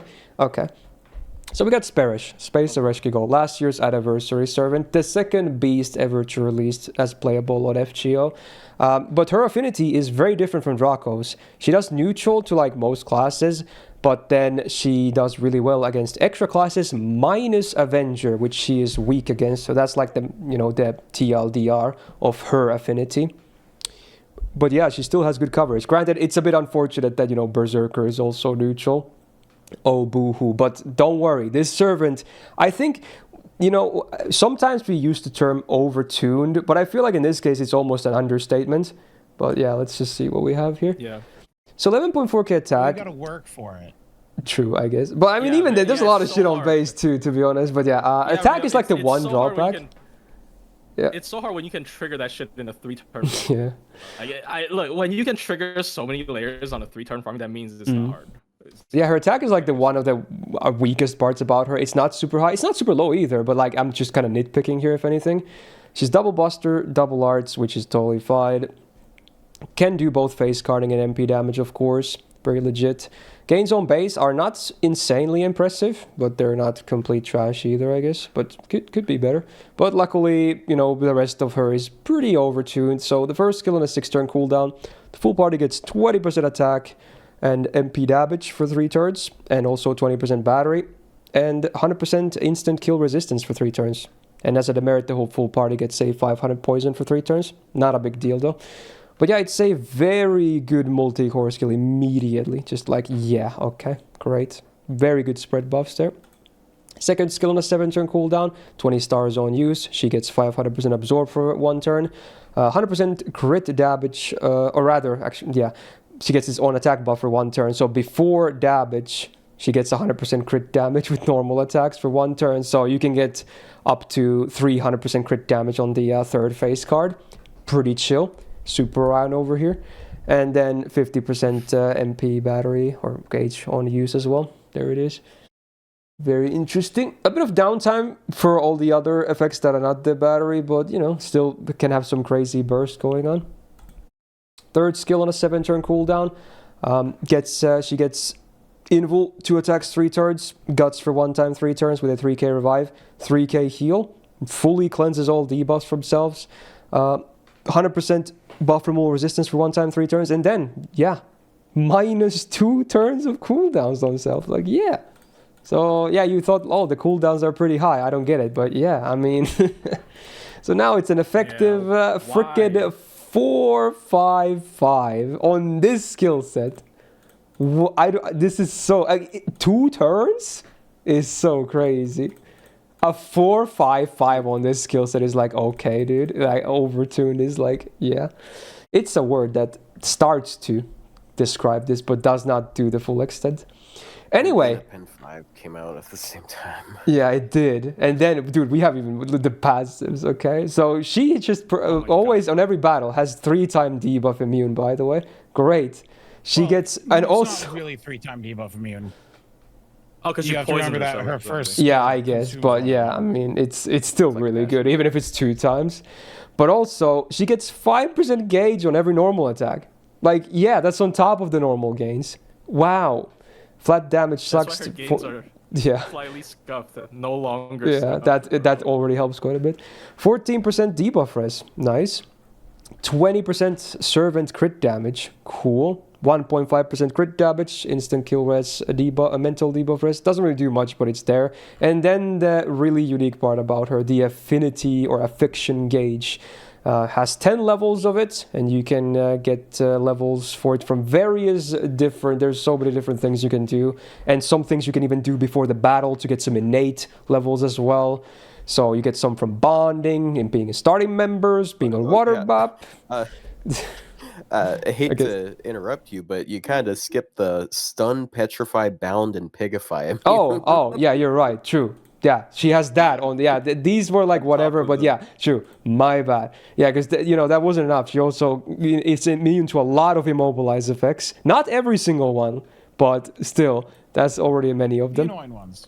Yeah, But yeah, other things she can get affection Not gauge every single from. one. There's, you know, choosing command cards from her, What's the doing odd brave stuff? chains, Like- using skills before others, overcharging her MP, using mystic code skills her, and targeting command with command spells. So yeah, it's pretty easy to stack up this gauge. If you're wondering how this works, again, you get points from these, and one level is 10 points. So you need 100 points to get max gauge, but again, it's much easier than it might seem. I mean, or maybe it's super easy to, let's see. Like, it is easy to get. It is.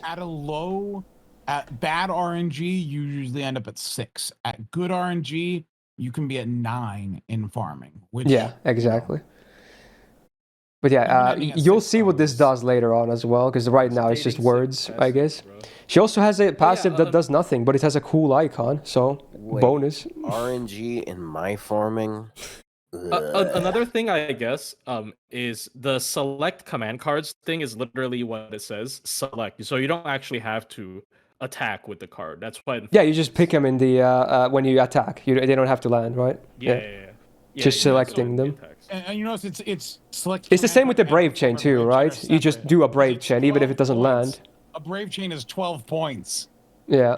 Yeah, this is a lot of like. I mean, you kind of have to learn it, or you can just copy a comp. Like, Yeah. This is a bit annoying, I guess, but if you want to date her, it's annoying.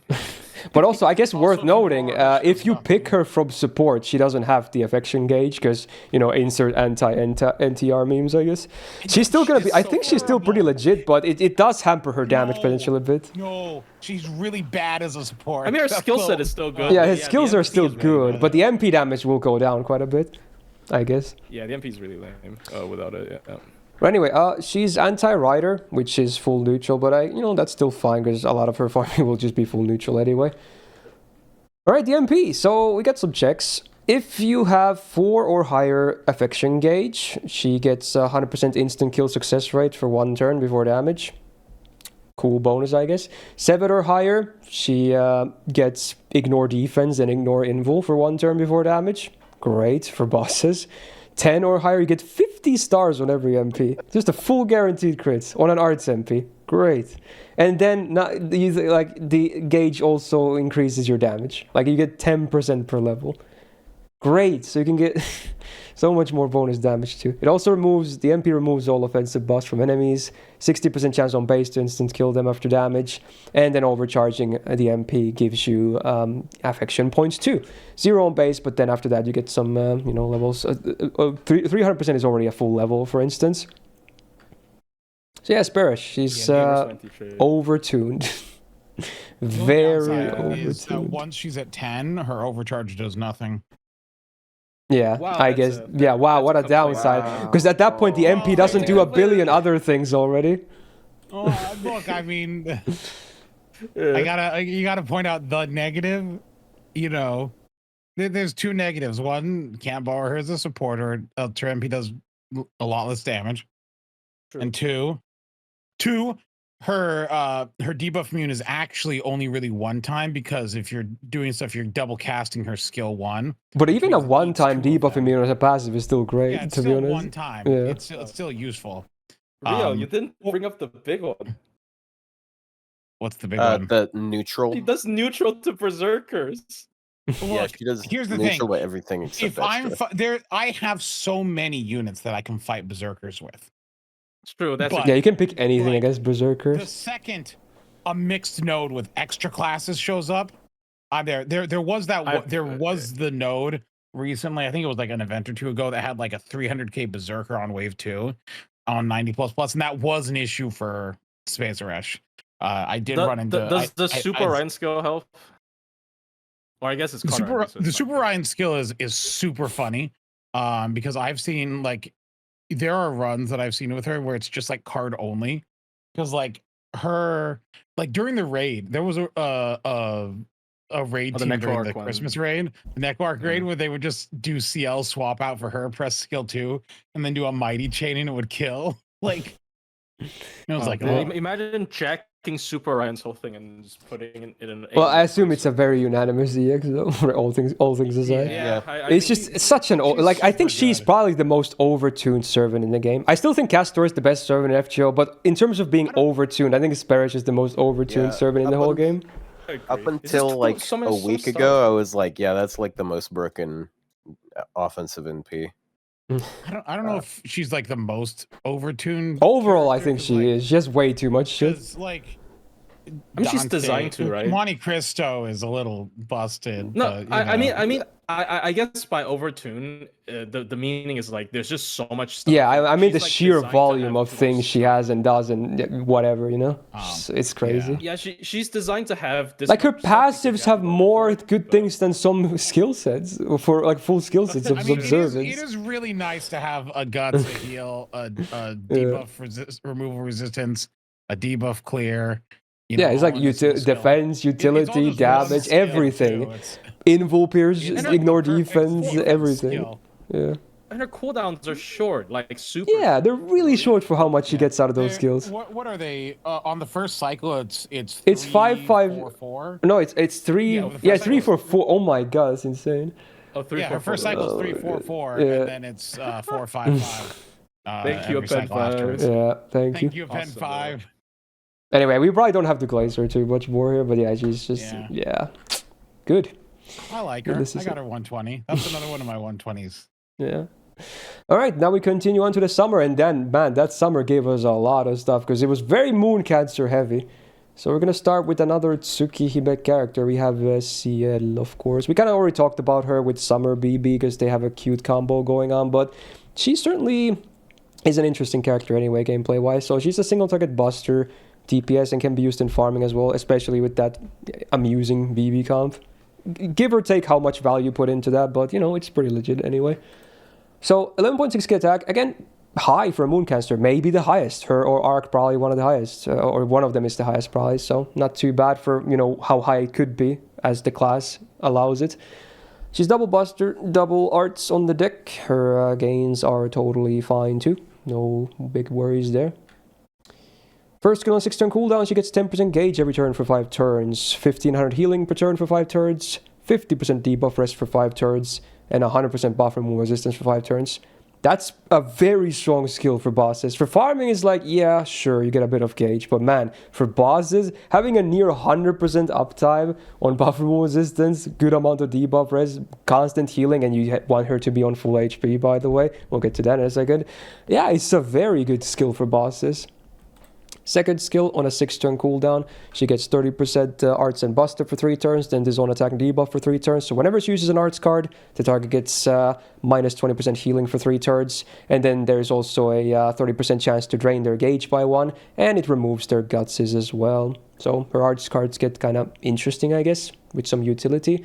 And then she also gets an on buster or on attack buff for 3 turns for her buster cards. So whenever she attacks with buster cards, including her MP, it's not limited to normal cards. She gets 10% gauge on top. Cool. So it's like Koyan, but now it works on MP as well. Interesting. And then she gets this crit damage buff. There's 2 different ones. One of them activates when she's at a full HP, and one of them is 50% or higher. So you can get up to 100% crit damage for 3 turns. And again, this is not a snapshot. It gets you get the buffs no matter what when you use this, and they always check what your HP is when you do crits, basically, whether they're active or not. But again, it's very easy for her to stay on full HP. The first skill helps a lot already, but then we have, you know, also the third skill, for instance. 6 turn cooldown. This is the very unique skill about her. She shuffles the deck, and you only get her cards, basically. So you're guaranteed to get a full hand, like all of her command cards appear for that turn. Very cool. And then again, this is where the BB thing comes in, where you can just lock it in. But yeah, she also gets 50% battery, 100% defense for 3 attacks, 3 turns, and then this on defense buff for 3 times, 3 turns. She gets 2k healing whenever she takes a hit for 3 times. So again, pretty easy most of the time to keep her on full HP very comfortably, to enjoy that crit damage on the second skill as well. Pretty nice skill set overall. First ever anti-black grill. True, actually. Yeah, for the crits, yeah. You don't have a heal. Yeah. Because that will proc before your heals go, yeah. Heals per turn and then black grill procs. Some people prefer poster girl for farming with her over. Yeah, I'm not too surprised, honestly. Over black grail, just because of third skill. Just segue. Yeah. No, we already went through the third skill, Otto. Oh. Oh, she did. Oh, right. Okay, never mind. Yeah, Otto, stop playing Team Fortress 2 and pay more attention. I'm not even playing Team Fortress 2. Get it right. Oh, I'm sorry. Stop playing Cyberpunk. a game. Anyway, yeah, I guess we're the rest of Ciel first. So paying attention that time. we got some normal passives and more unique ones too. So 20% debuff risk, great. 12% crit damage, also great. 500 healing per turn, just adding more healing on top because she has so much healing as is. But yeah, sure. And then the cool unique passive, she gets like this Berserker advantage against Saber classes offensive wise. So 1.5x damage against Saber enemies.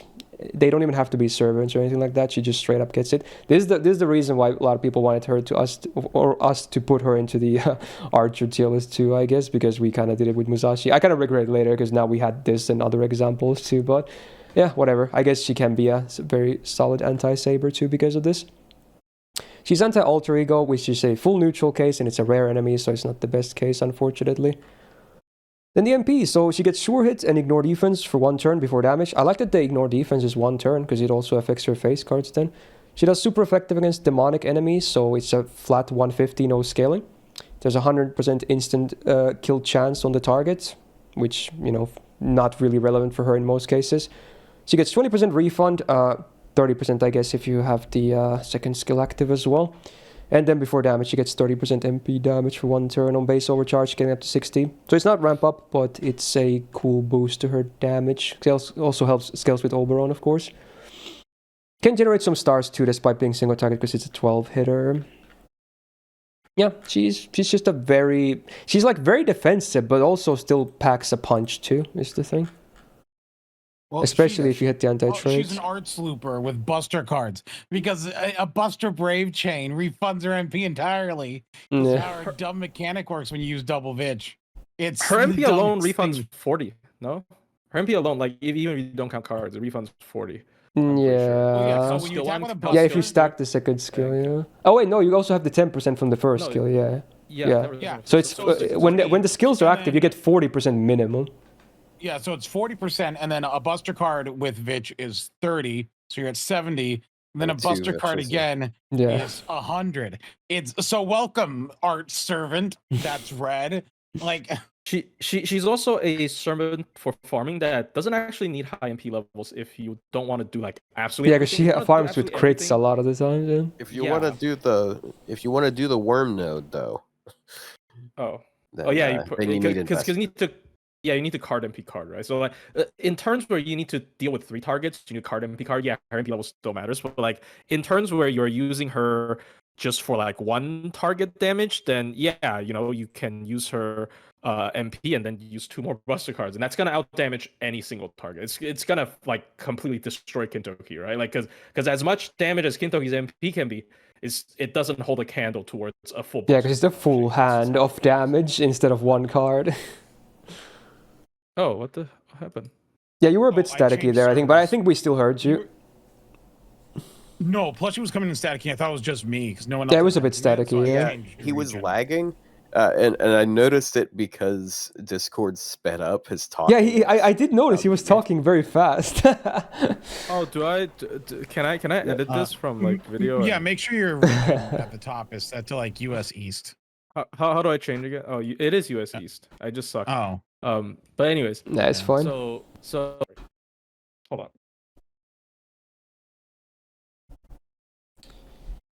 Yeah. I assume he's changing it. That I connect my microphone with, so hopefully it gets better. But yeah, I mean, Ciel again. You know, she can apparently, according to the person in my server that has her 120, she can single core farm every 90++ since she came out at hyper. I'm not saying that's a very that's everybody's gonna have that, but it's gotta give her some credit.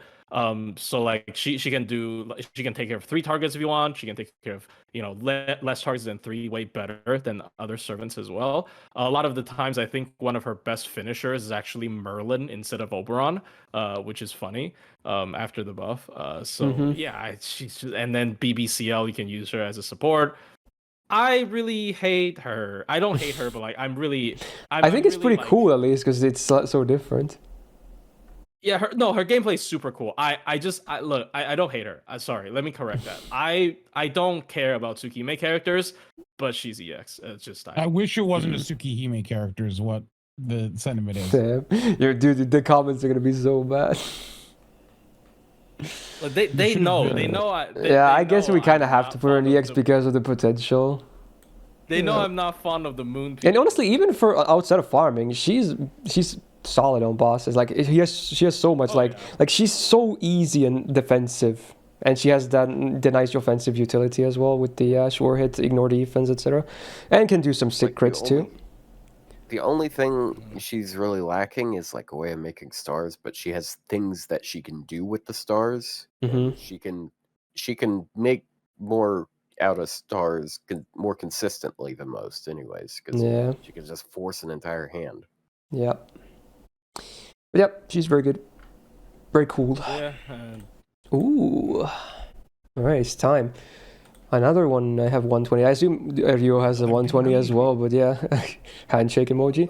I don't have this one at 120. Oh, okay, so I have a better copy then. Nice. Interesting. My BB Dubai is not far from Bond 15 because I've been using her to farm the worm so much. She can literally, like, if you have a 120 copy with MP5, she can barely kill the worm with like a minimal setup on the second turn with just her MP alone. It's That's so good. crazy. Yeah, you can hit like millions. You can hit like 3 million. And I'm not even using max damage. I'm using double Castoria Tamamo for better bonding.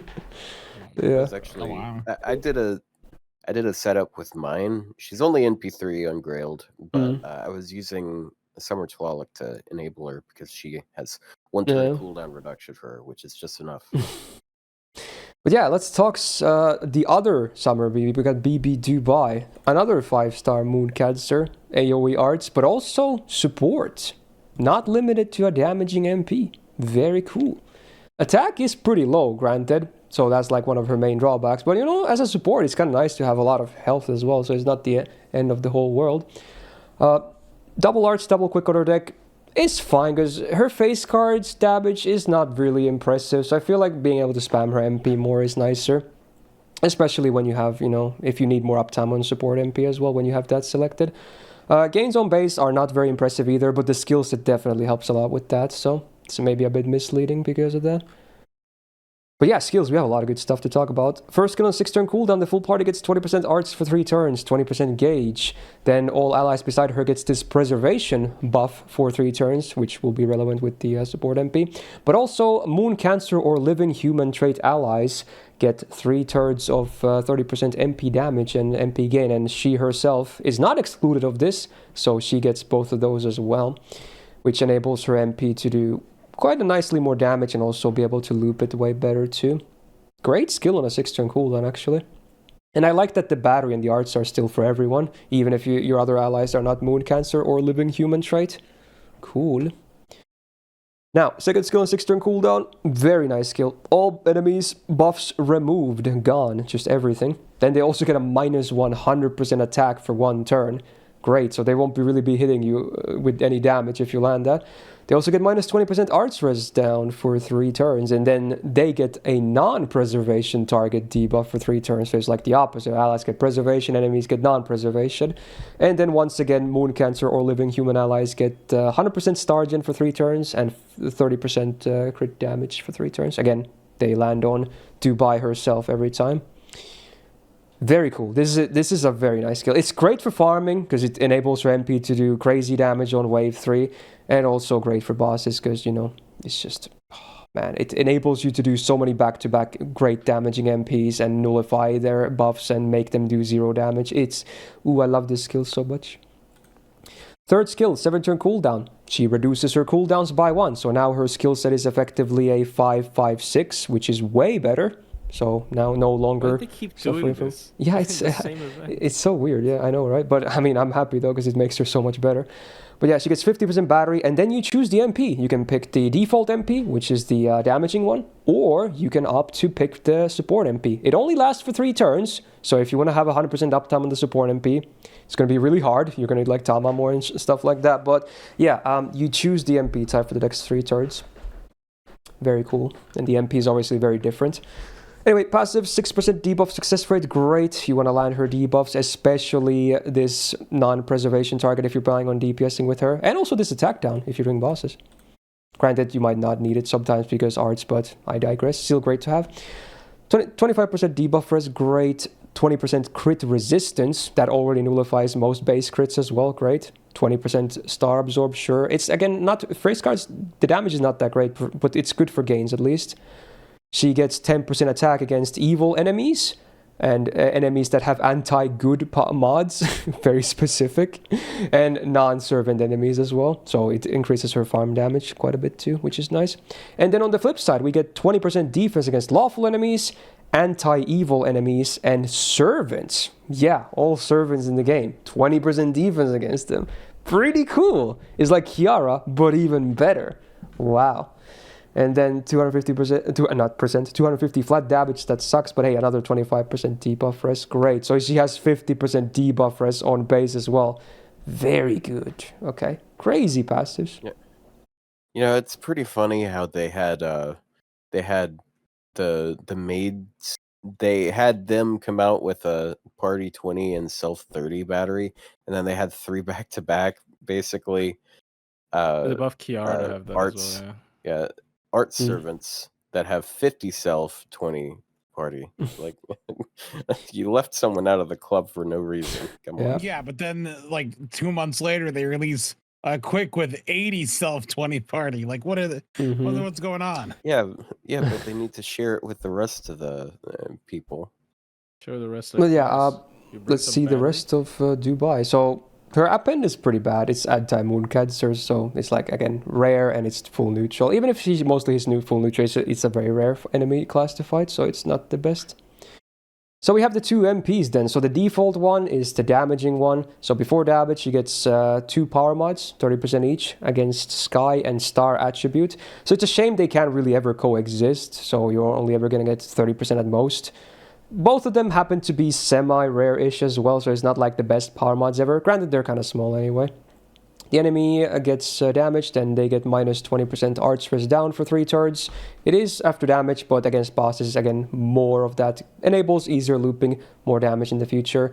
And then if they have the non-preservation target debuff from the second skill, you do super effective damage, 150 to 200. So if you don't have that, the MP is a noodle. Even with a crazy copy, it doesn't do a ton of damage. But if they have this, you can actually do some solid numbers. And again, you can choose it when to use it. On farming, you probably pop it on turn 3, and on, bosses, it's a 3-turn debuff, so you get even more longevity out of it. Very cool. You can have several MPs that do damage. Then if you opt for the support MP on the 3rd skill, what do you get? The party gets an invul for 1 turn, debuff immune for 1 turn, base MP 1, they get 30% MP damage for 3 turns, scaling up to 50% on max MP level. And then allies that have the preservation target buff, which again she gives to allies on her 1st skill, they get 30% battery on base overcharge, scaling up to 50%. So she doesn't get that refund, but the other allies definitely will if everything went, normally. Very good defensive MP that has some offensive utility as well. So it's just nice that she has this flexibility of being able to do this as well. Granted, she is Ard, so, do you sometimes need it at all? Maybe not. Because when I use her as a DPS, I hardly ever use like this MP. But you have the option though, and that's cool. Very cool. Yeah. I like debuff immunity. Yeah, it's great. It's rare for a support MP for sure. It is only 1 turn though. Wrong, or if you run 2 BB Dubais, do they not charge each other? They do charge each other. I assume they do, because again, the only stipulation is like which it was. No, they do. We again. okay, yeah. Because it's worded that like the 1st skill gives the preservation buff to allies beside herself, so she doesn't get it. But then also the MP says it's like the gauge is given to preservation targets except self. Because if they didn't word this also with except self, if you run 2 Dubais, they would give 60% to each other basically. So they had to do exceptions on both, but they still do give 30% to each other basically because of that. Not 60, but 30 each at least. That's what I thought, because I couldn't remember, because I remember testing it, but I don't remember what the result was. But you can actually run them together because they also get all of these conditional buffs too. It's actually legit. And then you can have this you for think like the 2 second turns and skill- more longevity, because you only need this once, this debuff. The MP doesn't do more damage the more this is, so you can, yeah, it's actually pretty cool. Yeah, you can alternate between. Yeah, and then you can have 2 turns of minus 100% attack. Oh, you're just so the second skill is safe. interesting because it's split into 2, because like it's And you 6 can lines, have, right? again, buff removal the is going to be better or first- spaced out too. The first 3 lines are like if you're using her in a support function, you know, it's remove enemy debuffs, reduce their attack, and reduce arts resistance. It's like that like those are like debuffs and stuff like that you'd, you know, use as a support type of thing. And then if you're using her as a DPS, the non-preservation target. So like if you're using her as a support, the latter half really doesn't matter for her at all. Yeah. But the first half, if you're using her as a DPS, that attack down kind of goes to waste, because like that's basically an invincibility, right? And the buff removal may go to waste a little bit. So it is kind of like 2 skills in one, and depending on if you're using her as support or DPS, you may hold off on the skill a little bit. And honestly, Yeah, her skills are low cooldown considering this cooldown thing is here, and that's not even counting Append 5 yet.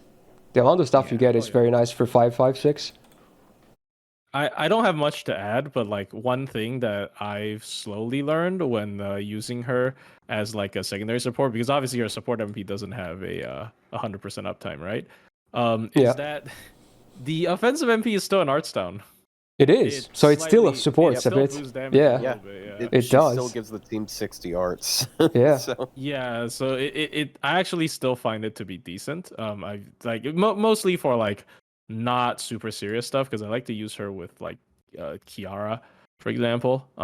Not the best combo. It's definitely better to just pair her with herself. Better than Kiara seems to be the theme here with BB Dubai's design, which is probably her ultimate revenge, but that's really sad. But yeah, it's she's really versatile. I don't know if it's a servant for everyone, to be honest, but again, like I would say not a must-have servant, but certainly a very strong servant.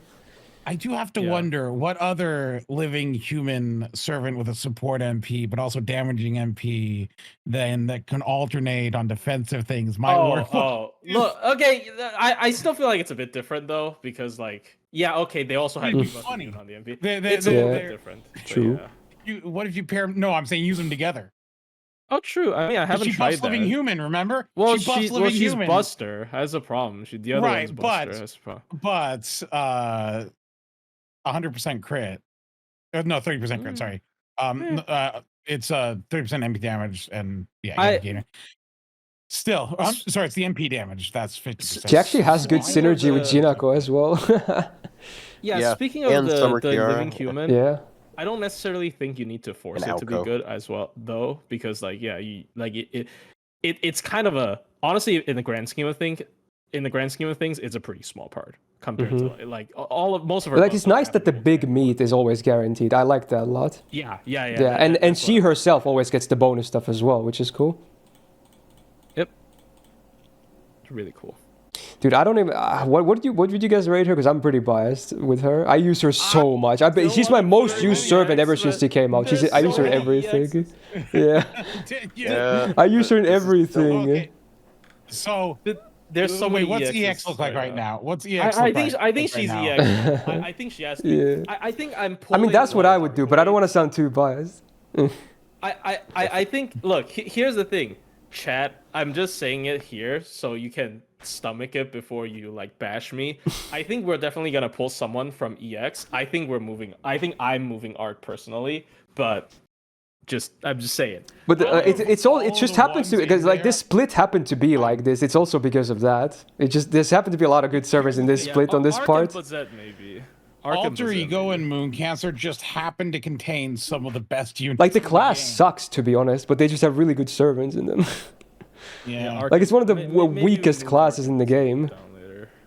Because like BB Dubai is so versatile, but again, like because she's an art support alternate, a lot of people would say, "Oh, maybe I don't need it." Obviously, you don't need it, but like, I feel like BB Dubai is still EX. I don't know. She has to be. Like, come on, she has to be. She has to be. Like, if you remove her support MP, she's maybe A+, because like skill 2 is still one of the stupidest skills in the game. But like at MP5, it is Tamamo's NP, but better. You don't give a fuck about Tsukihime? No, okay. This is not my Tsukihime this is not my Tsukime bias speaking. Yeah, to be honest, Ciel of all the is EXs, I firmly think there. Bazett and Arcueid are the lowest of the EXs right now. Ciel is 100% EX, not even close. You can't Yeah. move her at all. So if we were it gonna is move not a stuff Tsukime. down, it would be Bazett and Arc.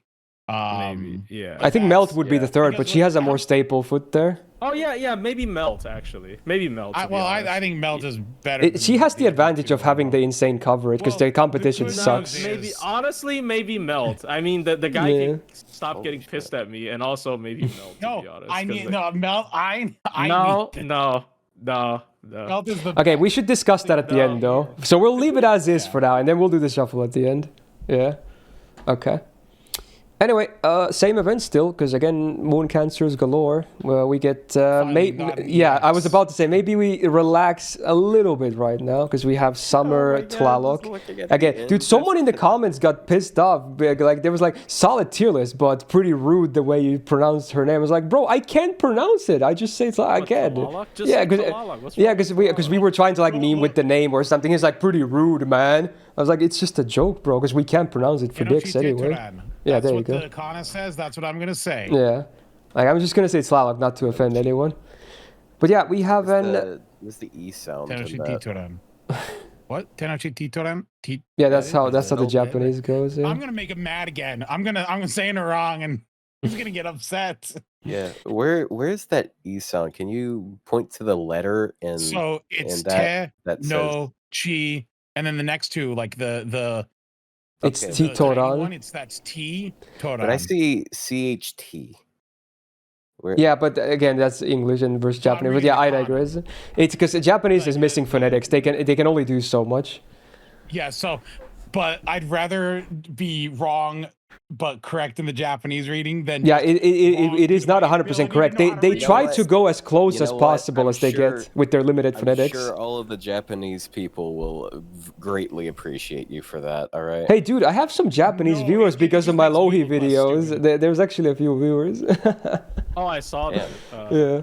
I made a few videos about Lohi in Japanese because I'm a Finnish guy myself. I would rather be wrong but in Japanese than wrong but in whatever failing English pronunciation. What? Thank you very much. Okay, the name aside, we should cover That's this the right way servant to say down it. though. What? Okay. Yeah. So yeah, Saber, Tlaloc, Moon Cancer, 4-star AoE, a quick DPS. She can farm a bit, but her numbers are pretty sad. So I want to say she's definitely more of a DPS because her kit also has a lot of things in it that don't really work in farming. But yeah, attack, sadly, not the highest, 9k, but to be honest, the class already has a fairly low attack. So at least among 4-star Moon Cancers, not that there's a ton of comparison, it's pretty good for what it's worth. Double Buster, double quick on the deck is totally fine for DPSing as a quick servant. Her gains cards are, at least the arts card is very good. The others are okay too. First skill on 6 turn cooldown, the party gets 20% gauge, 1k healing per turn for 3 turns, 20% attack for 3 turns, and then, as a demerit, the enemy also gets 10% attack for 3 turns. Can be a bit scary, but also there could be some tactics with it as well, depending on, if you bring her with sub-servants that want buff removal or something. But yeah, otherwise, the uptime on the your side buffs, they're pretty good, at least. Not bad at all, especially for a 4-star. I like it. Second skill on 6 turn cooldown, she gets a taunt for 3 turns, 50% defense for 3 turns, and then this on defense buff for 3 turns, she gets 10% in MP damage for 3 turns whenever she gets hit, and there's no limit to that. So as many times she gets hit in that 3 turns, the many 10%ers MP damages you can get them. With this, because considering she mostly takes neutral damage, it's a lot of defense up and she gets some healing too. She can actually tank a good amount as is. Third skill on 6... 40% though. I guess. Fair enough. If you don't deal with the demerit yet. Third skill, 6 turn cooldown. She gets 30% Buster quick for 3 turns, evasion for 1 turn, which also helps with the taunt. And then Bunny Servant allies get 30% crit damage for 3 turns, and also Bunny Servant allies get -1 cooldowns. I really hate this because the only thing that's bunny about her is Ascension 3. It's stupid that it's one of those things that, again, they lock you into Ascension. Otherwise, you're missing out on so much. Like, -1 cooldowns. Like, maybe the crits, sure, fine. You can maybe live without that. -1 cooldowns? Ah, hell no, bro. Like, why do they do this? It's so stupid. Like, does anyone else agree? Like, why? You can only use her in Ascension 3 now. and is trying to sabotage her. It's so stupid. By making her original form just like I think any servant that has any ascension that has that trait, just give it to all the ascensions. Like they're gameplay wise the same anyway. Why? Like it doesn't have to be that specific. Like just if they have one qualifying ascension, just spread it out. Like it's just stupid for no reason. Anyway, at least you can enable it by using third ascension. So okay. Cool. So with that, she has 5 skills cooldowns, which is actually pretty good at that point. Anyway, passives 12% arts, which she only has 1 arts card, but at least that 1 arts card is going to be sick on gains. Flat damage sucks, 20% crit damage on water field. It's okay. No, passive that does nothing. Then we have 5% arts and quick, and also crit damage for herself, and party gets minus 200 damage, or gets a 200 damage cut when she's on field. Not a whole lot, but you know, reduces sub chip and helps her tank a bit better too, I guess. Good passive. She's anti-pretender, and there's not a lot of these in the game actually. Probably still less than 5 if I had to guess, so... Still not the best case for her though, unfortunately, but it is a rare append for what it's worth. The MP then? She gets 1 turn of Invul Pierce before damage. Cool. She does super effective damage against super large enemies. It's just a flat 150, no scaling. Enemies get minus 20% defense down for 3 turns after damage, unfortunately, but still cool. And before damage, she gets 20% MP damage for 1 turn on base overcharge, scaling up to 40%. So MP sadly doesn't do the most damage, but at least if you're doing bosses, maybe if you get some, you know, if you use the second skill, you can get some more damage out of it. But at least for farming numbers, they're not, they're pretty ugly. But yeah, it's they wouldn't be near as bad if she had a 30% battery, but she has a 20% battery. So. Yeah. So I'm gonna go down my laundry list of complaints about Tlaloc here. First off, yes, 20% battery. That sucks. Second, skill 2. Okay, so it's a 3-turn taunt, and it's an on-defense buff, so she gets hit, it's 10% MP damage. Useless in farming. And second, I think if you're going to have an effect like that, then I think the value should be higher. It should be at least 15% MP damage, if not 20. Well, it doesn't have a limit, you're though, taking right? hits. You can get 30% per turn. You're getting hit maybe 2 to 3 times in a turn, right? And so if you're fighting an enemy that only takes 2 actions, or heaven forbid they use a skill, you might get like 1 hit, right? And that's 10%. Congrats, right? It's not great. I wish the value was higher on that. And then on the third skill is the normal complaint of I hate being locked to Ascension 3 because I don't like her Ascension 3. Ascension 2 is the best one. And Ascension 3 looks, I don't want to say stupid, but I don't like it. They should have given her a passive that gives her the trait by default. Just do that. That's what they did with EO. Yeah, or just put like a bunny clip on her freaking like purse or something. That's a bunny trait. Good enough. Yeah, right. Yeah, and then okay, yeah, you do that, and then Alco has a skill animation where she puts on a bunny suit and it counts. See, I appreciate unless she transforms, then she doesn't get it anymore. Yeah, I appreciate this servant because people keep telling me Koyan Dark is also not a fox and is a bunny, but if you click on the bunny servant, yeah, she's one of the only. I looked at this earlier. She's one of the only servants that's bunny on all ascensions. It's only her and Saberstove. Everyone else is limited to their ascension or costume. Yeah, Saberstove being a bunny servant. A bunny. Wonderful. So yeah, she's in the bunny, guys. Anyways, I look, I like her more than base Tlaloc, not because of necessarily she's more solid, but she's more fun. I can have more, like, I can cook more with this servant for content, but she is a decent taunt, again, a taunter. I don't think that's the most viable playstyle nowadays, especially, again, we just got another taunt unit. I mean, she's still not 1 3-turn taunt, so this is a 3-turn taunt. It's still is she like a worse Andromeda? I mean, she's more. They have a similar game plan, right? Basically. Yeah, well, but she has party charge, and she has like. I think she's more supportive than Andromeda. Like, if I were to bring a team, and I guess my main focus isn't her, I would bring her over Andromeda, because like Andromeda is like all selfish if you want to use her, because like you have to kind of like go all in with her DPS. So yeah. Whereas Tlaloc is someone that. She really she gives more to the team at the cost of not making herself loop as easily, because like Andromeda, like she gets charged when she takes damage. So it's, and then she also skill seals the enemy. So it's super easy for her to just NP back to back to back. If they wanted, Tlaloc doesn't have anything like that, so she's stuck at the 3% per hit she takes. But like as a result, though, her NP damage like that ends up scaling higher faster. So if they had made the second skill actually to MP damage for the party when taking an attack, that might have also been That would have been useful. nice, actually. Because like that's like is there anyone who does that I when feel they like get hit? They apply a Well, we party buff? kind of had Rasputin be a semi-similar case. Rasputin when he dies.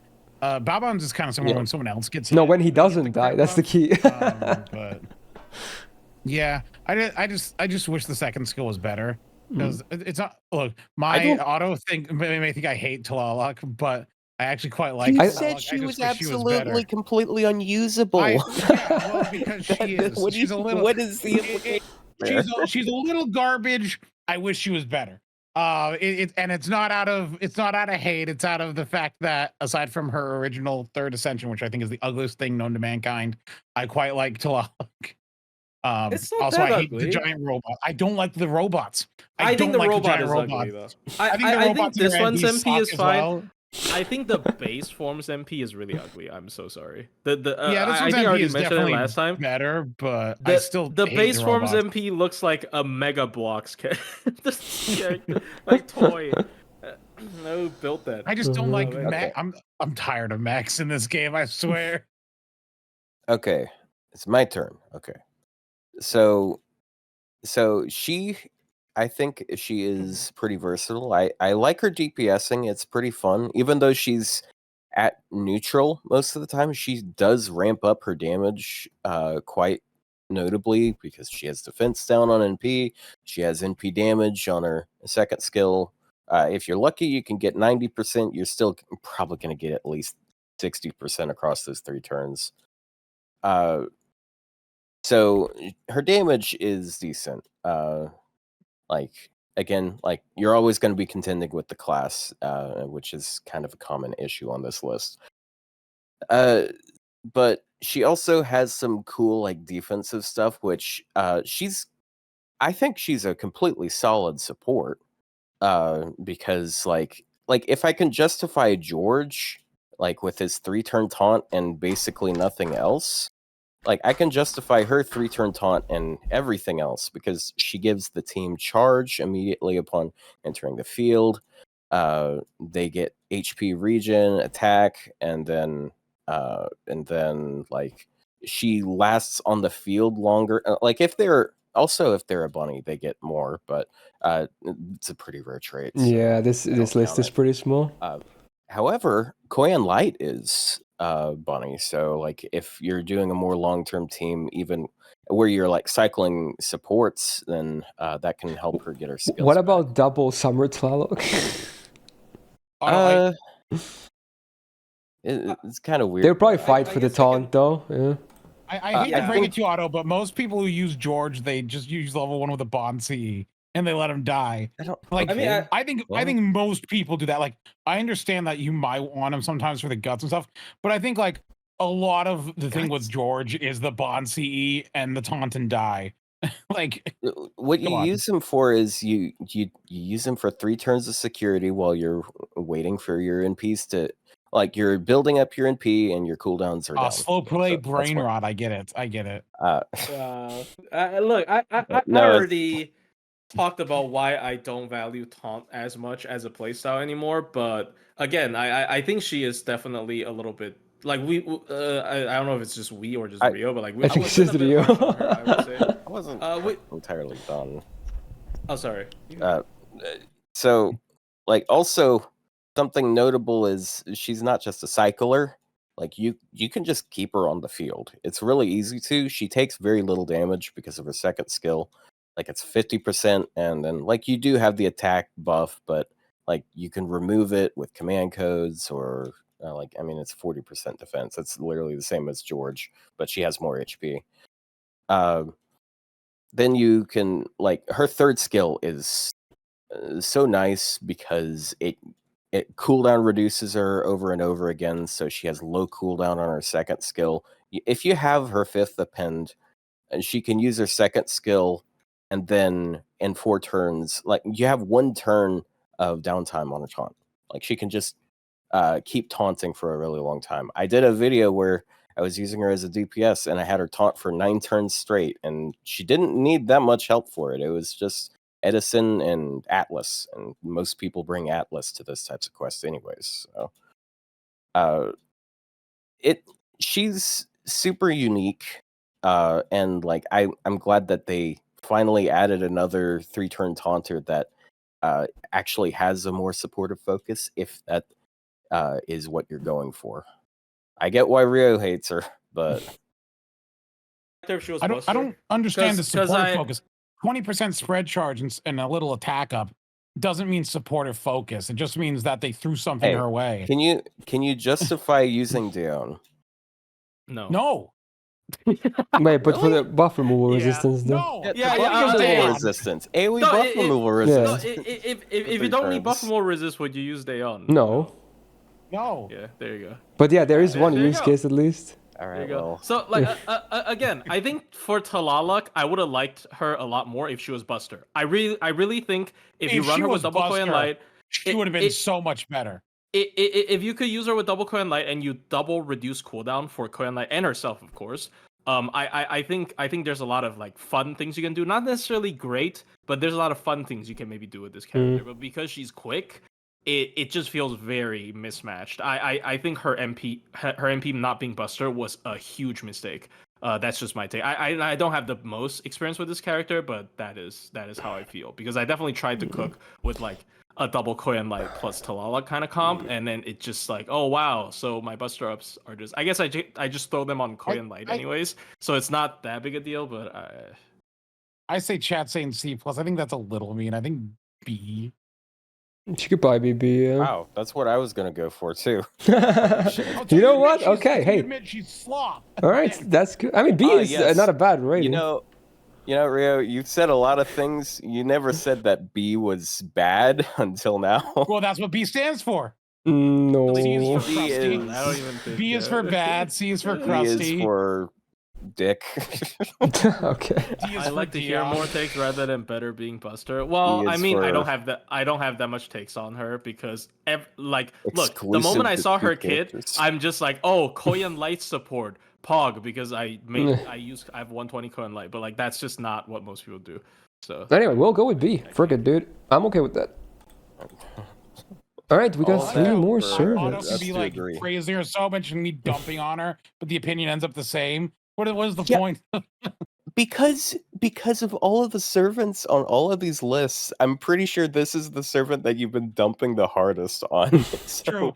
For you to say like B, it's like, wow, that's oddly reasonable. Well, look, it comes from a place of concern about whoever they put in charge of designing both Tlalocs.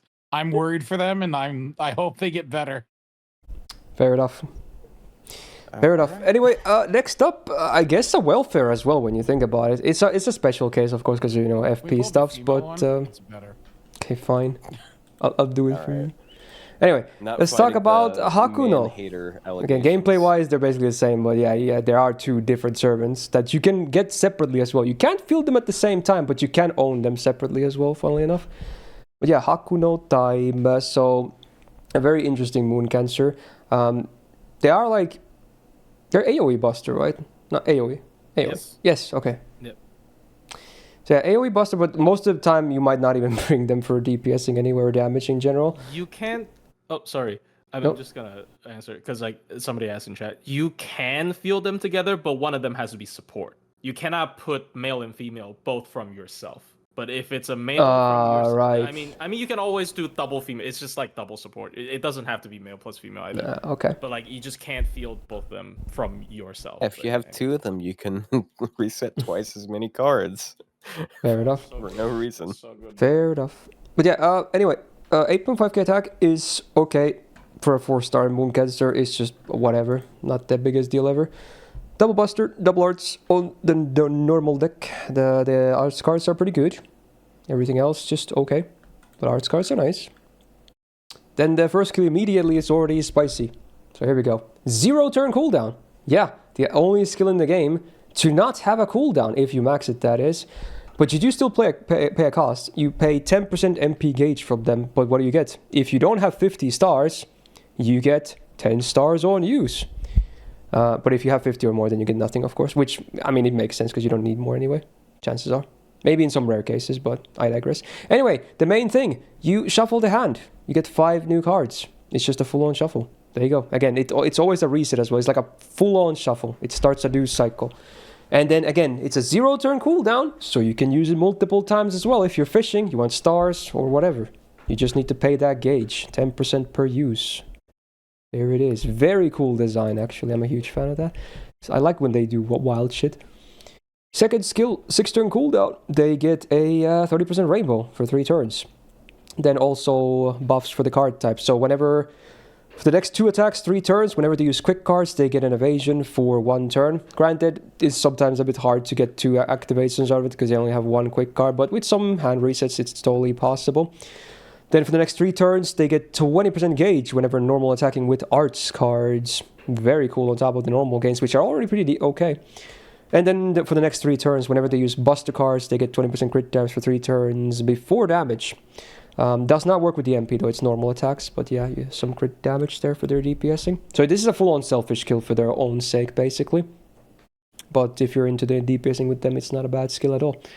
Even the 30% rainbow alone is already pretty decent. And then more, on a 6-turn cooldown, you have 3 choices. They get 30% Sky, Earth, or Man attribute power mod for 3 turns. You pick... That already covers most of the enemies in the game. Not everything, but, you know, Man and Earth being there already gives you so much coverage. 30% gauge on use as well, and then 10 stars per turn for 3 turns. So a bit of supporting there with the stars as well if needed. But yeah, this first skill is really spicy and cool. You can go for like so many resets. And then, again, they have a 30% battery. You can get 20% from the append. That's already 5 uses of it if you want to. And then you can add C, spread battery, stuff on top. You can just use the skill a lot if you want to. Great. Passives, 12% crit damage, fine if you want to DPS with them. 5% arts, buster, and crit damage again on the other passive. Cool. And then they do 10%, or they get 10% attack against basically every class of enemy in the game besides Foreigner, right? I think it's like every class in the game except for Foreigner. But it also against NPC Beast, I guess it doesn't work. It has to be playable Beast. Okay, so basically has an insane coverage. Good passive. And then, funnily enough, they are anti-Foreigner on their append. So I guess, you know, there's your attack. You get 30% instead of 10. That's kind of funny. Yeah. All right, so I guess they have universal coverage. Yeah. Because they didn't want them having 40% attack against foreigners. I guess. Oh, that was a hell of a voice crack. Okay, gonna edit that out. No, I'm not gonna remember. Okay, MP. So before damage, they get this really cool unique effect of ignoring special invul for 1 turn. So yeah, this pierces Castoria's MP. Rip Bozo. It does not, however, work against evasion. It does work against invul too, right? It's invul and special invul, but not evasion. So hey, dodges. Starting to be a bit more stonks again. They might do more of this in the future, yeah. True, very true. David's stonks. Okay. David stonks, Tristan. Yeah, all these AoE dodges. Van Gogh is better than ever as well, of course, and yeah, all these ones. She's used a lot in the book. Anyway, yeah, it's an interesting gimmick, and then there's also a 60% chance to stun all enemies on base overcharge, getting up to 100%.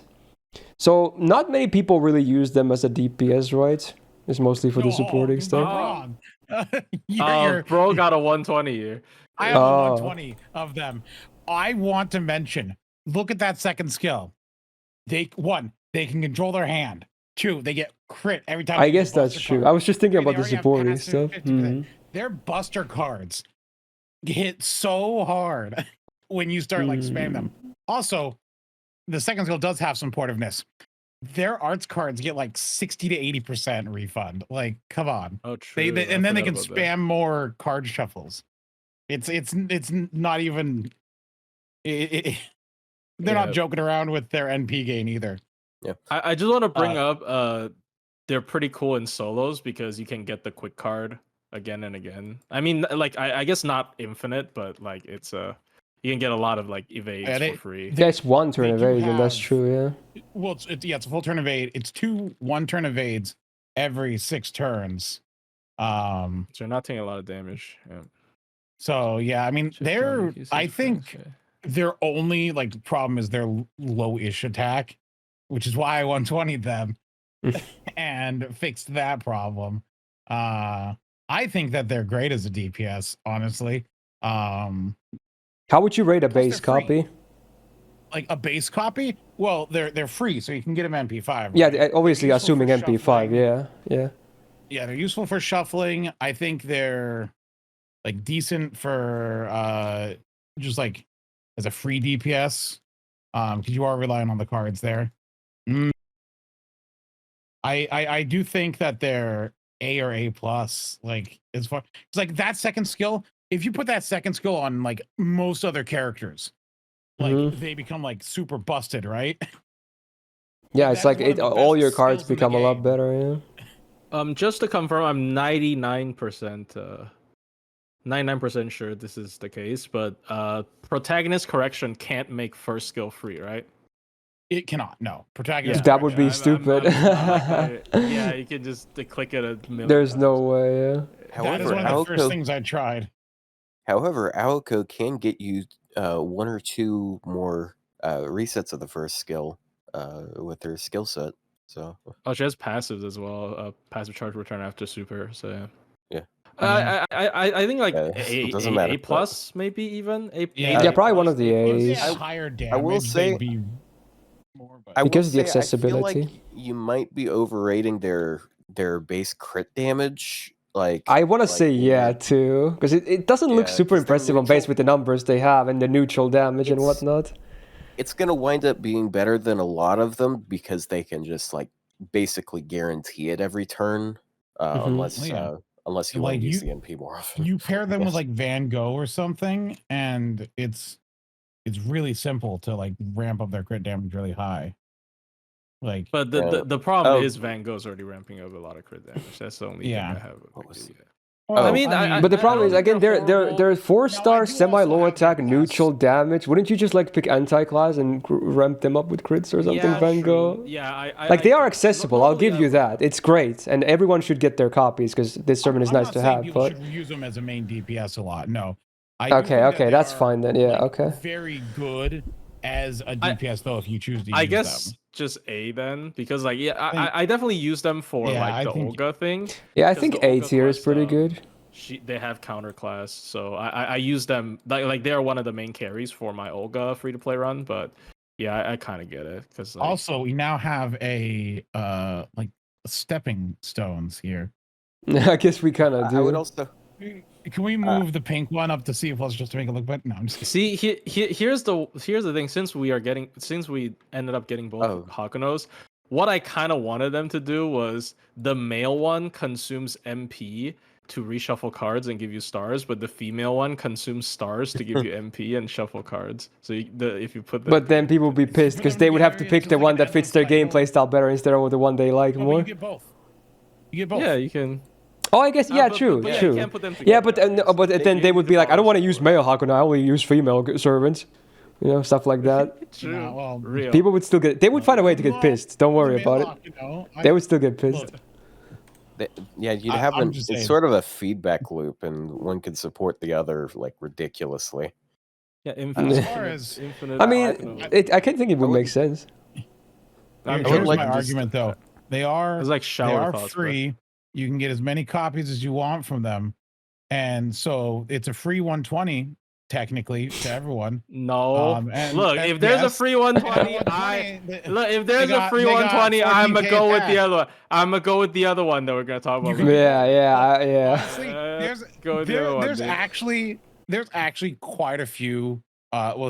There's Free now 120 3 for- free units I can recommend at 120. I do recommend if you're not rolling a lot, like, and you're, like, especially free to play, Habatrot is such a great 120. I think Hakuno's a great 120. I think that, yeah. I mean, if you have a 120 Habitat, you're going to be even happier about it because of the last sermon we're going to talk about. Yeah, like, I don't know. I think, and I do have them both 120, because I think there is, even if you pay, I think there's a lot of value in these free 120s because they have such interesting and useful kits, and it's a guaranteed 120. There's no gambling, there's no cost to it.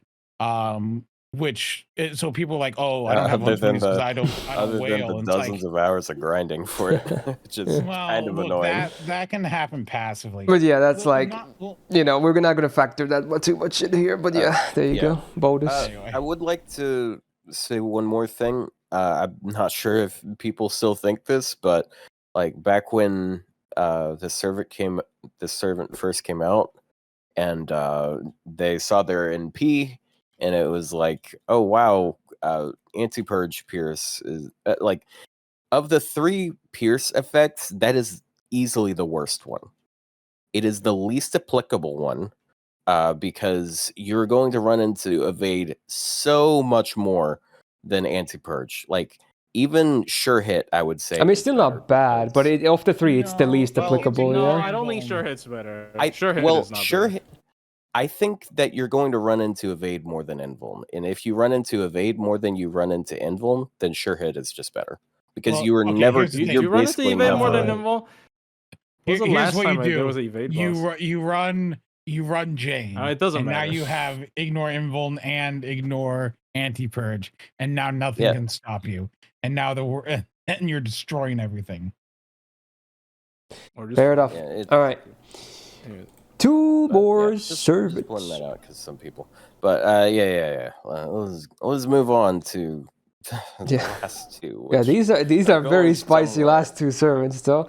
So yeah, we got the last alter ego of the list. We got Kazuradrop, 5-star. Not art, freaking quick DPS, but definitely also a very interesting support going on over here. Yeah, one could say just full on a quick support as well, and they probably wouldn't be too wrong. Definitely a cool addition to the game gameplay wise. 11.2k attack, pretty decent, not the highest when it comes to alter egos, but certainly not bad. She's double arts, double quick, which at least gives her very good gains for what it's worth. It's pretty easy to spam her MP with those arts cards as well. Then the skill set, the real meat and bones. So first skill at a 6-turn cooldown, all enemies -1 tick. She gets 30% debuff success rate up for 3 turns. Then this regen buff for 3 turns, or 2 turns, or 2 times rather. So it's cool because when you use the skill, enemies get -50% quick res and crit res for 1 turn. But then on the following uptime or upkeep of your turns, it also applies it again. And then 1 more time. So you have 3 turns of these debuffs basically, which makes them very flexible for farm content too. Because again, normally debuffs are like not ideal for farming because the waves change. But in this case, it's better because you can get these debuffs every turn and they last 1 turn anyway. And that's a lot of really hefty debuffs. Not only does it make your quick cards way better, it makes all your crits way better too. So that's nice. Very, very cool skill. Second skill on 6-turn cooldown, she gets a 50% battery and then more battery based on Sakura series traits units on the field, which includes enemies as well. And you get 50% for each one. So if there's only 1 of them on the field, you already get 100%. It does not include herself, unfortunately, but that's why, you kind of bring 2 a lot of the times, right? So they can kind of like get 100% from each. And also, if there happens to be no Sakura phase except self on field, there is a consolation prize. You at least get -1 cooldowns. So, there's that, I guess. But yeah, it can be a very easy instant MP there. Third skill on 6-turn cooldown, cleanses all debuff from self, 5k heal, and then she copies the enemy's class for 3 turns. The class score, I suppose, remains still, she still benefits from alter ego, but she will copy the class of the enemy and turn herself into that, including the affinities, at least on base. We'll get to, a bit of a spicy part soon, but also the enemy you copy from, they get a -50% defense down for 3 turns, the target that is. Pretty cool. It would be nice to see some AoE defense down, I feel like, but, you know, it's still a lot of defense down for one target, so for bosses it's kind of better, I guess, for, you know, singular bosses. But, yeah, it's an interesting skill set. Very debuff heavy, if it wasn't obvious. 20% debuff rest on the first passive, 12% arts, so her 2 arts are even better. She gets 30% power mod against Sakura series, and then, most importantly, 75% power mod against the same class as her, so that's why... It's still not the best damage case ever, right, with the third skill, but it does offer her better damage than straight up neutral damaging herself, which is nice. Very important there. Yeah, it's still a lot. It's worse than Berserkers, I'd say. Yeah. Actually, Wait, how does the calculation go, actually? It does depend on the buff. Sometimes changing class, like if you're fighting like riders, sometimes depending on your team setup, changing class does more damage. Sometimes it does less. It really depends on what other buffers you have. Because the power mod, if you don't have any other power mods, it's times 1.75, right? Because it's 75%, and the class advantage is only times 1.5. But then because you can have other power mods that are additive to this that can water down the effect of it. So you have to kind of calc, which is annoying if you want to optimize damage. But yeah, I would like to point out also that that she is homophobic because of the skill. Yeah. Did you see the Google Translate originally? Was there a meme about that? What was it? Chad was Google talking about something like that too. Was repulsion for one's kin. If you went to Atlas and you turned on Google Translate, it translated repulsion for one's kin as homophobic. Yeah, wait, what? Because they hate... Wait, did they... Was this passive called homophobia A? Was that what it said? No, the Google Translate said, the Google Translate said it's homophobia because repulsion for one's kin, it was like, it's like hatred of the same. And it's like homophobia. Okay, like, dude. I'm like, that's not what that interesting, very interesting. Okay, I did not know that. Okay, fair enough. Anyway, yeah, obviously a very vital passive for her own damaging game plan, so very good to have. She's anti-moon cancer, which is, again, it's actually a pretty good case. It's sadly a bit rare, but a lot of Sakura series, which she already has damage against, are moon cancer, and then, you know, she copies the class, so, you know, 30% attack works there too, despite her being alter ego on base. So if you do find them, it's actually a good case, chances are. Then the MP, AoE damage, does 20% attack down on enemies for 3 turns, 40% flat chance to stun them for 1 turn, and then minus 20% defense down for 3 turns on base overcharge after damage, scaling up to 40%. So it's actually a very defensive MP, if anything. It does offer a little bit of ramp up for bosses too, but for farming it's actually not very ideal, is it, FX-wise? But yeah, bosses, again, she's very legitimate on bosses as a DPS, and especially as a very interesting support choice because of this first skill. It's actually a 70% chance to stun, fun fact, because that stupid first skill buff success rate up. Yeah, I guess, there was this debuff success rate up. It always hits. I mean, the first skill gives really good card gains as well because of the crit res down. Again, like it's not just damage, it's gains as well from crits. Yeah, I did not mention that, but that is very true. It's like way better than just damage increasing. It increases the gains from your crits as well. It is a rainbow it's a card buff, resist down. It treats it as it's calculated as a card resist down. So it would be additive to like mana burst, for example, in terms of damage calculation, which is like, again, we've mentioned this like because we couldn't shut up about it, but yeah, it's quite interesting because a lot of the crit buffs, type 3 buffs, if people are, because I did see somebody bring up the type 3 buff category in chat, so I assume some people are informed about this. Type 3 buffs are usually very numerous, like because there's so many crit buffs and whatnot, but this is not a type 3 buff, so it's pretty nice.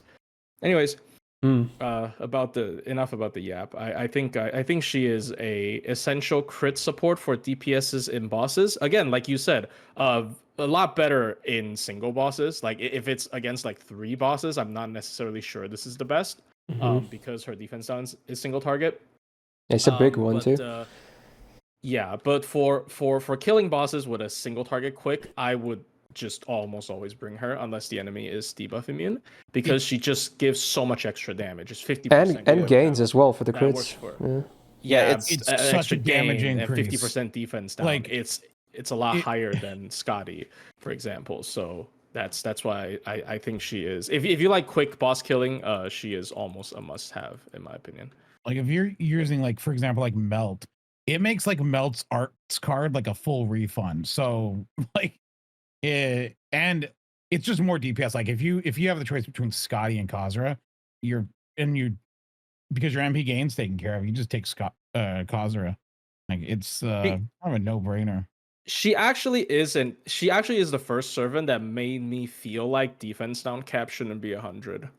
Because it's a little bit too easy. For me, that's Rhinus, but only because I have MP5. Oh yeah, true. I mean, if you combo her with like Scotty, that's already 80. Like that's almost cap, and then if someone has like a defense down, and then it's just cap. So like I do think this is pretty funny. They've been definitely increasing the numbers on some of the buffs and debuffs. Yeah. And for farming, you can run a very. I don't think she's good for multi-core. Her farming is one very specific comp that involves 2 Kazuradrops. Yeah, I should miss this one. You MP twice with one. MP there is one multi-core team that's pretty good. Really? And it's with Melt. Oh, because then she's 100% battery. How do you get Melt's battery? Scotty. It's double Scotty, Melt, Kazura. So it's Kazura twice, Melt one. I mean, I guess yeah. And I'm not gonna question you on that because I don't use. Like it works. Like it's not like it's. Well, I use Melt. I don't have Melt. That's what I did for. Actually, that's how I farmed Kazura's event. The 90++. But like also, but there is the cheaper team with a funny team where it's like double Kazura Geronimo, which is nice. Oh yeah, people are saying like we're gonna first kill when the boss debuff. I mean, obviously she will be very bad if you can't lay debuffs. Yeah. That's a given. But luckily, most times that's not the case. So I wouldn't be too worried about it. You would not bring her if there's a lot of that going on because it makes her so much worse. Most bosses aren't debuff immune. They're usually like immobilized immune, if anything. Which again is still a small blow to her, I guess, because she has a stun, but it's still not her main thing you bring her for. Yeah. So none of the damage can still brute force it. On one of the OC2 super recollections, I still did it with the Kazura because I'm like, I'm gonna brute force this thing. You know, well, you're not brute forcing. You're ignoring the gimmick by cheating because the fight gimmick is. Because on that fight you can't bring Avengers. Yeah, you can't bring Avengers. But Avengers, but like non-Avengers get a. Oh, sorry, you should. A damage bonus. Yeah, non-Avengers get like special damage rest. Like he cuts damage from non-Avengers, but you can't bring Avengers. But she can turn into an Avenger, so she can. Cheesy X, right? Anyways, it has to be. She's the best alter ego by not being an alter ego most of the time. I think she's EX. Yeah. Again, she circumvents the alter ego class, like you said, because you don't get counterclassed. I would also like to point out. I'd say that phrase a lot. I'm noticing. So she's also pretty good in BBCL. Not just because, and like you might think, oh, well, she doesn't have charge like Scotty or others might, but she can just instantly NP because BB is a soccer face. True. Yeah. So true. So it's pretty easy for her to just clear wave 1, and then you have your servant like do cards for the next one. Because if you're using a quick servant, you have Kazuradrop's NP plus a quick chain. Like 2 quick cards, you're guaranteed 2 quick cards with BBCL. Oh yeah. And then you do that, and you're basically guaranteed, assuming you crit, which you're more than likely to. You can basically guarantee getting your NP, and then turn 3 you can NP with crits. So it works. It's worked pretty often because wave 2, 90++ with wave 2 being 1 enemy is very common, as I've noticed. Yep. Yeah.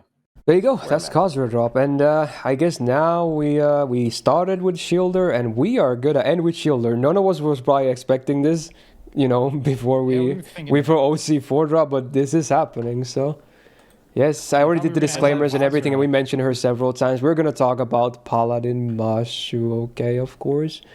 So an actual 5-star Mashu. Can you believe it? Where's the skill set again? It's down here is the third one. This page is a mess. Yeah, they should. They should. Why don't they separate them? They should just separate them. I was gonna say that at the beginning. Yeah. They just need to make 3 separate pages. They should. There's now for sure, at least. Okay. It made sense before when there was barely any difference between them, but yeah, now it should. Yeah. But yeah, they're completely different servants. Yeah, it's Paladin Mashu. Again, the easy main difference now already is that she actually has a 5-star cost. So you do have to pay a price, but you do get a lot of it. But yeah, she now has the full 5-star cost instead of 0. Not 4-star, 3-star, full-on 5-star cost. But let's see what we have on Paladin Mashu. And also you can grail her and bond her like normally. Great. Full load servant. What's her attack set, I believe, is 10,835. Yeah, it's still not super high. Yeah, here it is. So high. Where is it again? There's way too many stats here, bro. Yeah, it's this one, right? It's 10.8k and then 15k, 15.5. Yeah, it's these two. Yes. Yeah, these are the base level 90 values. So it's still not super high, but don't worry. Don't worry about it. That's all I'm gonna say. Anyway, skill sets. So first skill on a 6-turn cooldown, the party gets 20% defense for 3 turns, 20% battery, 30% attack for herself for 3 turns, and 30% crit damage for herself for 3 turns. Great, solid skill. Just a lot of basic but good effects, right? Yeah, can't be mad about that. Spread battery Mashu, we've come so far. Second skill on an 8-turn cooldown, one ally gets special invul for 1 turn. They get 30% battery as well. And then party members besides the target get an normal invul for 1 turn. A lot of protection and some more battery. So now it's basically spread 20 and then give someone 30. So she can give someone 50 total. Very good. Third skill on a 6-turn cooldown, she gets the taunt for 1 turn, the same 400% MP gain for 1 turn, and then now she also has this on defense activation buff for 3 turns, so whenever she gets attacked for the 3 turns, she gets 10 stars per hit. So there you go. Now she can generate quite a bit of stars too, potentially, especially on this turn that you activate the zone, but then, you know, random pot shots and whatnot can also generate more stars. And then there's the other skill too. Yes. So yeah, I mean, I guess we'll cover the MP sense. First. I think, yeah. Because I've been actually thinking about how to script the hot take for this character, and I ended up covering the MP. Yeah, I think we're gonna cover this kit first, but yeah, we'll get to the second variant soon. But yeah, past this we got mostly the same, but then new additions. So 20% debuffers is still there, and the same with the 6% quick up. The quick up is like whatever. The bond is still there for, you know, specific main quests. But then we have the 2 new passives. Territory defense buff for 5 times. So for whenever the battle starts, for 5 hits, the party members besides herself cannot take more than 1,000 damage. It will hard cap the damage they take to 1,000 for the next 5 times. That's pretty damn ballin'. Like, holy, pretty damn cool. Like, that's shielder stuff right there. Yeah. Okay, that's every battle, by the way. And then she also now gets a 1,000 damage cut permanently. Crazy. Crazy to have that permanently. Like, that's so much mitigation. Holy. Yep. And now, again, same append still, but now it's even better because she could actually do damage as well. We'll get to that very soon. But yeah, against all extra classes, basically, 30% more attack. So the Paladin MP number 1, this is the one you start out with, the support MP, if you will. So the party, again, we still have MP3, by the way, 7,550 damage cut for 3 turns. Wow, that increased a lot too. Again, at that point, enemy needs heavy crits or MPs to do damage to your guys. They also get debuff immune for 1 time 3 turns, 30% attack for 3 turns, and if there happens to be a threat against humanity enemy on the field, the whole party gets 50% MP damage for 3 turns. Then she gets this Holy Sword charge buff for 3 turns. So the MP changes for the next 3 turns, and so does skill number 2 for 3 turns. And then skill number 2 gets -5 turns of cooldown reduced. Also, the party gets 30% defense for 3 turns on base overcharge, scaling only up to 50. Like, that's on top of the crazy damage cut as well. So they're pretty protected at that point. So let's go. First thing to note here. Yeah, oh, sorry. go for I it. just want to add something. So first thing to note here, the transformation MP the 3 turns counts the turn when she uses the first MP. Yeah, so she has it for only the has next 2 2 turns. of- Yes, yes. Yeah, Very, she only very has 2 turns good across. thing to point out. Yes. Okay. Okay. But yeah, then we go back. We'll look at skill 2 again. This has now changed. So again, still the same 8-turn cooldown, but it's going to be like 3 turns minimum, or like at most when you start off with this because of the MP. But then you can use other effects to reduce it too. But yeah, so what does it do now? Well, you get 100% MP damage for 3 turns. I mean, yeah. And then for every what is it? You get 4% gauge per star as well. Per star, yeah. It would eat the stars though. Yep. Yeah, So it does it's consume 100 stars, battery. but it's a crazy amount of battery you can get from this. So you can get up to 200% if you have 50 stars consumed by this. Wow. And then it also does 2k damage to herself, which cannot be lethal. It's not that bad of a demerit, really. But yeah, you crazy amount of MP damage for 3 turns, and then also, potentially... Well, if you play it correctly, you get a free MP as well. And that's why Koyan tends to be paired with her, so you can immediately use it after Morbin. So you can fire off 2 MPs with the transformation. But yeah, let's see the MP then. This is the now changed Buster damaging MP. So before damage, she gets Invul Pierce and Ignore Defense, both for 1 turn. Very cool, so it includes face cards as well. Does AoE damage, which also does 200% extra, super effective against threat to humanity enemies. Flat. Full buff removal. It is after damage, but it's still nice to have. And then before damage, she gets 20% Buster up for 1 turn on base overcharge, getting up to 40%. And this hits hard. And especially when you do the Oberon thing on wave 3. She has like the damage ceiling now. Just like that. Yeah. It's an upgraded MP, by the way. It's not 300 to 500 scaling. It's oh yeah, 400 true. to 600 That's also worth scaling. noting. This MP damage scaling is better. It's like the upgraded, yeah. In terms of raw MP damage, because I just We are still did capped at damage. MP3, but it's still like the actual value itself is upgraded, or as if were upgraded. I'm telling you, In terms dude. of This is the damaging NP I was talking about. I think this is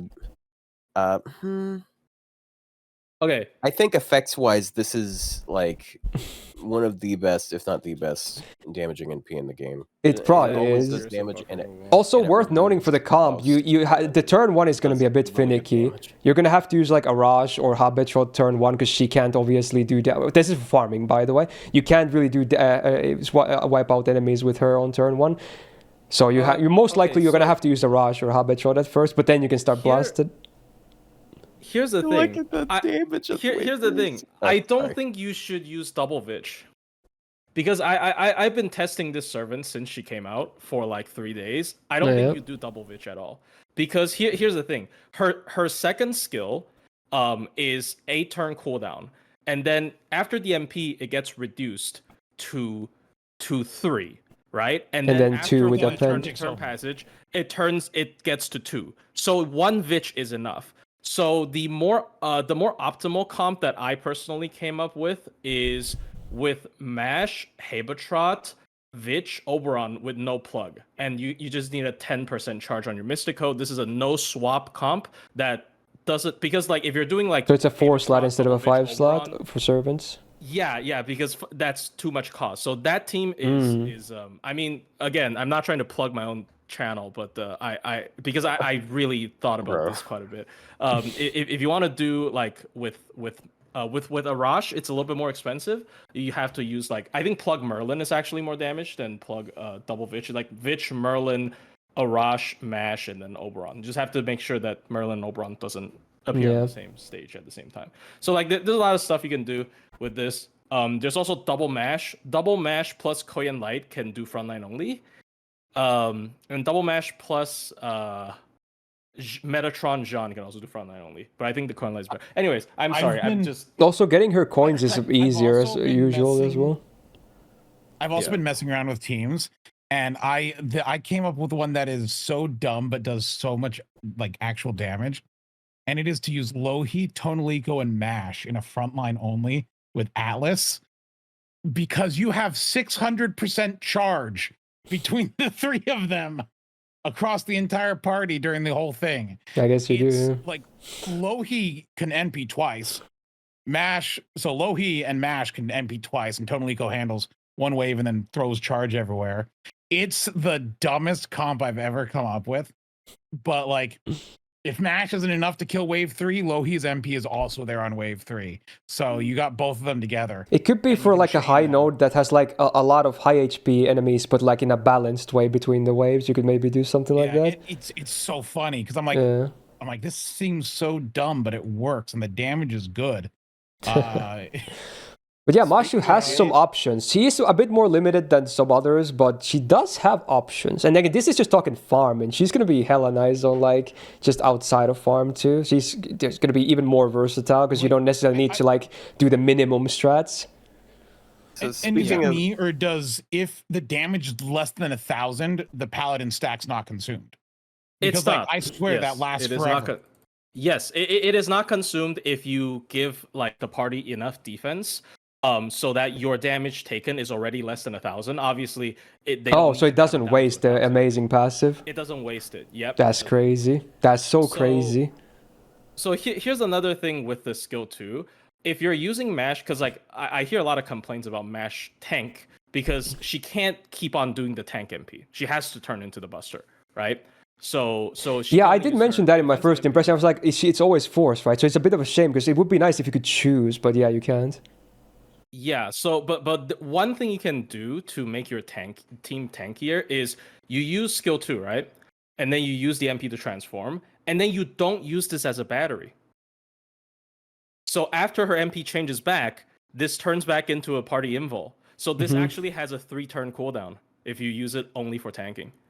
So the skill 2 actually has a 3-turn cooldown. Yeah, honestly, that's not a bad compromise, actually. Yeah, that's still a ton of protection. Yeah, the passive, the MP occasionally, and then saving this cooldown only for this version, that's still a ton of protection, right? Yeah. So she can solo a lot of stuff. I was able to solo a lot of stuff with her because she can just cheese bosses by spamming this invul. And I don't know, it's so good. Like good farmer, good tanker, good party charger. I mean, debatable. It's crazy that they gave us one such an insane unit for free. It's crazy.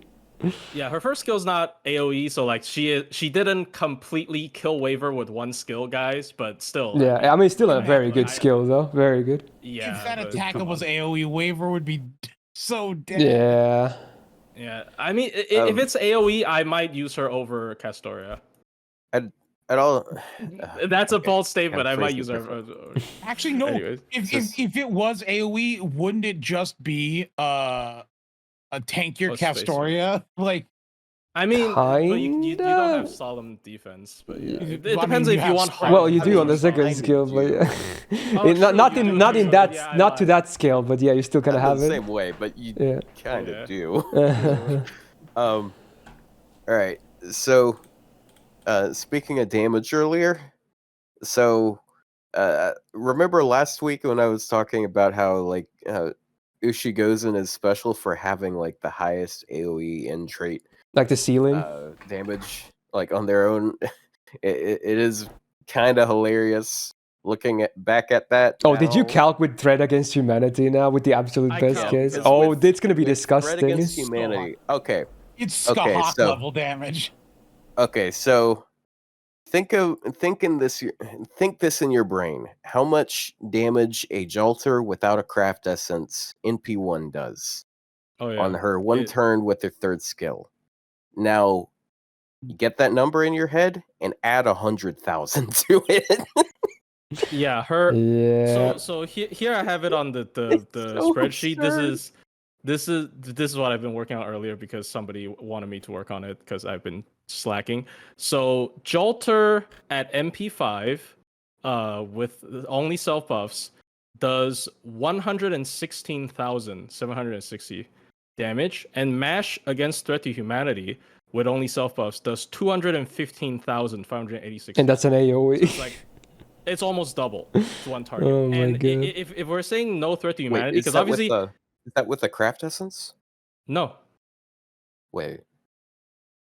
I got, Against Earth I guess I Humanity. got it. Wait, did you count the? Because her Yeah, the MP 50% transformation also MP gives her damage. 50% Yeah, you more get the MP damage, 50% MP and damage then here it if there's gives threat to this. Oh, humanity. yeah, I did count that. I Oh, counted so 150%. I hope I didn't fuck it up. Oh, I hope I didn't fuck Yeah, it up. 150%, and then she has 30% from. So she has 60% attack, 20% buster, 150%. I don't know. Yeah, I hope I didn't screw it up because I'm I kinda in estimated charge it with this lower, and shit. it's still ridiculous. Like, Yeah, that says a lot. Neutral damage wise, like her NP, like neutral does as much as Tyrant's. Musashi at Like, MP2. Mm. Yeah, Like, Musashi. Well, she Tyrant- can't get to well- MP5. She Yeah, can't get to I MP5. agree with Chad. If you're It's checking funny the- because remember she's So if you're MP3, so they can still upgrade her in the so- future.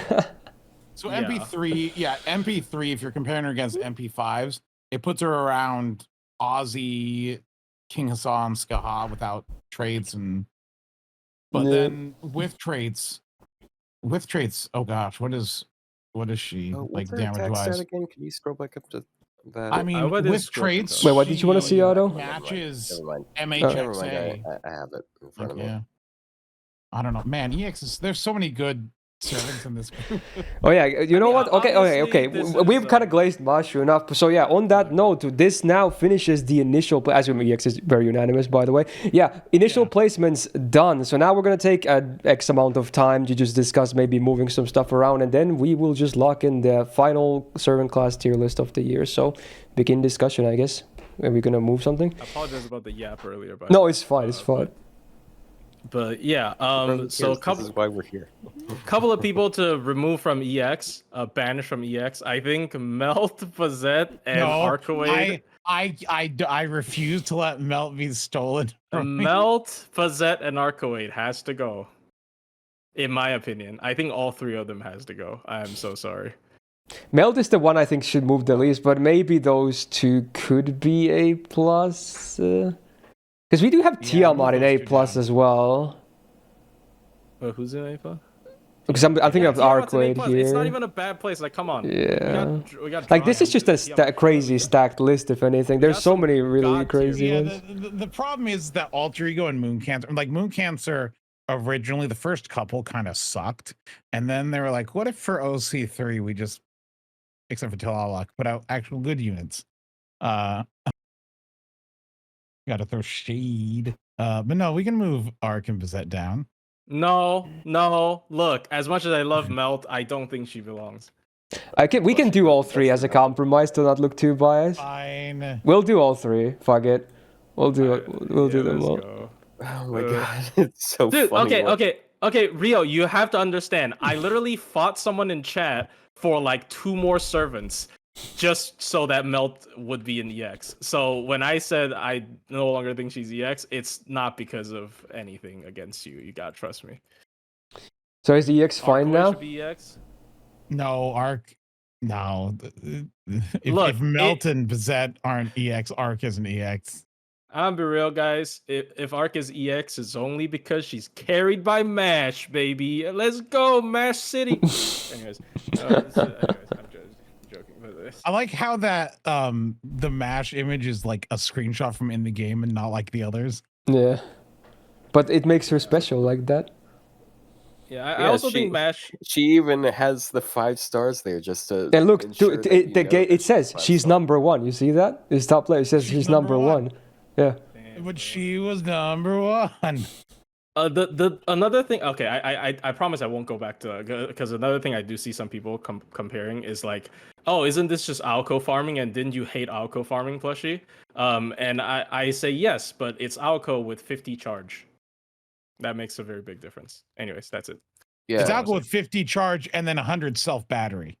I mean, Alco already as has well. 100 self. Well, I know, but it's like 50 charge and then On top of 100 that. self battery.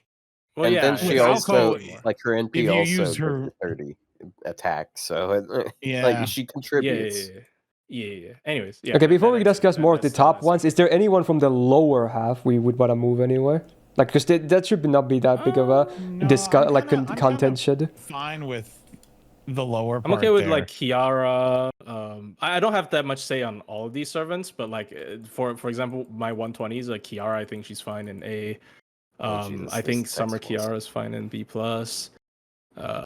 Well, I don't know if it's because I'm biased, but I would maybe swap the places of Bunyan and Summer Kiara.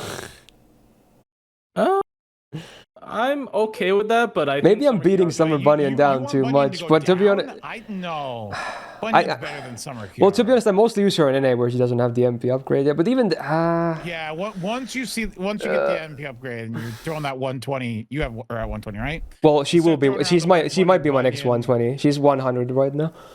Okay, well, 120 her then, and once her MP upgrade comes out, and she'll be just smashing things. Like I think Bunyan is. Well, she does have the far. Again, really it's the effective. Kintoki angle. It is. I guess it is. Yeah. Yeah, it's the Kinto. I mean, I can see it being swapped. I'm not saying it's absurd or anything. No, I can see it. I can see Bunyan moving down. Maybe. I don't know about we don't need Kiara. both Kiaras in A. Yeah, I don't think because I think Summer Kiara Alter is objectively better than the Moon Cancer one.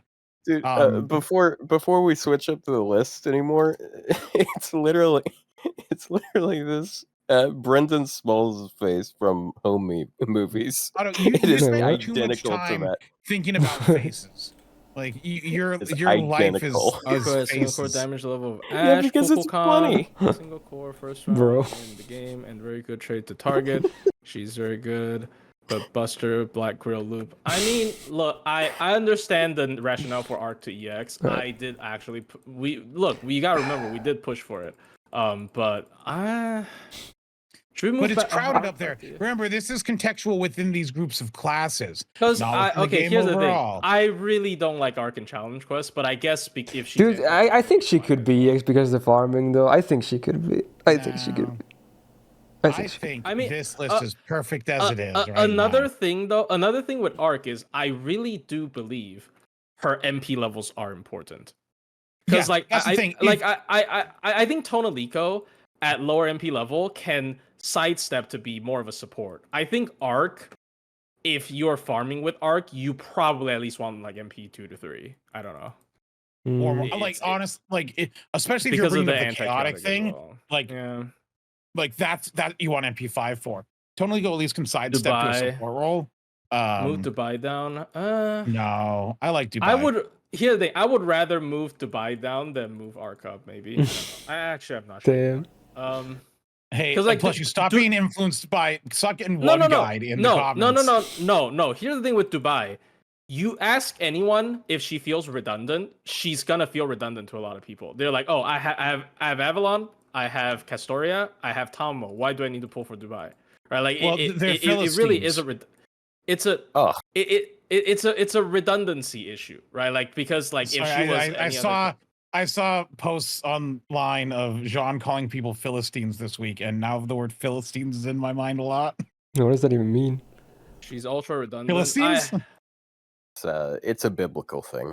It's a biblical thing. It's like an insult of someone who has no sense of culture or art, or something like that. And so it's like, it's a biblical insult. And so of course Jean would be throwing it around, right? But yeah, I don't know. I can also see. Who cares about redundance when you're good? Like she's literally like if you're not taking if you don't need Tamamo for the cooldown, she's just better Tamamo in that case. Like way better. Like Tamamo's thing is cooldown. That's all she has now. No, just heal. Well, the heal can be handled by other things. Like Castoria. I mean, you don't need a heal when the enemy does 0 damage to you. You're right. True. I guess you're right. I just think BB is good. That's fair as well. I mean, maybe I don't know about Arcueid. I don't use her enough, and it's because she's MP2. I think I have her MP5 and I've used her. Important. See, the thing is like I don't know how NA people are like rooting for Arcueid because in NA she's absolutely dreadful to use right now. Like for multi-core, no, right?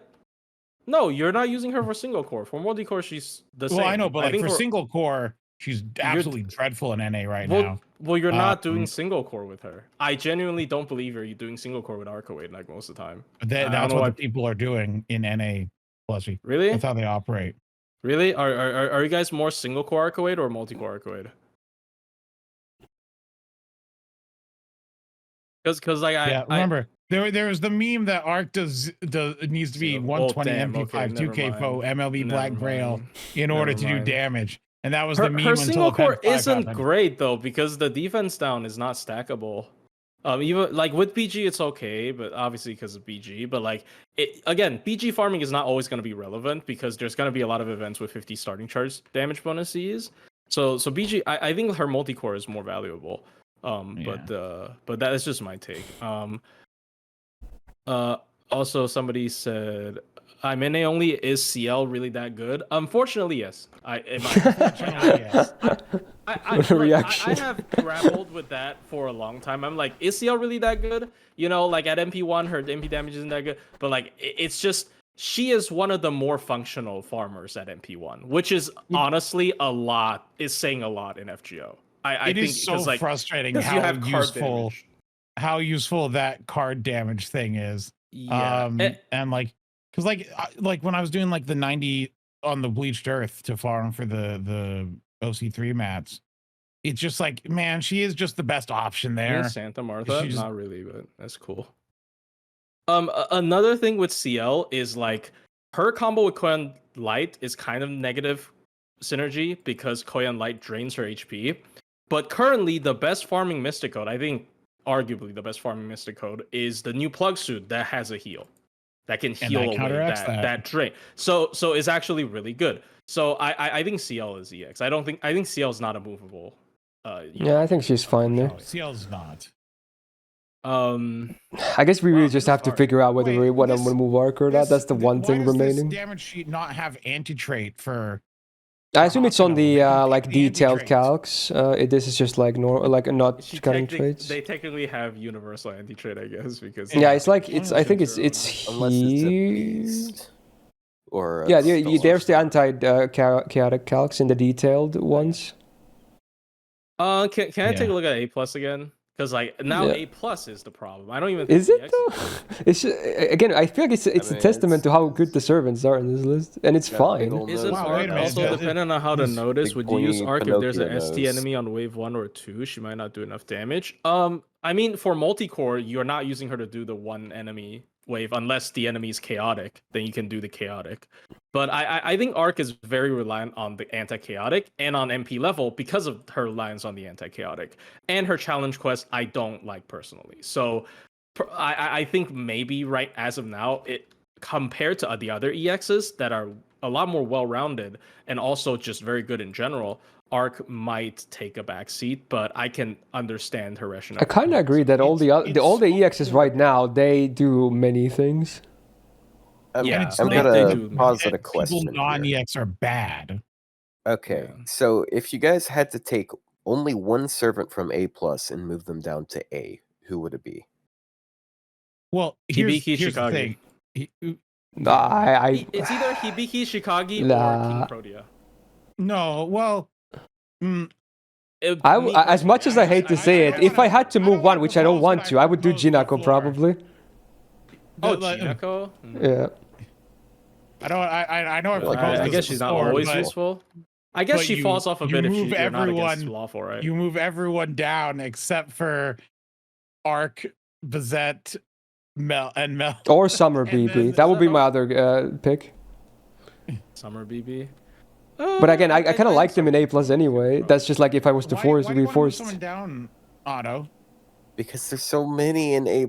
Yeah, but that's a testament to how good these servants are. It's not a problem. You know? But now you have a problem 15 weeks in. Because there's almost double the amount as there are in the A. But look. Okay, so if you want to do that solution, then we move everyone in A down one spot, and then we filter A+ into two groups. We do this again. Same thing last week. Sure, we can do that.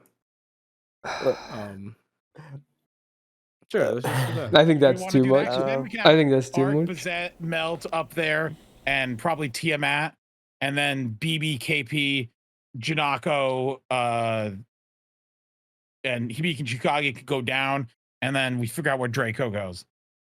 Draco, look, if you're moving stuff down, Draco's staying in A+. Yeah, she's minimum there. She can't go below A+. Suggested A-.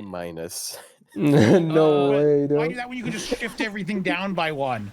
It's the same. Like A- is the exact same as B because it's a relative list. It's literally the exact It's same. relative. So just move everyone down except in A and below, and we break. Okay, up we can again. move one. I think. Okay, instead of doing the crazy thing, we can move one from A plus to A. I think, but we just have to decide who it is. One. Jinako. One. Just one. I think Because one. like the thing is I think BB, KP, Jinako, Hibiki Chikagi don't fit in with the rest of these, but they're better than the ones below. So that's why I'm saying, like, do you feel that BB, KP, Jinako, and Hibiki Chikagi fit in with the rest of those? No, I think they're slightly worse, but they're better than the ones below. So that's why I propose. Do we actually do a big movement moment here then? Do you guys agree? I agree. I agree with Rio. So we move everything down and then split A plus at A like that?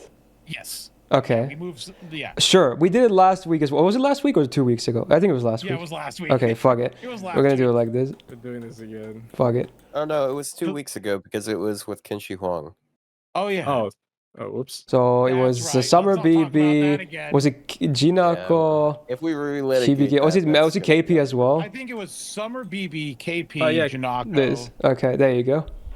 and Hibiki Chikagi. The great movement of the final tier list has been Does that done. look better, Otto? There you go. Honestly, Yeah, it I doesn't kind of look like that. I kind of like a that. more normal face. I kind of like I that. do The think great that is better demotion. because I definitely think there is a gap between KP, BB, and the others. Like, Yeah. you know, there's definitely I a guess, gap. yeah. I kind of having agree them that on there the should be same- a difference there. Yeah. I guess yeah. Yeah. I guess Relative, Jinako again, like Jinako probably is like she also relies on hitting them awful, right? Kind of more Yeah. or less as a support. A part of me As wants maybe to not. move Mush to A though. Nah, Sure. we're good. Oh, you mean Mosh? Like base Or Mashu? base- at least the original? base one, maybe even Orthodox. No, I don't care. Honestly, look, I'm not gonna. The base one and the Orthodox, to me, they're just zero cost backline, so they're the same character Well, to me. But that's Are they nice. more or less. Are they better or worse than Hakuno though? Hakuno. I like I think Mushu more. Hakuno's- like, if you're gonna play the game with them, Hakuno's way better to play them with. So that's why I don't want to move them. No, I mean base Smash has the defense. Yeah, and has Hakuno's to card take zero shuffle. damage. Thing. Hakuno, you get to press the funny button 10 times. Oh, Yeah, but we have I many know. servants that do They funny buttons reset like that. because it wasn't enough. Mm. I mean, it No, depends on it's what usually, you do. it's again. usually enough. It usually Not depends for on my what hand Buster you're going chain. for. Not for well- my Buster Brave chain. I will say I was doing a run and I had 250% charge and I needed double buster. And I got down to 30% charge before I got the double buster. But most of the time it's not that bad. Most of the time it's like just a couple shuffles. But that's why their MP gain is so cracked. Because that has to be why. I can't imagine they would let them refund 80% off an arts card if it wasn't to enable shuffling fun time. Yeah, they made it so they can overflow for. Yeah. for that. Also, we had some people pointing out the terminology. I think refund means if you spend but you get something back. So technically, Yes. card gain isn't refund. Yeah, but Yes. you know what? Yeah, those are I gains. said last week. And he Okay, ignored I understand, me. but like when I say like, yeah, the arts card, refunds 80%, like you spent the time pressing the arts card button. and Yes, spend in the return- time. No, you can't use that, bro. That's in that's return, I twisted. get 80% charge. you can't use that. You can't use that. I I'm spent time redefining picking my cards. words. Yeah, I spent time picking battery cards. So is Arc a refund looper now? That's just purchasing, because refunding, you have to refund the same thing. So fine, I so purchased some no, arts. joke. I purchased this 80% yes, charge. you purchase 80. Yeah, exactly. You purchase 80% charge. Anyway, so. Honestly, I think I might just log in it. It's gonna. There's never gonna be like a one thing that's gonna be something that everyone's gonna agree to again. One, I am supportive of the idea of moving base Smash to A. Just base, not It's orthodox. already Just ended, base. I'm okay so with that. I'm it's okay with already that. Good. I'm okay with I that. mean, I don't And care. also, Just move her. I don't care. one more, which is not really that important, but you need to switch Bunyan and Kiara around because their Oh, their release order was different. Yeah, you got to read this. Oh, you mean like the placement order, like this? Oh, yeah, true. Yeah. Fine. Okay, this is the last movement. Go hideaway. There he goes. There he goes. That is it. Good. All right. With that, I locked it in. There it is. That's locked in. Look at that. Oh, you moved it in the last second. I did. I moved base Mashu to A. I did it. That was the last movement. It is done, and that is 2025 servant class tier list done. Woohoo! Can't wait to see the reception. There's probably gonna be several angry comments about several popular servants, but you know, it is what it is. I mean, it's not the first rodeo. Probably just Arcueid, yeah.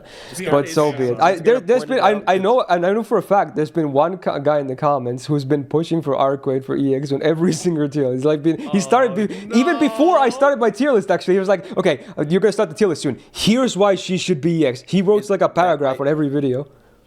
That might be the guy that left like 5 paragraphs in chat. Like, he writes a lot, so maybe it's the same guy. I don't know. How is it my fault? I literally pushed for EX when I first started rating her, but like, look.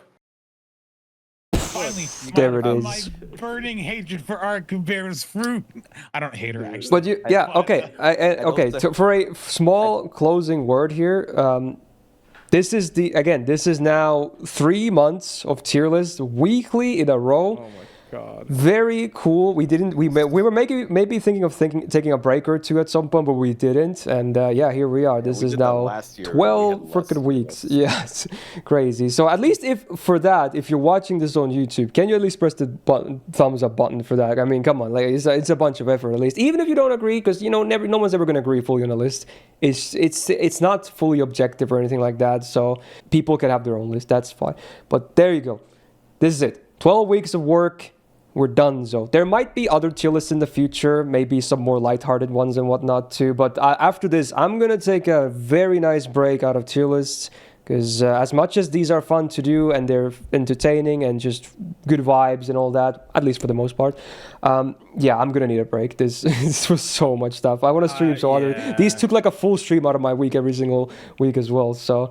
Hopefully at least understand about that. And again, for the new servants that were also released, we're not going to place them right now, but again, chances are we might do these again next year because, we're fun like that. So if you want to see these again last year, again, another reason to press the thumbs up button. The better these lists do, the more motivation and all that there is, of course. And subscribe for more. Again, you might not see gameplay tier list for a while, but there's a lot of other content on the way. Also, check out my co-host channels. They are all linked very nicely near the top of the description. Very easy to spot them. Otto also has his lovely Smobcast he does on every Sunday. This might be a topic there as well tomorrow, but probably also a lot of OC4 talk, if I had to guess. So do check that out. But if you can't make it there live, he posted up on his YouTube channel as well, so you can easily catch the VODs. Very cool. But yeah, that's. Do you guys have any parting words? Any words for like this? Not just this list, but this whole experience or anything? Anything you want to say? 120-year mash. Based. It's been fun. Yeah, it's every year we get to talk about every servant in FGO. It allows me to like revisit some characters that I'm not the most familiar with, which is pretty nice. I got at least one thing to say too. There were a couple times where I got shat on for playing a game at the same time. I'll have you know that what I was doing was idly parkouring when I was talking. I was not engaged with the game at all. I mean, honestly, just like a round of applause for my lovely co-host. Like, yeah, I'm yapping here a lot, but man, they're yapping like a crazy amount too. Come on, they were here for like every single week. We had at least 2 of this Mobcast members here. Like, that's crazy. I would seriously, I could never even do this solo anymore. Like, sure, in takes aside, it would just be way too much for myself to do alone. So just having these lovely guys here, just co-host this whole tier list stuff with me is like it's the only reason why I can even do this still in the first place, because we have way too many servants nowadays. So yeah, big final hand for my lovely co-hosts. This video will now come to a close. So hey, also shout out to my patrons on the screen right now, and Suits for being a big YouTube tier member. And who knows when you'll see us again together next. Hopefully at some point soon in the future. But yeah, that'll be it. And hopefully you enjoyed these. And see you in the next one. Bye-bye. Bye. Bye. Bye bye.